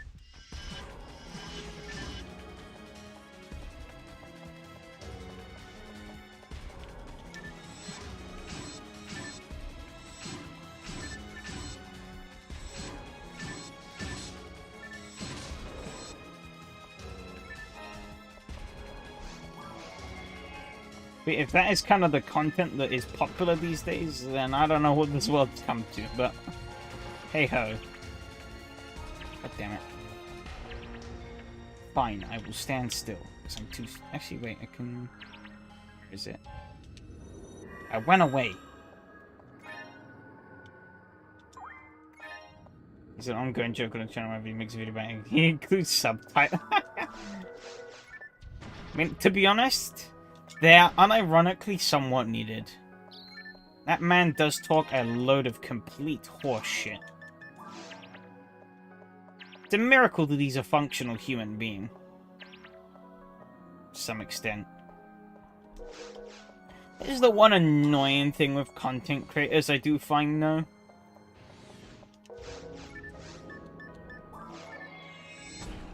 Yeah, no, that's what I meant, yeah. XQC needs subtitles.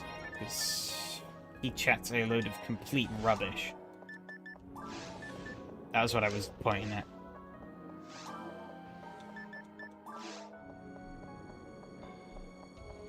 Dark Viper's pretty easy to understand. But he's got that fiery Aussie temper.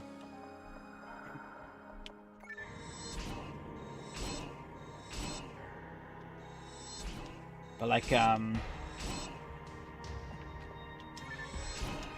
yeah, now one thing that is kind of annoying with, so XQC can read and understand. Okay, I get it now, yeah. Albeit, I do also think that the actual viewer needs subtitles for anything XQC says, because he chats a load of complete rubbish that is just unintelligible. Didn't he also try and claim once that, like, Dark Viper had, like, threatened him? Even though he literally didn't. He just pulled that, like, out of his ass. He, like, extrapolated the meaning on, like, something. And was like, oh no, he's gonna come and kill me. And it's like, no. What are you smoking, bro?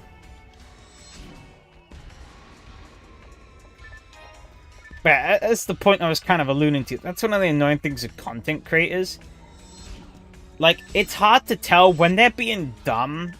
Is that something they're putting on? Or, like, is that actually real? Because, yeah, you don't need anything, really, to get a... You don't really need any professional qualifications to get a job on YouTube, you know? Make a career out of doing, like, YouTube or Twitch. Or even esports, for that matter, you know? You just have to play video game good.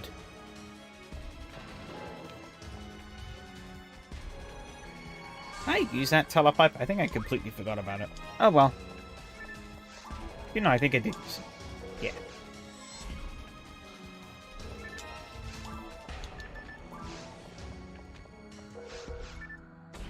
Oh, I wasn't paying attention.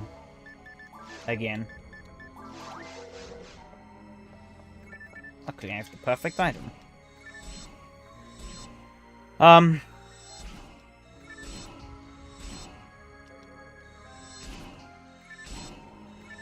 But yeah, like, some people being dumb and whatnot is just part of their act. And behaving in a certain way. But others, it's like, no, okay, this is actually how they are. They really are this stupid.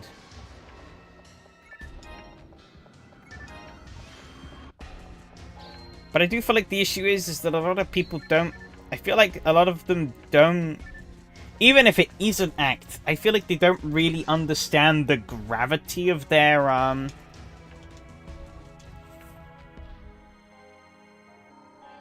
don't know. Maybe it's on your end? I hope. I don't want anyone's internet to be crapping out, but I'd rather have it not point to a recurring pattern of my live stream just suddenly dying. For no reason.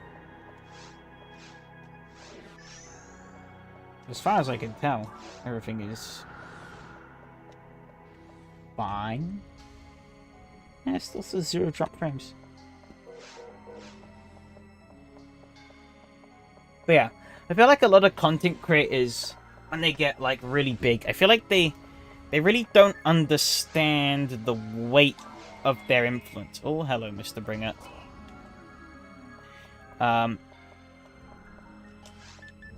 You know, like they carry a lot of influence.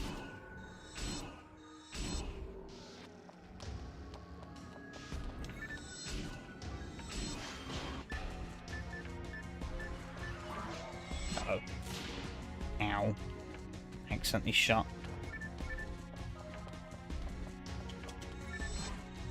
That was risky. Oh, I'm alive. Just. Oh, the mag helped me. Okay. Based mag. Okay. I missed.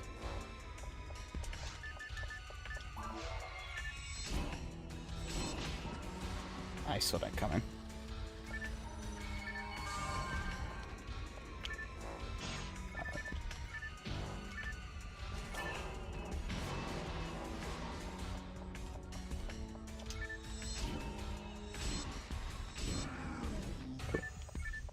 We lived.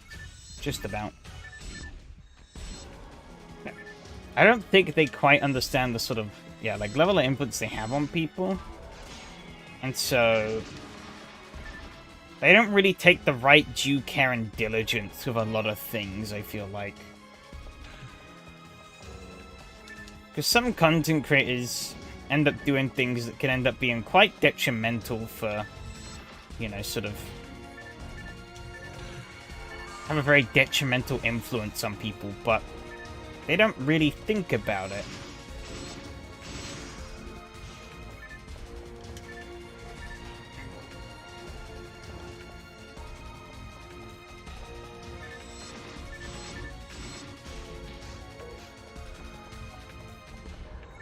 Which, I mean, in some regards you can't blame them for, because they've never really been... They don't really have any proper educations on these topics. Or more than likely don't, you know.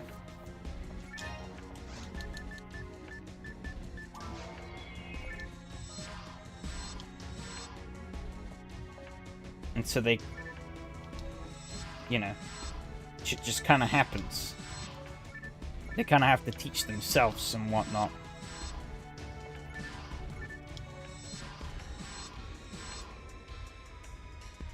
I mean, heck, I mean, there are several content creators out there that are, like, not even of legal working age yet. And they already make, like, a bucket load of money. And I guess it does raise another question. Should that really be allowed? Should we allow literal children to be able to earn fuckloads of money off of, say, like, YouTube or Twitch or whatever? Ooh, yes, please. What do I want to drop that?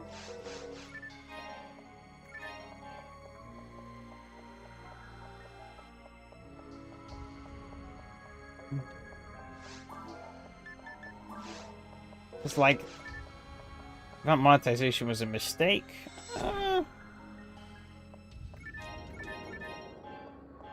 Yes and no. The problem is, it's yet another thing that there are good intention. Well, intention was always to make money, but you know, it's good that content creators, you know, it's good that there's this sort of reciprocating sort of, kind of, loop here, you know. Content creators are able to get money to do content, so they're more willing to do content and have more time and resources to spend on content, you know, and it sort of mutually benefits both parties. YouTube, you know, gets, and Twitch and whatnot gets more content, and people get more time and resources to do content. But obviously, like everything in this world, especially stuff that involves money, people will abuse it to high heaven and back in order to try and get whatever kind of an edge they perceive that they can get over everyone else. I know as you do higher heads, people expect you to do it because you want to take it somewhere.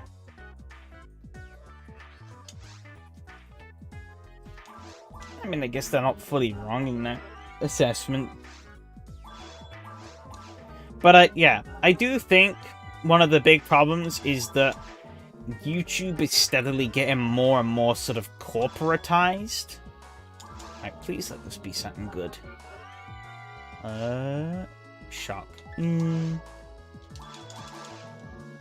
I get better? Thunder. Ooh. Can I get +2 maybe? Like reaching monetization or creating a patron, etc. Okay, fine. I'll take it. It's 20 dark. What is the one I have now? It has nothing. Okay.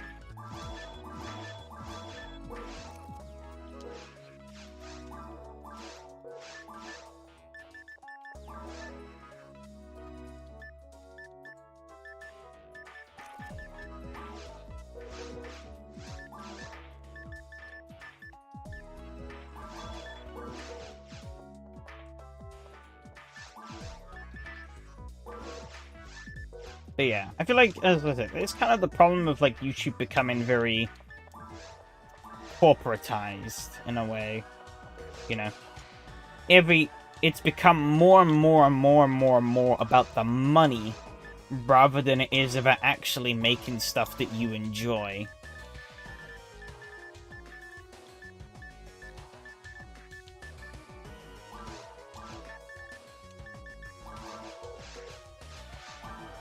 Which, yeah, does kind of suck.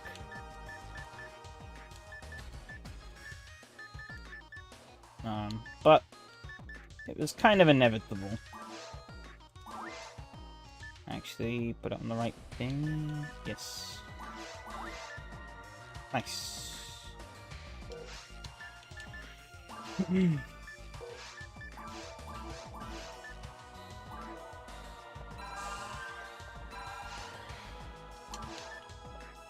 I mean, there's that whole thing as well that people have been talking about as of late, the like sort of Mr. Beast. I can't fucking English. The Mr. Beastification of YouTube, you know. Obviously, Mr. Beast came along and did his thing, and well, is still doing his thing, and is making a shitload of money off of it. But people are like, oh, that's popular. I'm gonna do the same thing. Which, you know, happens a lot with a lot of different things. But,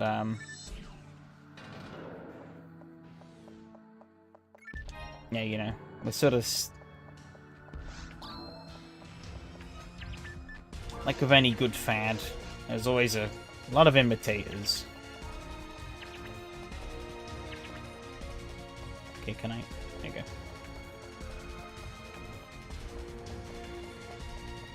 Okay, Mr. Beast... not... no. Fucking... god damn it. Trust you to... take things in an immature way, eh?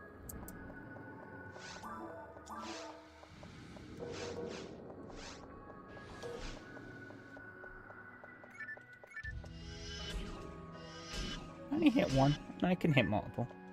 It really doesn't do much against these guys, though. However, it does more damage in general. Nice. I'll take that.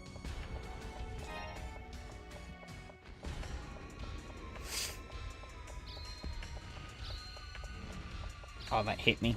God damn it.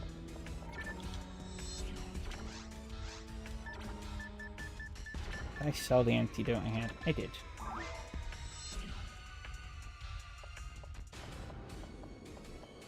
Brother really did when he started talking about reaction content and he came back for the beast. Yeah. Want to run away, but I have no place to return to much. So I'm going to find this mesh and listen to whatever. Plus, plus, plus. Go from buying to... If this mesh evidence my existence. Damn. Deep shit.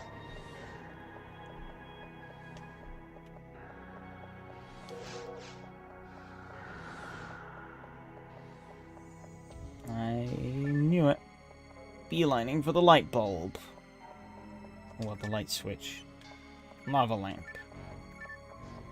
Oh, it's another room fucking full of... Get out of here. Oh, this lightning stuff is really underwhelming. I'm doing like nothing.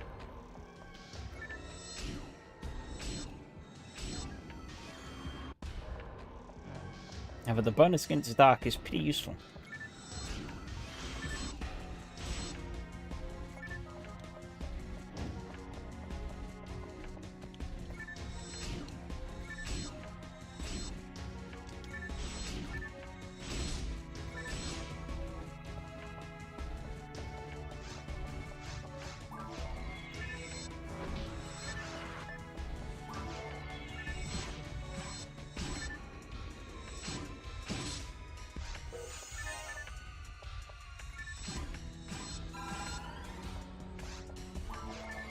But yeah, it's tricky.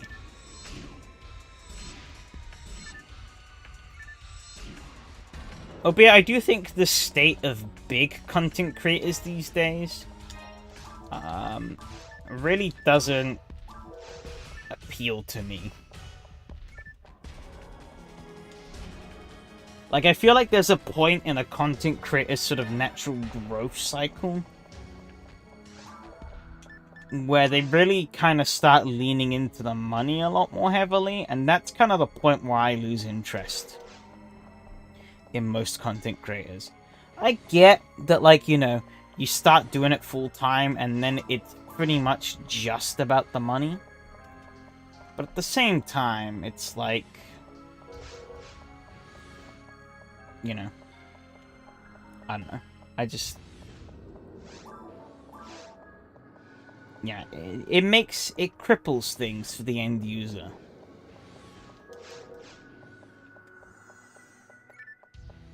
You know, you will usually notice a kind of decline in their production quality and whatnot, or changes in things that were very clearly done in a way to produce maximum revenue rather than... Yeah, like the product review stage, yeah. Fair. You do things in a way that's to maximize revenue rather than doing it because you want to do it. And that is one problem a lot of content creators talk about, is that it starts to become a job and not a hobby. And, you know, they're not wrong. That fundamentally changes things when it becomes a job and a hobby. You know? The things you do at work, you wouldn't really do for a hobby, and vice versa.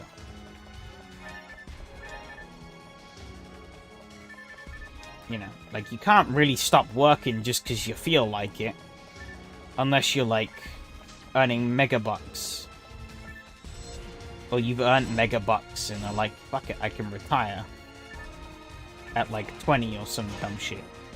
But, like... You know, that ain't gonna happen for 99.99% of people, so good luck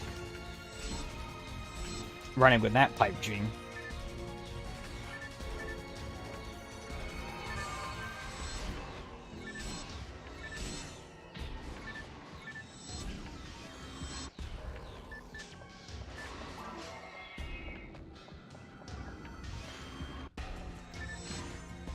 But yeah, it is a very interesting conundrum. And actually, one video I have seen sort of become a little bit of a trend as of late, with sort of like these kind of big these big content creators that used to be sort of stalwarts of their sort of respective kind of niches and genres. You know, is they've come out and been like, you know, they've still got like millions of subscribers, but their viewer count has like dipped hard, and they kind of turn around and they're like, you know what? I'm just gonna do it for fun again, you know? I'm gonna make a decent chunk of money out of this, pretty much regardless of what I put out. So I'm just gonna focus on, you know, doing what I want to do, rather than trying to endlessly chase money. Which is kind of an interesting perspective to see how it kind of almost comes full circle. However, in most cases it seems to happen because the creators keep trying to set the stages higher. Yeah. But that is kind of a problem with human nature. You're always trying to outdo yourself and better yourself. You are always your greatest rival and critic. You know?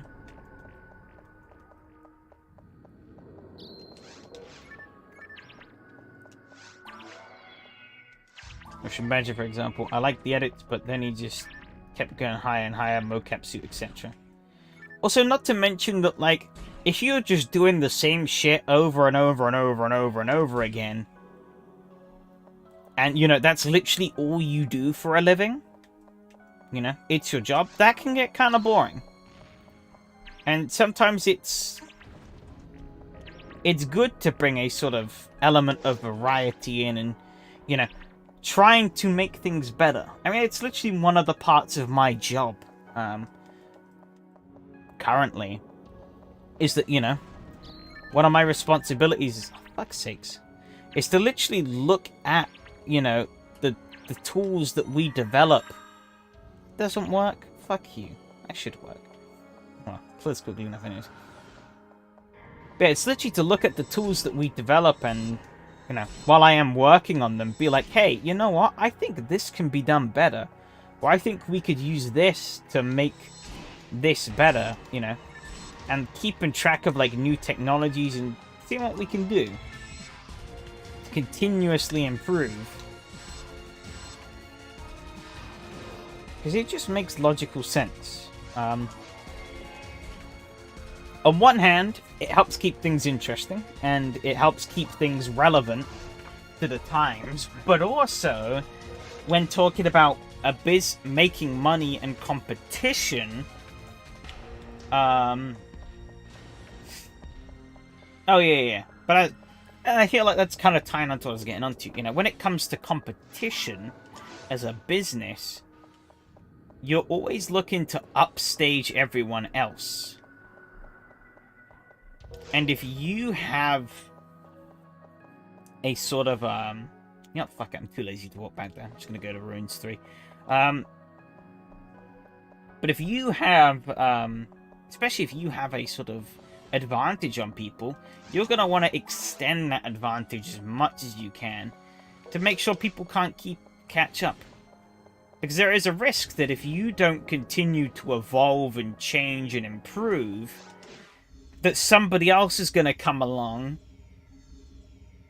and do what you do but better, rendering you obsolete, which is what you never want. So damn, we full spooky now. It's like the Flood from Halo. Kind of dealio. Damn, Halo style from PSO? Question mark, question mark, question mark. No, these games came out about similar times, so I highly doubt it. But, you know, this came out a bit before Halo. But Halo would have been too far in development for that be a more than just a coinky-gook. But, Ow.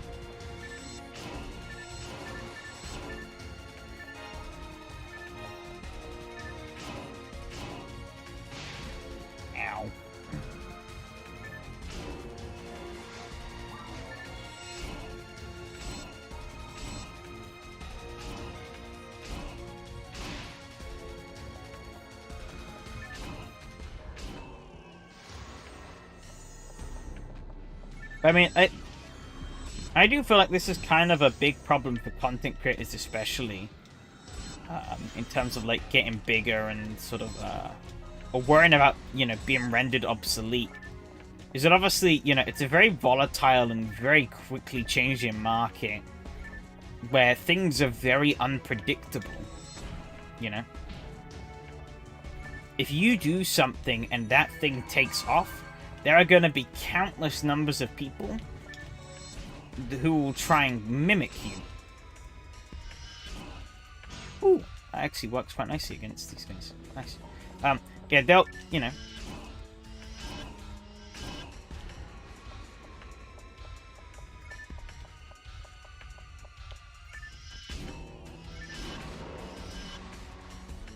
Replacement parts certainly kill most sim racing channels.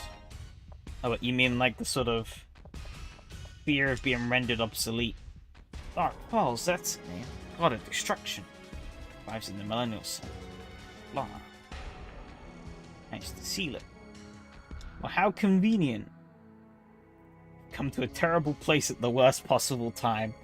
I feel that. I feel that. Ow.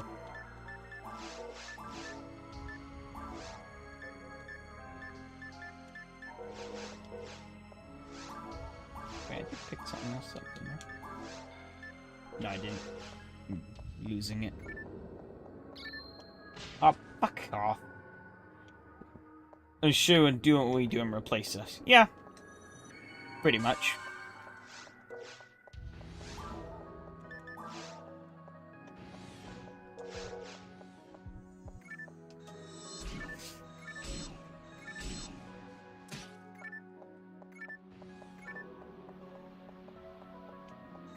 It does remind me of a video I remember seeing about...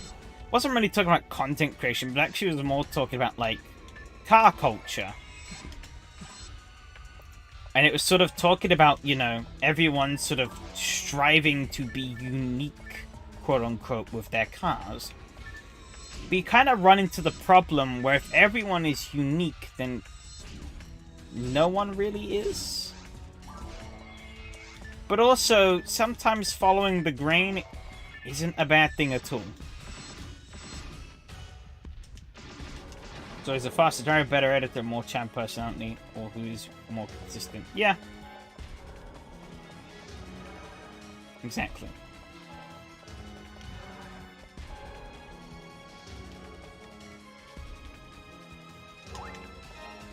Car culture poopy. Yeah, it is. There are a lot of silly people who do silly things. But I thought it was an interesting video. I don't remember. I watched it ages ago, so I can't remember who uploaded it or the overarching point. But it was sort of kind of hinting at the sort of idea of, like, you know, you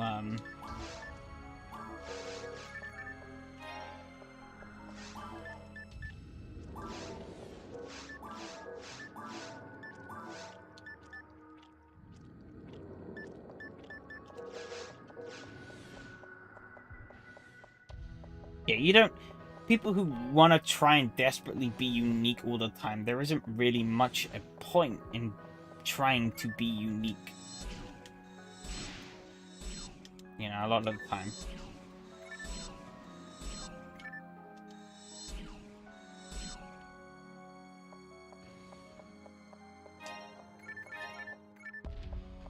You know, sometimes things are popular and common because they simply just work.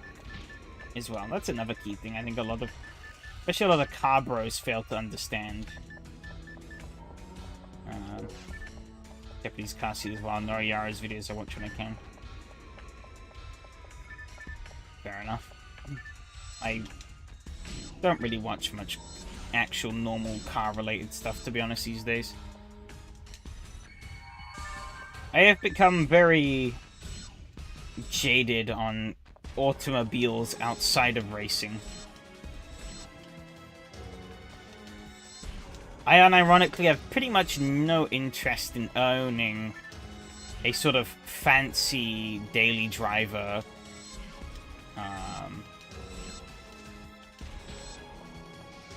And, like, you know, if I was ever to own anything fancy, it would, like a fancy car, it would be a race car. That is the long, short, and simple of it.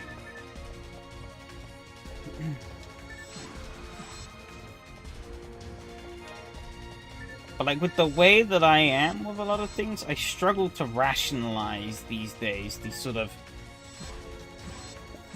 the mere entertainment of the idea of owning something that is just impractical for daily living as a sort of daily item. What the hell's he doing? Oh.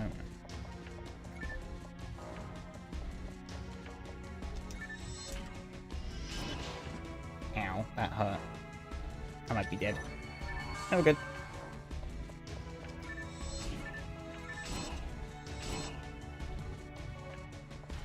Oh, no, you don't.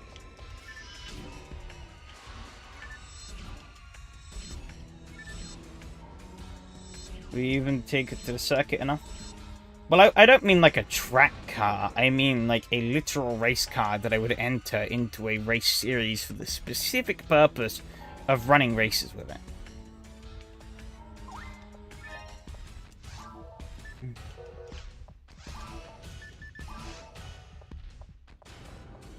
That kind of idea. Like, I struggle to see... Well, these days in real life, a lot of the things I look at them objectively. Rather than... Oh, yeah, well, that's why I haven't done it. But it is some... You know, I would love to give real-life racing a shot one day. At one point in time. And if I do, I'm not gonna half-ass it, you know?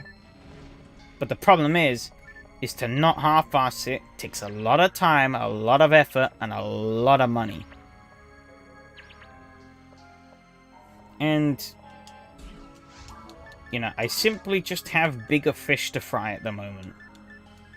So, it's kind of something that I just don't really... It kind of just remains in my mind as a pipe dream. At the moment. Because, I mean, sim racing is good enough. Yeah, I have a lot of fun with it still. But I still do it every week. Well, I see there's decent damage to the Belra. Autocross isn't an option? I mean, it is, but... If I really want to do autocross? I don't know.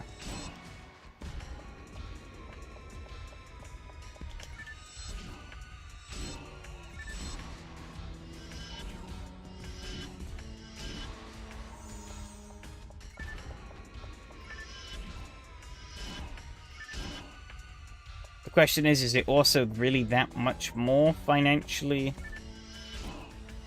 Like, how much is it? How much does it cost, sort of deal? I don't know. Not really something I've looked into too heavily yet, so... It's really hard to say what I would do and what I wouldn't do.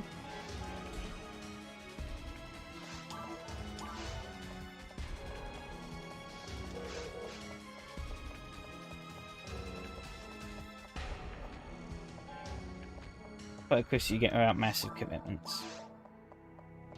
Probably.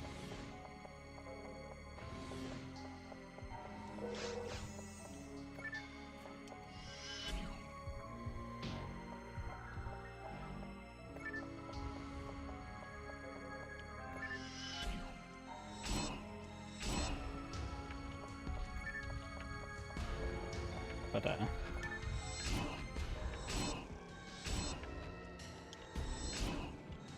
on Reddit, I've often seen bone stock cars competing. Fair enough. But you still have to think about, like, registration. You probably still need a license to do it of some kind. I don't know. It depends. Different theories and regulations and stuff, and finding events in the local area. While I'm not in America, you know, I'd rather not be spending like 5 hours traveling.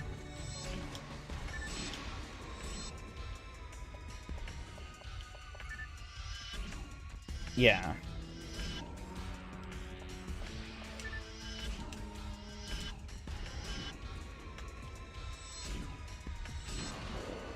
Like, I don't know. As I said, it's something I'd like to try one day and actually do, but I can't fathom how I'm going to do it.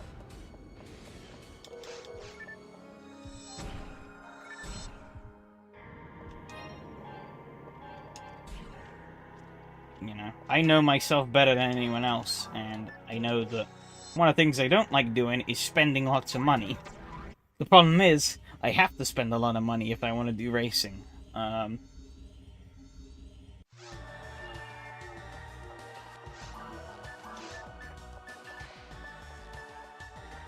I'm not a fan of risky investments either, but a lot of investments there are risky. Also need extra tire sets, actually.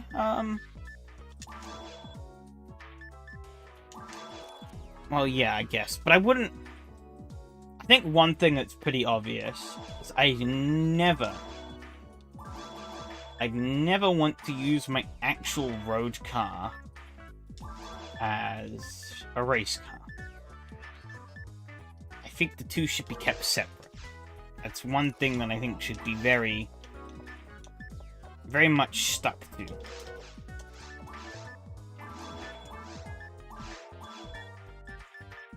Then, you know, the race car can have all the reliability problems it wants, and I don't need to care about it too much. And the road one can have all of the sort of, you know, it doesn't need to have any kind of performance, really. So depending on what you want to take on, tires will need replacing. Yeah, I mean, tires need replacing on a real car anyways. Or on a road car anyways. Every now and then. So.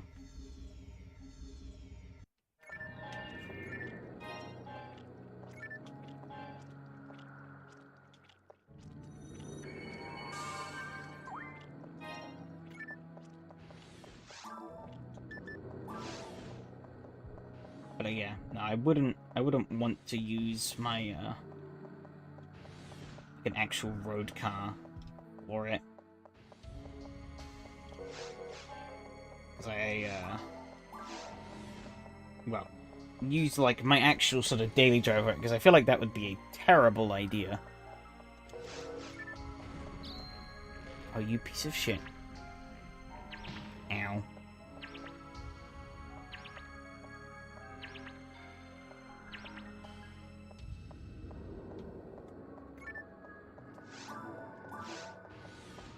You know, it's like the people who go to the Nürburgring and, like, they're sort of like... Well, they take their dailies to the Nürburgring and then thrash them around and then wonder why when they crash the car, inevitably, they're now fucked because they don't have a car to go home with. You know? You're also kind of restricting yourself on either end. That's another big problem, I feel.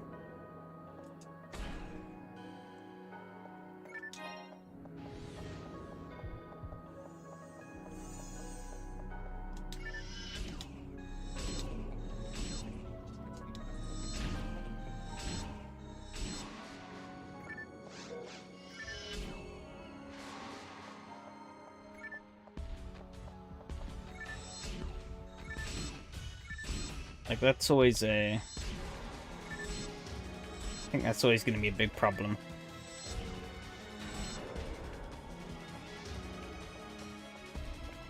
Because, like, you need a car that will be able to do the things you want it to do normally, but if you're owning...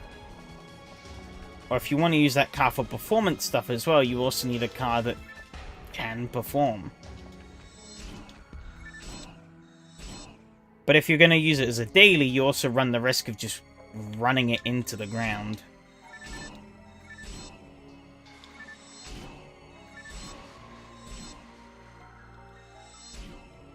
There are events, yeah.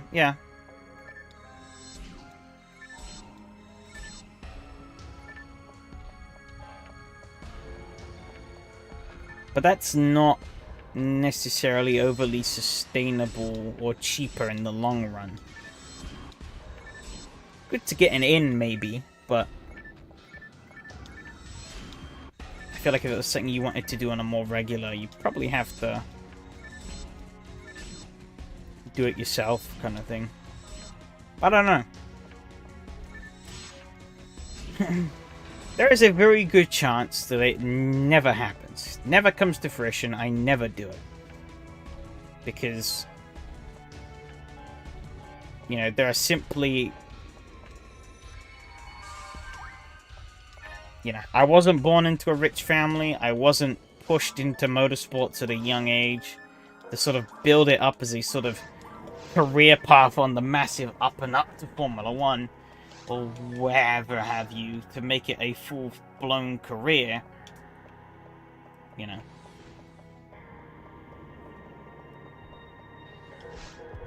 I'm just some dude who likes racing and, or, you know, and properly started to get into it as I grew a bit older, and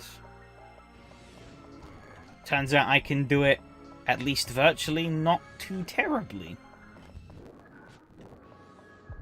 So it'd be interesting, at least from a experience perspective, to sort of see how that goes. Oh shit, that wasn't what I wanted to do. They have to reach high levels to make a career.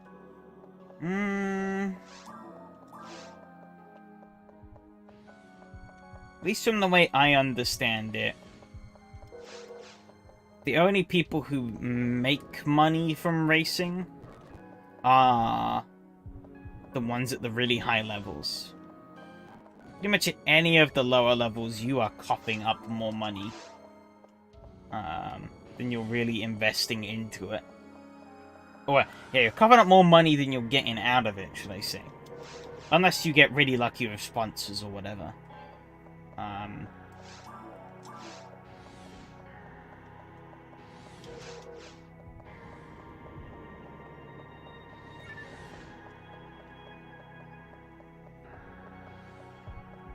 Oh, that was... Oh, okay.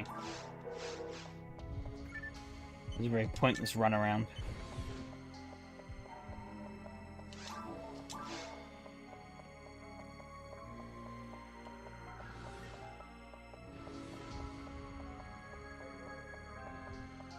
I was pretty good how amateur leagues are enough.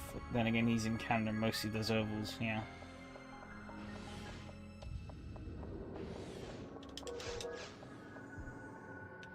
But does that go into detail of like the money he makes out of it?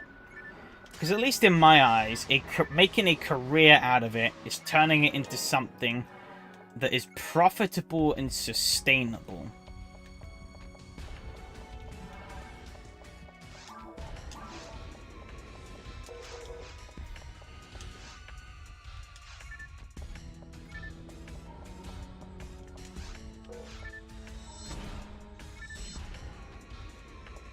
There's some very funny mist over there.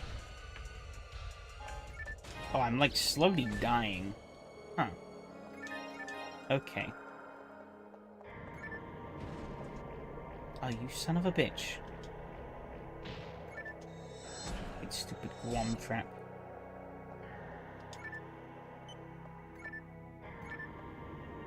Oh. Stopped it. Okay.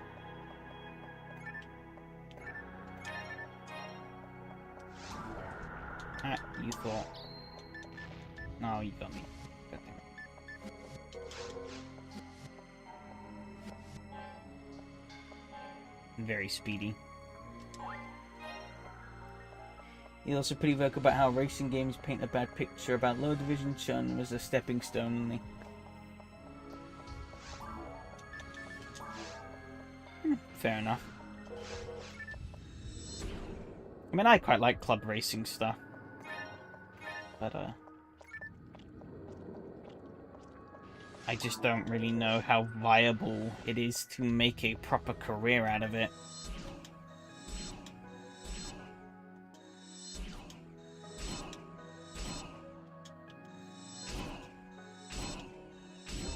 Not to mention, pretty much no matter what way you cut it, it is going to be a pretty huge initial overhead anyways.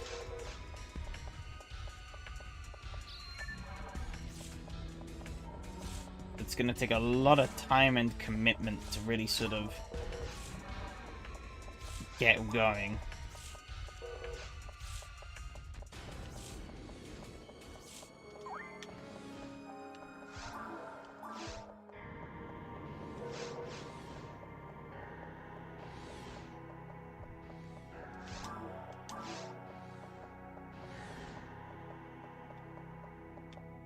Yeah, you're not wrong.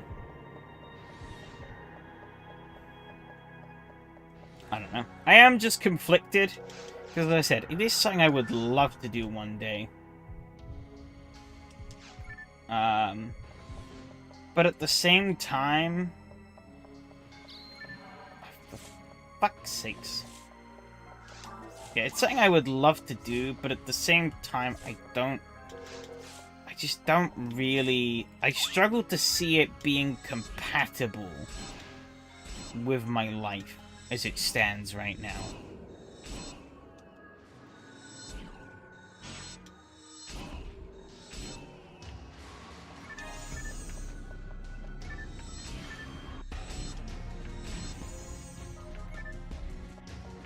But then again, I do lead a bit of a dull adult life at the moment, compared to a lot of people.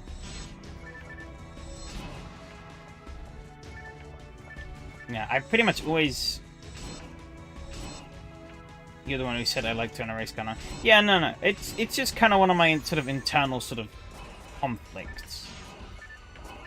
There's a huge conflict of interest. I would love to try real racing and try and see if I could make something out of it. But at the same time, I don't really know how I would work that into the way I want to lead my life. And that's something that I will have to figure out, you know? That bridges that I would have to cross. And the simple answer is that I don't know. I don't know if the chance will ever come. I don't know if, you know, if it'll crack up to be what I was maybe hoping it would be, you know? I don't know. Oh shit, 2 Chaos Bringers? Get the fuck out of here. Uh-oh. Ooh, I missed that. But I got to tried go-karts at least. I did go-karts years ago, but never anything professionally. Just like casual go-karts. Do a track day as well. Well, not really a track day, but like a driving experience thing. At Thruxton.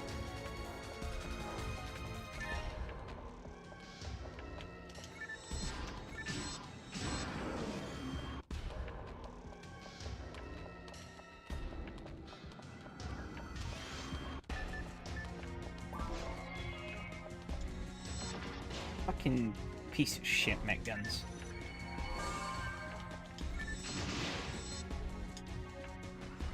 No, you don't. Ah, you missed. You fucked Sonny Jim.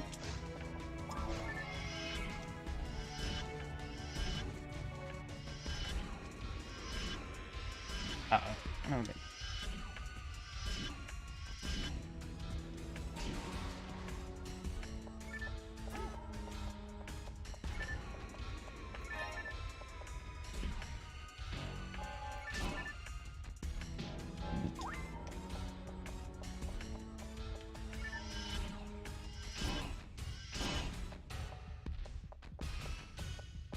Ta-da.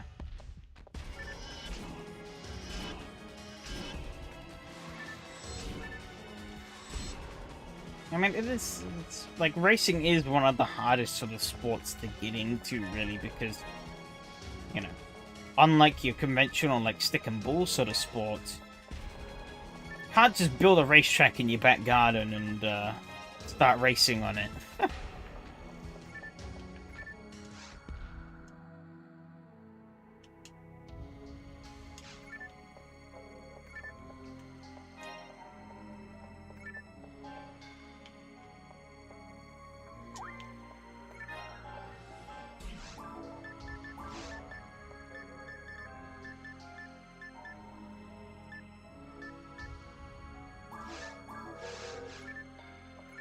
Very different beast of competitive racing. You can be a one-man army, yeah.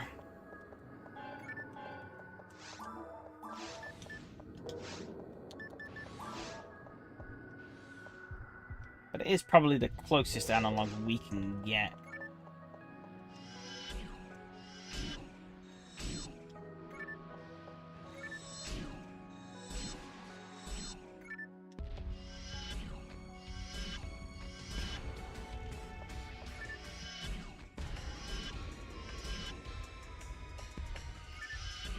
And one of the funny sort of problems that I always, not really a problem.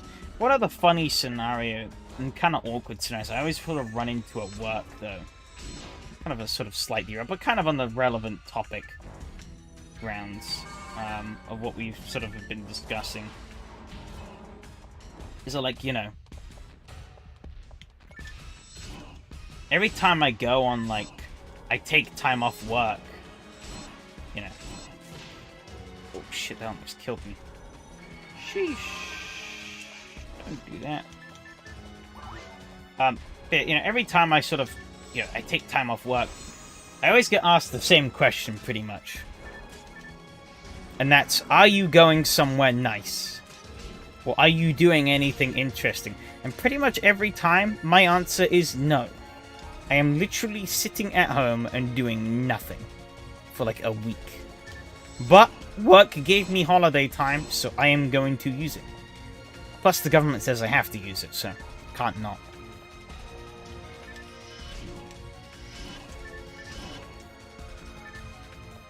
You know, sometimes it does kind of make me question, am I just wasting my life? But I don't know.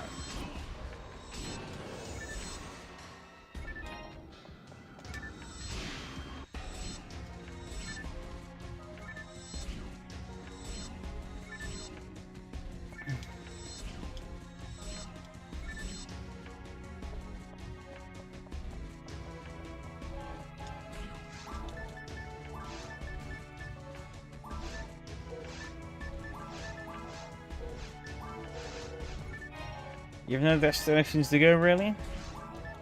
Ooh, spicy item. I'm sure you'll find something in time.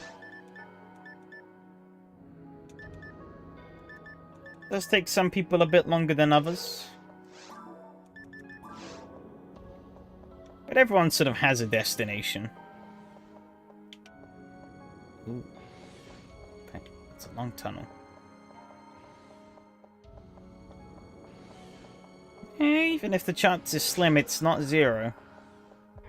It's at least how I like to look at it.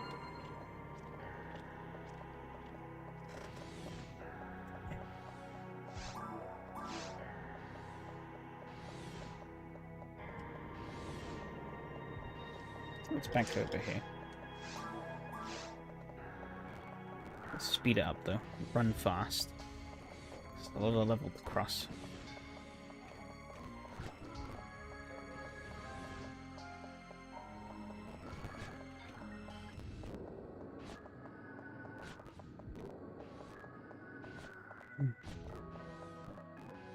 But usually, when people don't think they really have a way to go, it's usually because they haven't found it yet.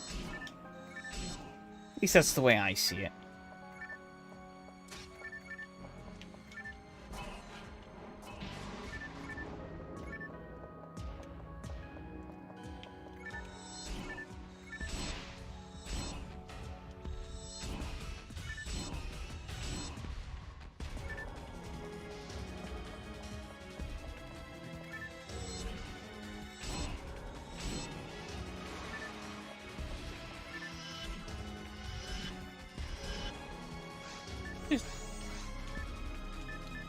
No. Uh-oh. Arg.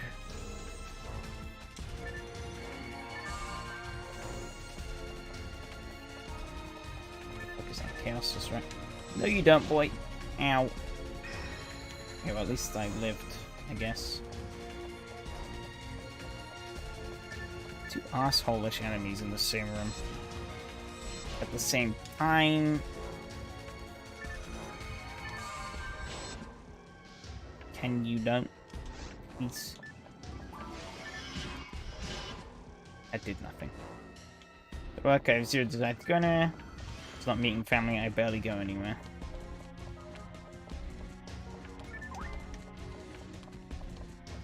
Can you not? Please. I mean, that's not necessarily the end of the world. That still hit me. That range is insane.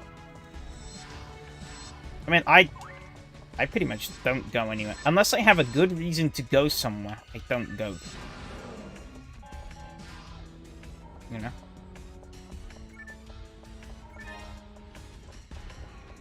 That's why I sort of brought up the problem that I just did. I never take holiday to actually go on holiday. I don't do that, you know? Oh, shit. Can I... Uh-oh. We're good.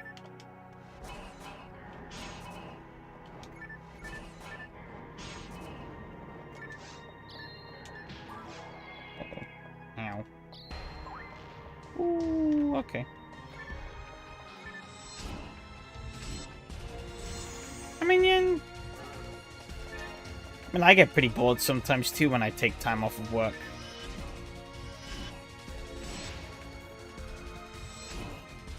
But that's all it is at the moment.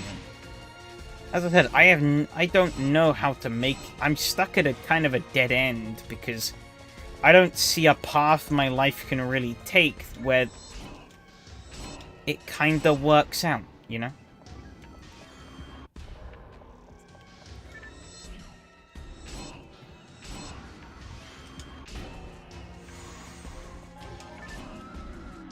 So, like, some things are a bit... It is good to have dreams and aspirations, but they are sometimes just that, dreams and aspirations. Will a new place help with that? No, but it's a very important thing for my life anyways, so it's kind of been the thing that I have been building towards since I started working, and it's pretty much been the philosophy as to why I've been saving up so much money over these past few years. Or as much as my money as I humanly can, kind of thing. You know, I still buy things for my stuff on occasion, but I spend hardly anything of what I earn. Most of it just gets shoveled into a savings account. But if anything, for a while, I mean, obviously I have no clue what property I'm gonna get and what it's gonna be like. But the thing I do know is that that's gonna come with a lot of extra upkeep and costs that I'm gonna have to deal with, at least for a good few years. Because we're going to want to do work to the place to make it better and whatnot, you know? To really make it into the house that we want / need it to be.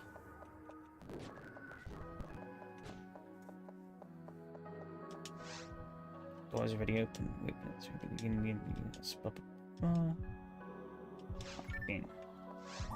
I might be already late for that.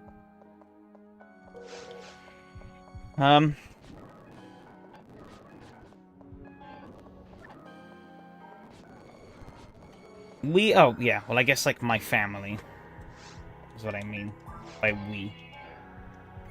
Oh, piece of shit.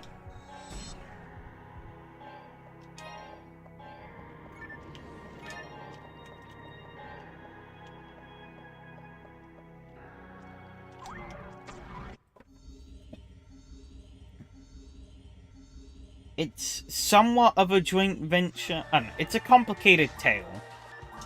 The tale of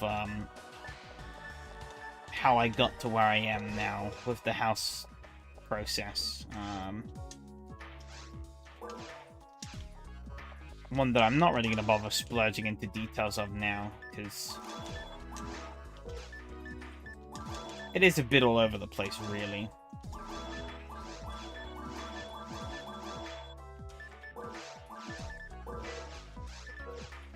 God, I can't menu.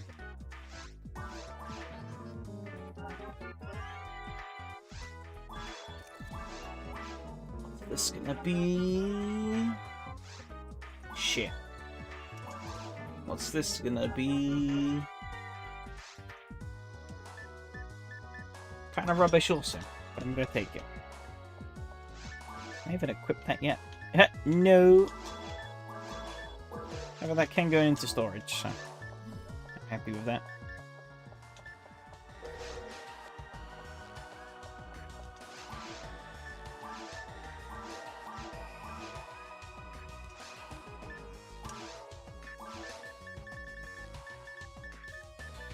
Where is it? Yes, please. I guess I will take 2, just in case. I don't think I should need any more than that.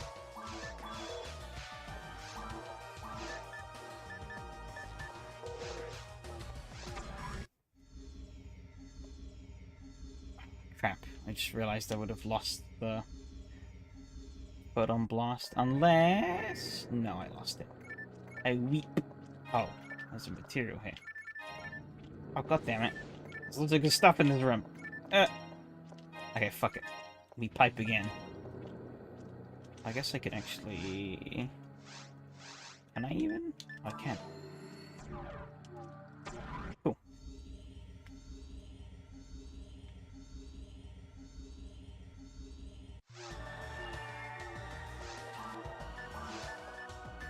So yeah, you know...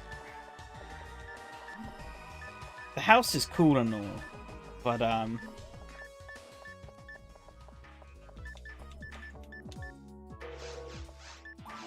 in a way, I sort of, once that's done,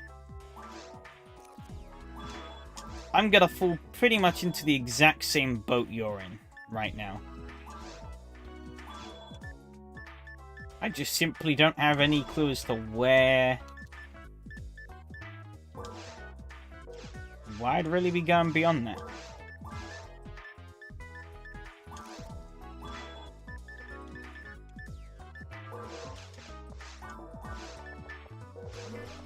Things in the adult world move very fast.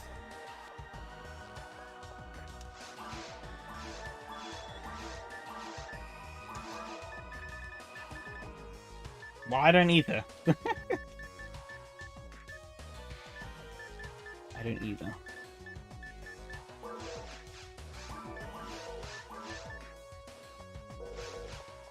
Our family doesn't even. That's why they're following me.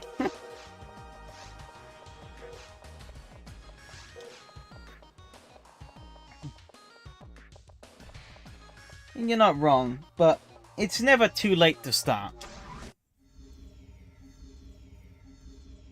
I think that's the key sort of point. It's never too late to start.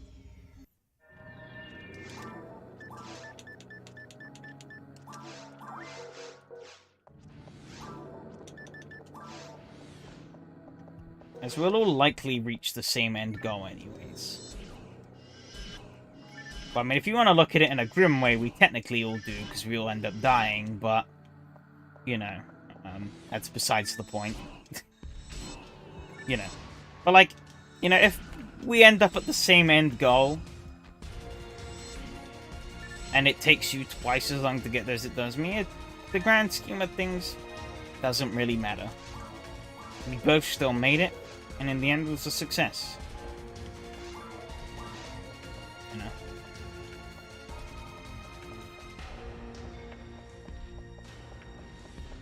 Measuring yourself unto others is only really a frivolous pursuit. Don't really feel like moving? Well, it's fair enough. You don't have to. I mean, do you own the place that you're currently at? Or family, I guess?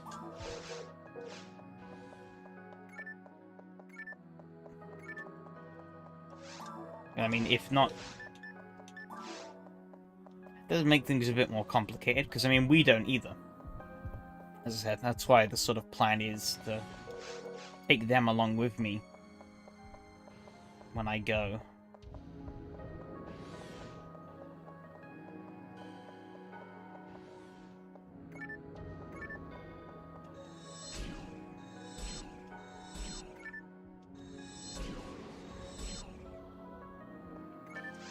Oh, yeah, but I guess you meant as in, like, you don't specifically. Which, yeah, makes sense.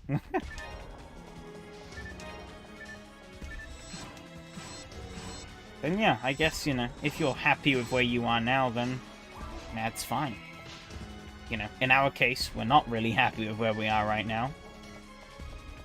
And that's what hatched this crazy plan into fruition, and I'll be honest, I'm surprised I've made it as far as I have along this process. It could have very easily have crashed and burned from the beginning, but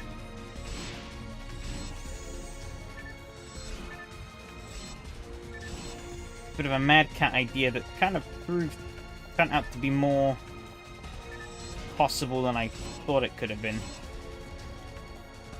So, rolling the dice and going for it.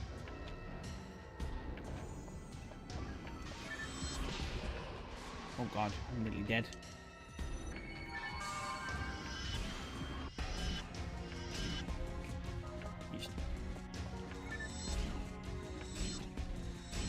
So you're looking for everyone. Yeah, yeah. No. It's just me, I wouldn't be able to afford anything good, really. One bedroom apartment. Probably. Actually, I'd probably get better than that, but nowhere near to what we're looking at. Whereas, like, you know, what I would be getting, if I get something that's pretty ideal, you know, what I would be getting is theoretically a place that I would never have to move out of if I didn't want to. It would be a place that can sustain a family, even if I decide to evict my current one, you know? Or they decide to go on to their own. Oh my god. Okay.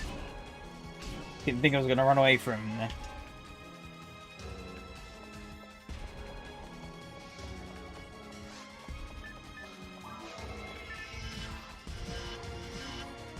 Oh, cool. That works.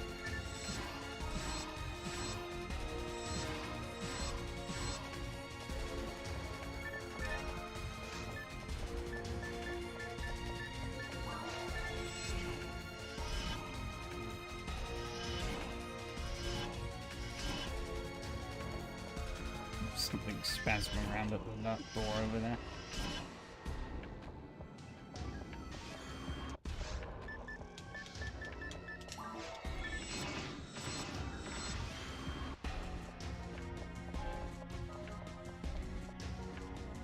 Where is that thing? Oh, it's there. Okay.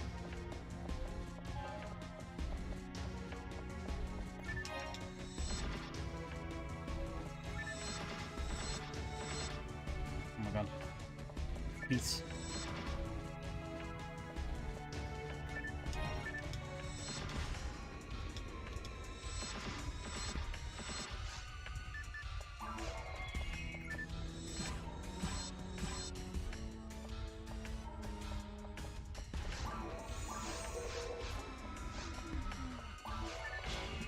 Ow. That was risky. I live.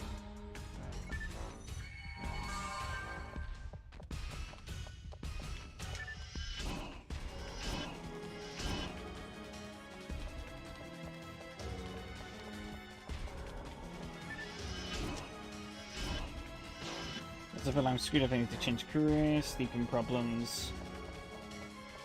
Really limit what I could do as a job. I mean, you're not wrong. But if you're committed enough to the job, there is a way you can fix most things, you know?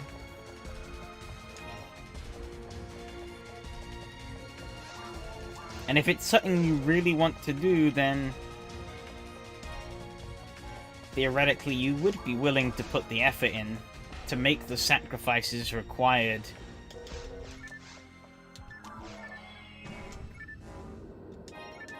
or to go through the steps needed to fix the problem. Ooh, wow, I'm getting some good stuff here. Oh, hello there. Fancy. This will be very helpful.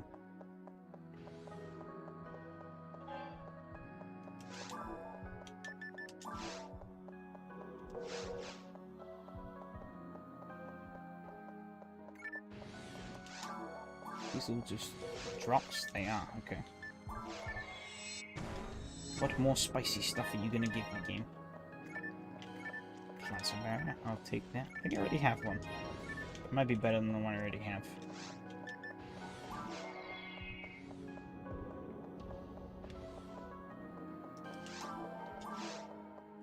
Okay, I think this is it. It's taken me a damn while. But we are here. Haha.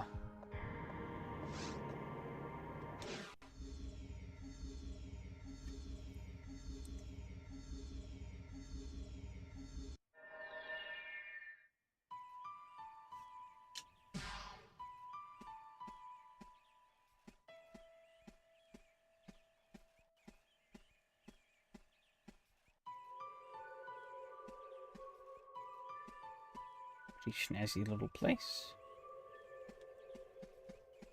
Actually, is this? He's like... I guess it's like a memorial to the Pioneer 1 people. Wait, Susie had a messed up CPAT step, so okay, someone does. Bitsy. Fair enough.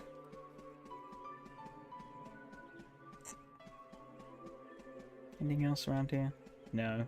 Let's go and check out the main thing. I'm committed, but I also needed sleep. Fair enough. Whop. Dun dun dun.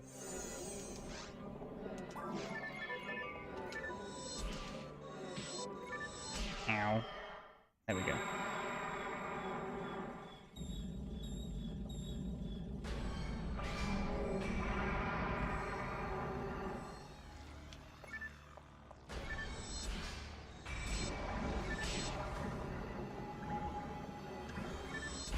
Flowers per session.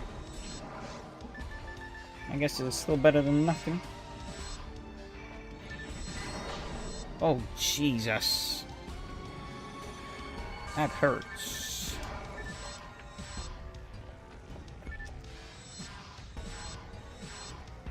Run away. Why don't you little bitch?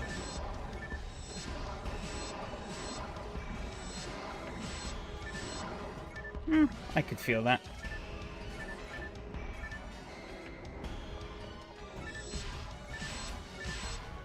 100 damage more.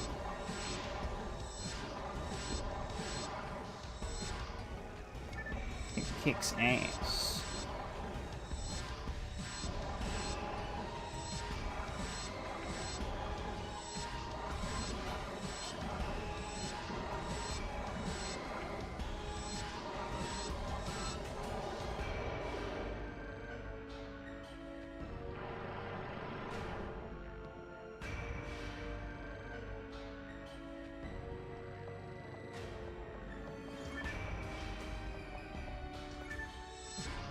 I knew this sniper would come in very handy.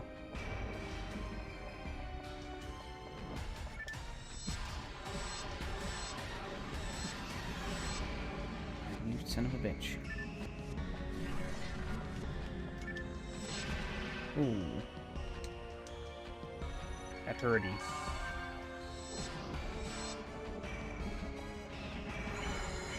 Uh-oh. Uh-oh. That's the wrong thing. We're good. I live for now. Angel from Eva. No.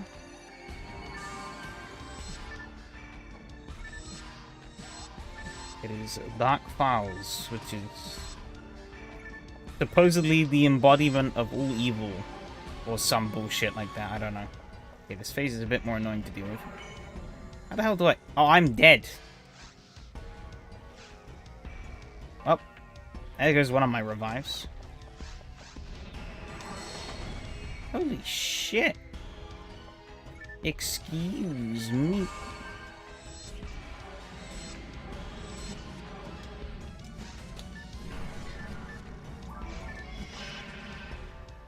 These are some hard-ass hitting moves. Holy crap.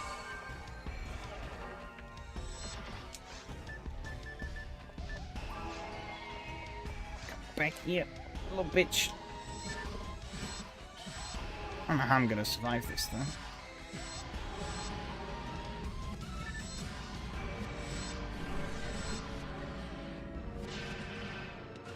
I can kind of eat these.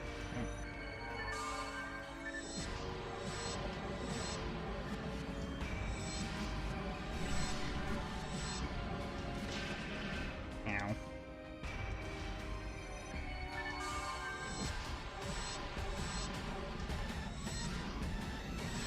Oh, do it once more.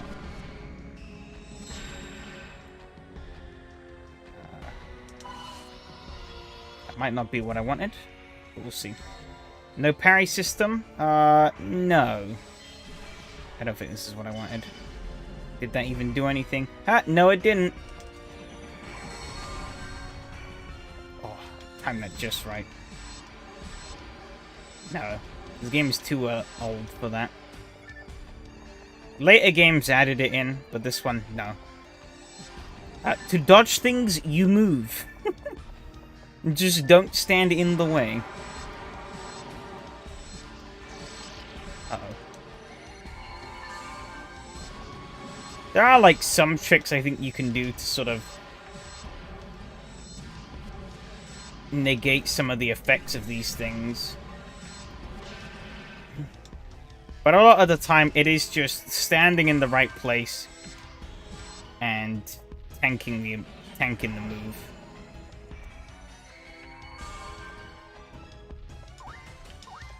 Is it the great system? No, not really.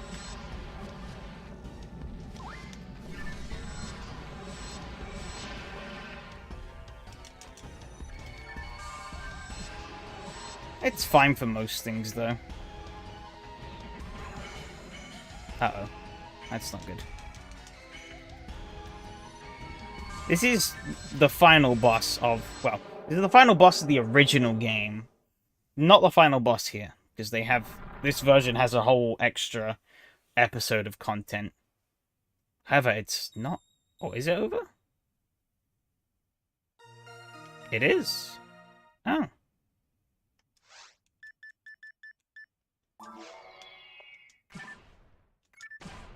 Okay.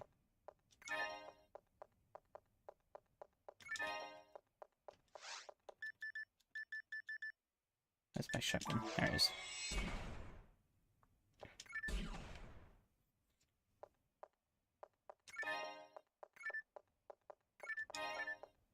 Didn't look that difficult. Yeah, you can actually reach this boss fight a lot faster than I did. I chose to take my time though and do like all of the side content first, which did kind of mean that in the end, I guess in a way I was almost a little overpowered. That's not really worth it for the sort of fight in the end. Probably not worth much.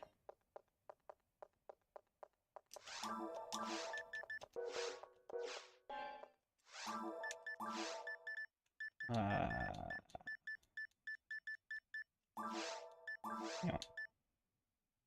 Okay.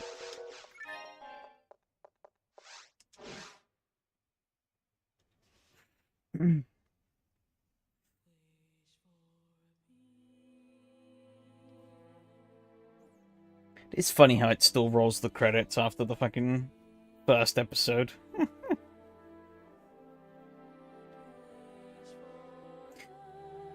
It's my first time getting to this, though, in any version of the game. I've come close before, but never quite did it. Albeit the version I played on first, I was kind of...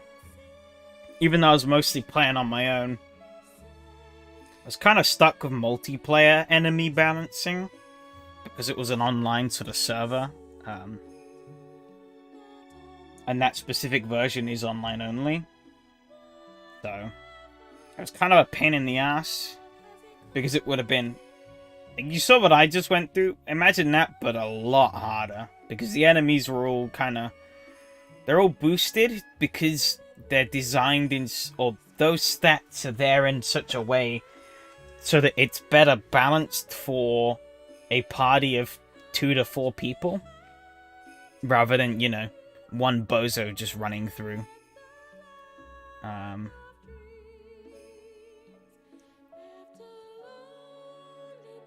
But, yeah, I kind of learnt a lot more, and then sort of got this version and started playing through it. And it's been a lot better.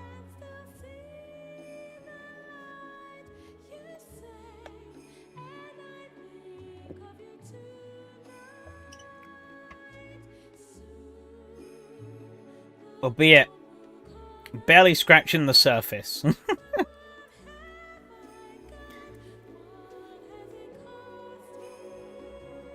Because obviously, I have all of episode 2 to go through. And then beyond that, it's playing through both episodes again on hard difficulty. Then once I've cleared them on hard difficulty, I can then do it on very hard. And then once I've done that, I can then do it on ultimate. Which is kind of the true end game. To the point you want to reach.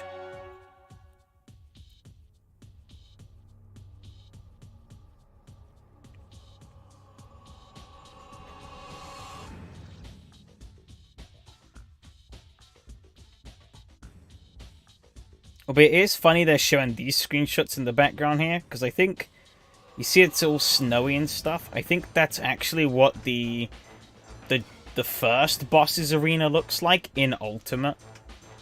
Because they, like, the areas get changed around in Ultimate, and, like, the enemies and stuff. They're the same, but they're given, like, different designs and a massive sort of boost. Because Ultimate as well. Ultimate. Duh.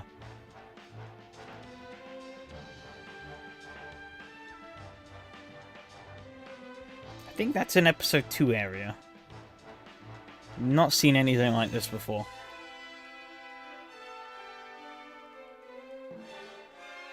I'd assume that is... Oh no, that's the mines.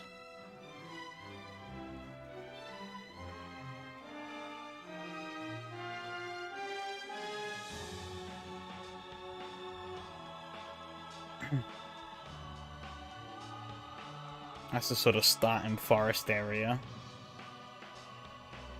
That's the ultimate version of the mines boss.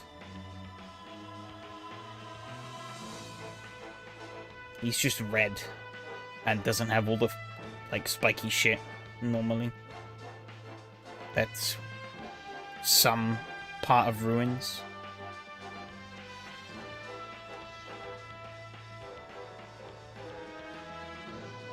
Oh yeah, this quest. Lol.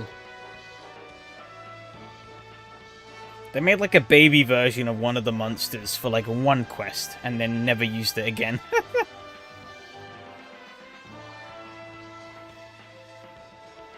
5.5 hours? Damn.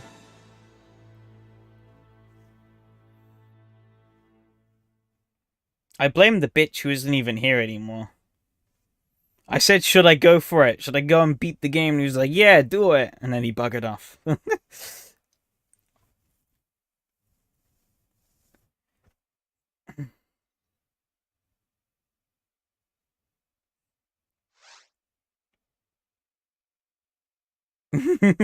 Twice, yeah.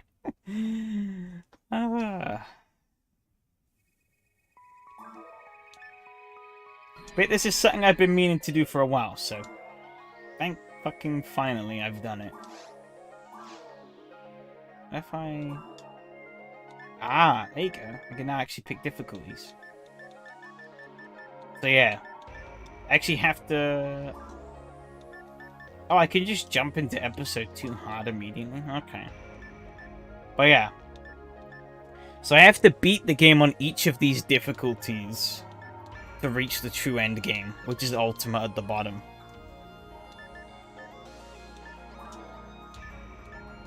But with the way, obviously given that it's like an RPG, the way it's sort of structured is that You know, these are balanced for certain level brackets.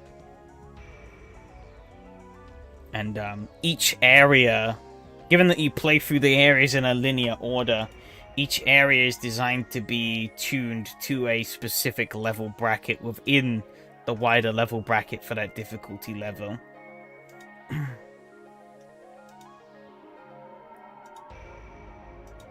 So theoretically, as you loop through, it's just kind of the natural progression.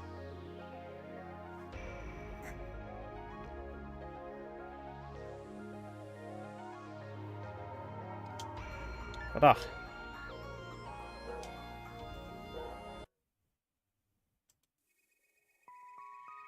yeah, I should probably just end it here, though. We've gone for almost 5 hours and 40 minutes at this point. Probably the longest stream to date. Whoops. But it was decent. Even though the racing was a bit of a... should, not will. Yeah. Oh, God damn it. Even though the racing was kind of a... Actually, I'll fast forward this, because I like the sort of... It's not going to make it appear any faster, is it? No. I weep. Sort of intro video they play is pretty nice, so... But, yeah. The racing is a bit of a far distant memory now. But, that's actually really good tonight. It was 3 straight podiums. It's not something I do very often. Get a podium in all 3 races. So, I think I've done it maybe once before, maybe twice. But, it really doesn't happen often. If I snagged Yari on yesterday's race, well, actually, 2 days ago, Monday's race, I actually would have gotten a podium in every single race this week, which, that's pretty damn good for my standards. I mean, yeah, it was a bit forgettable, but I can't... I mean, F3 is a bit of a blur, literally. I was shaking around a lot.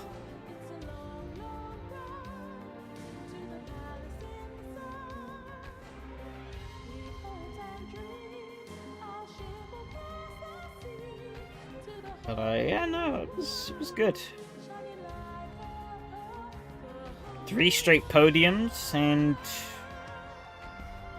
a second championship to my name. Would have liked it to have been a bit more...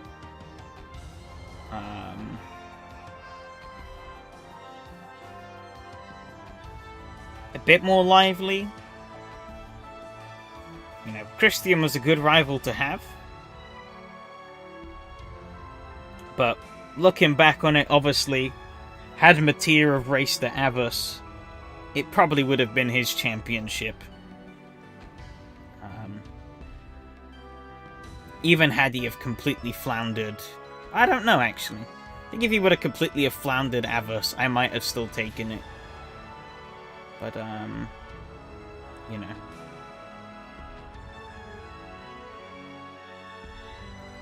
I mean, I guess that's kind of how both my SRS championships have come about. Which just kind of stink. At the end of the day. Game is character-based. It's complicated, I guess. So, it is and it isn't, in a way. They're not... They are characters, but they're not characters. I mean, if you hadn't seen, they have gibberish fucking names. Because those names aren't actual names. Hang on. I guess the easiest way is to just... have to wait for the video to finish playing. There we go. If I go and then... create a new character. I guess in a sense, yeah.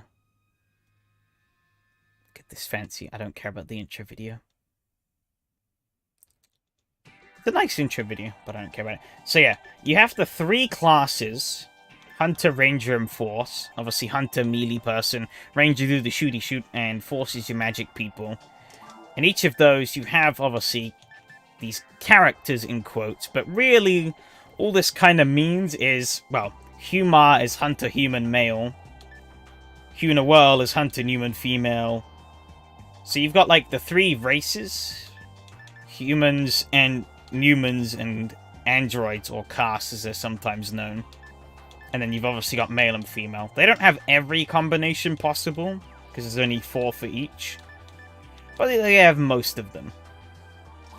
Each of them has... So even though these are all hunters, they each have their own different stats. Yeah, and human, like, in sort of fantasy-style lore, is like, they're like genetically engineered humans, basically.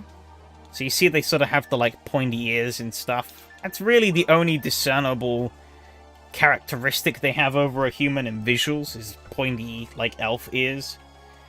But they're sort of, they're weaker than a human, but they're better at, yeah, they're pretty much just space elves, really. They're weaker than humans, but they're better with dealing, like, with magic and stuff. So actually, that's why they don't have... They actually added Hunawurl in, because it doesn't... She doesn't make a lot of sense as a hunter, because... In some aspects, because she is pretty weak compared to, say, you know, the other 3, in terms of raw damage, but... She has the balance of being able to... She has, like, really good supports to kind of back up her weakness, basically. But yeah, you have each of these characters, and they all have different stats and different sort of gimmicks. So, like, the robots can't use magic, or the androids, sorry, can't use magic, or techs, as they're known as here, because it's science fiction mumbo-jumbo.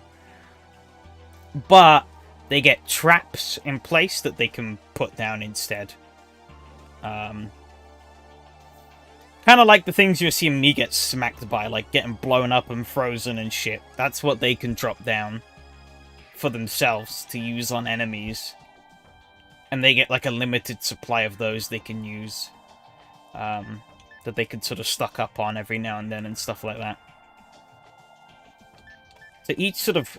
They have their own niches, but then say if I just go and choose like Humar, basically. You get like the basic sort of character creation. You get like a... It's not updating. You get like a few different face options and... You know, I don't know. Give him like... That looks horrible, but you know, we're gonna roll with it. You do have like a few different... How bad can we make him look, actually, I guess? I feel like that hairstyle was like peak stupid. Yeah, there you go. And you got like a lot of different sort of outfit skins and shit.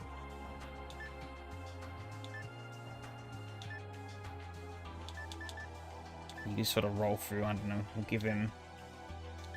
But he only has 2? Oh, disappointing. He might have had more. Damn, Humar boring. Bright yellow. That looks stupid. But you sort of have like pretty basic things. There's also, you can, oh my god. But yeah, there you go. Character creation. And then give him a name. And then he gets assigned a Viridia. It's just section ID. Okay, cool. He's doomed to be that forever.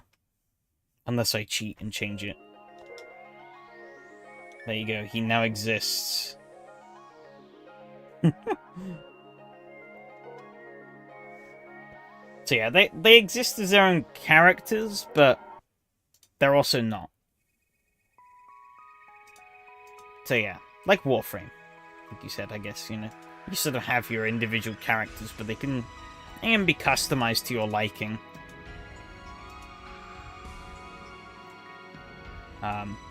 In future games, the sort of... There is a lot more... You get more options. The sort of... There is more segregation between class and character. They become their sort of own independent things, and, you know, one character can switch between multiple classes and stuff, which allows for a bit more, like, adaptability and stuff, which is quite nice. But yeah, here, no. You're sort of, locked in once you pick what you want. But anyways, yeah. Actually gonna wrap this up now. Because we are approaching 5 hours and 50 minutes. Don't want this to be a 6-hour live stream. But yeah, good racing. Interesting post-stream as well. That lasted longer than the actual stream, but it's fine. But yeah, I guess I'll see everyone around who is. It's probably just Adam at this point, but yeah. Thanks all, and I'll see you around. Adios.